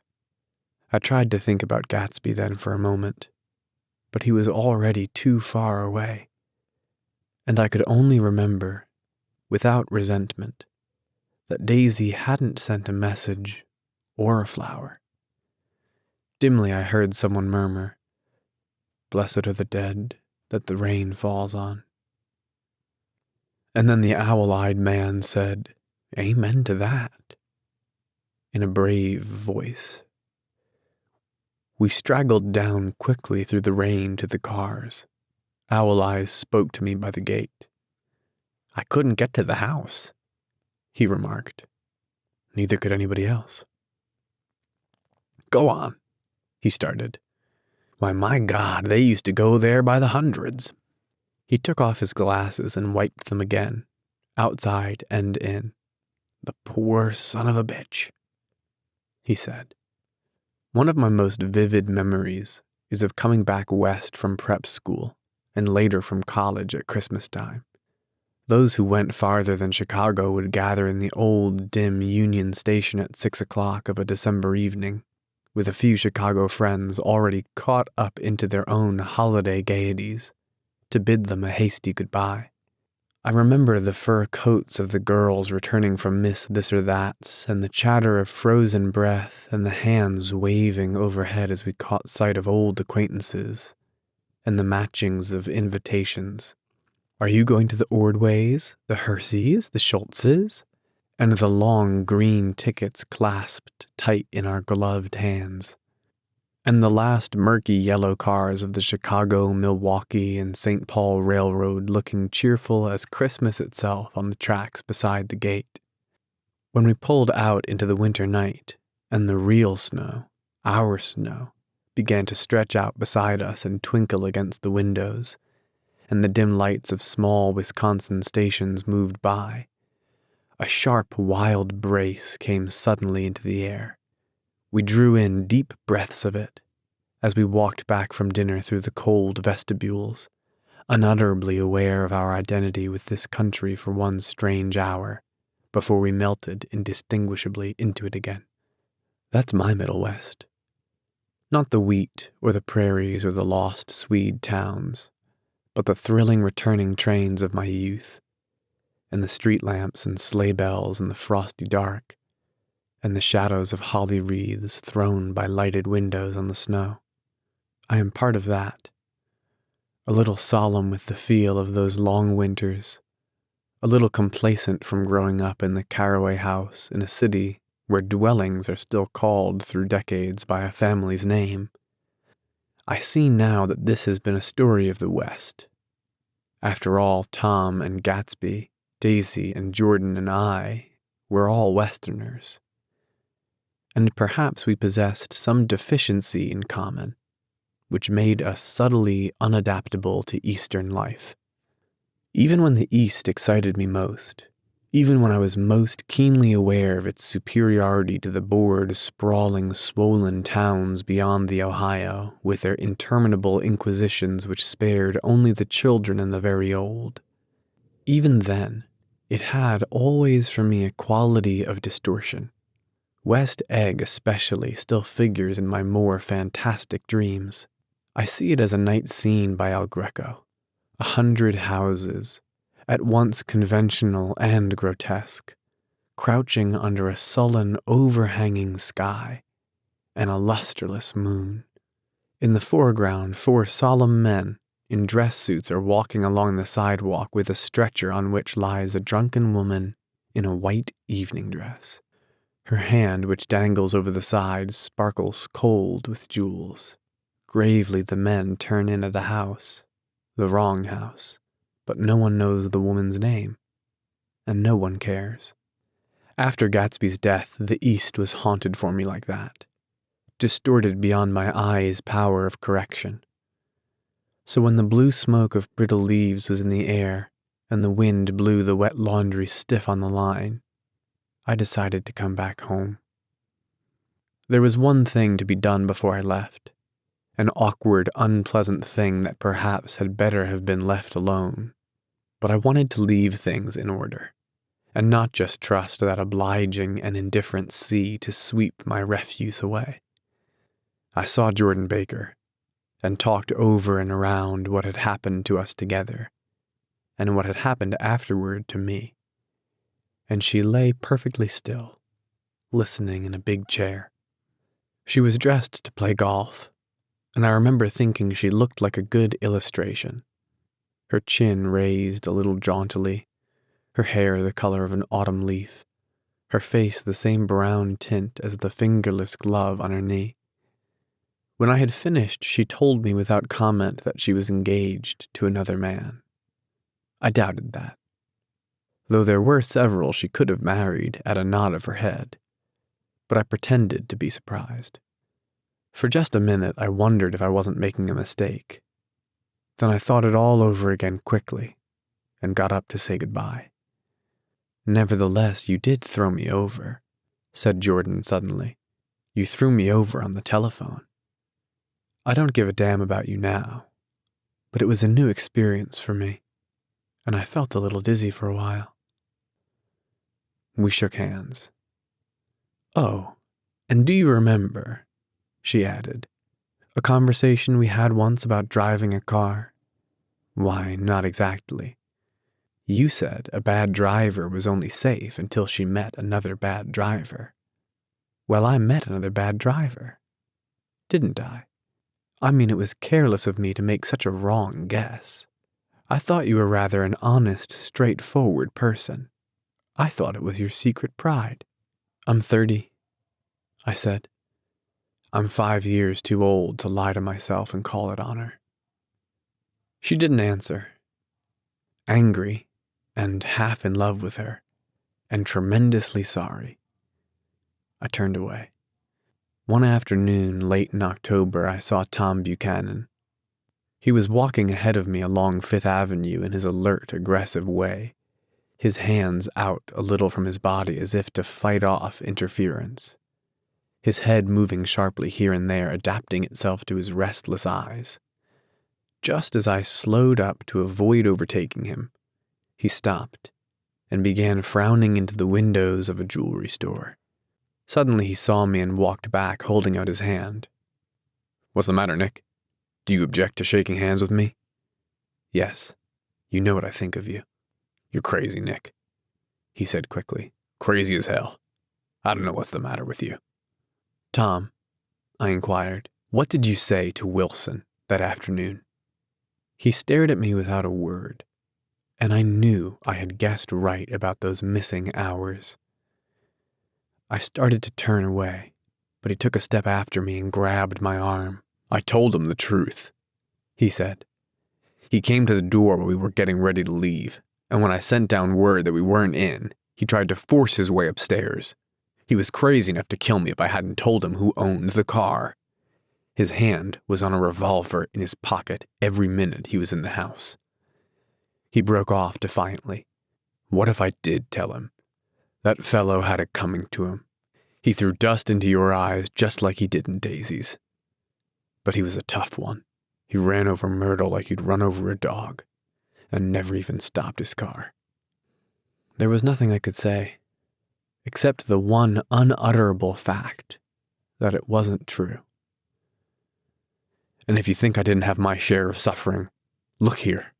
When I went to give up that flat and saw that damn box of dog biscuits sitting there on the sideboard, I sat down and cried like a baby. By God, it was awful. I couldn't forgive him or like him, but I saw that what he had done was, to him, entirely justified. It was all very careless and confused. They were careless people, Tom and Daisy. They smashed up things and creatures and then retreated back into their money and their vast carelessness, or whatever it was that kept them together, and let other people clean up the mess they had made. I shook hands with him. It seemed silly not to, for I felt suddenly as though I were talking to a child. Then he went into the jewelry store to buy a pearl necklace, or perhaps only a pair of cuff buttons, rid of my provincial squeamishness forever. Gatsby's house was still empty when I left. The grass on his lawn had grown as long as mine. One of the taxi drivers in the village never took a fare past the entrance gate without stopping for a minute and pointing inside. Perhaps it was he who drove Daisy and Gatsby over to East Egg the night of the accident. And perhaps he had made a story about it all his own. I didn't want to hear it, and I avoided him when I got off the train.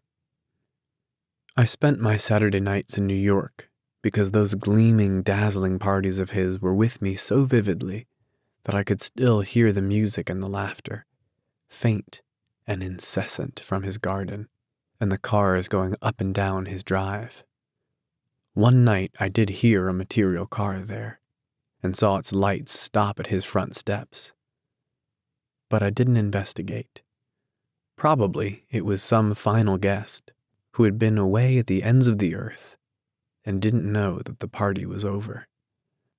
On the last night, with my trunk packed and my car sold to the grocer, I went over and looked at that huge, incoherent failure of a house once more.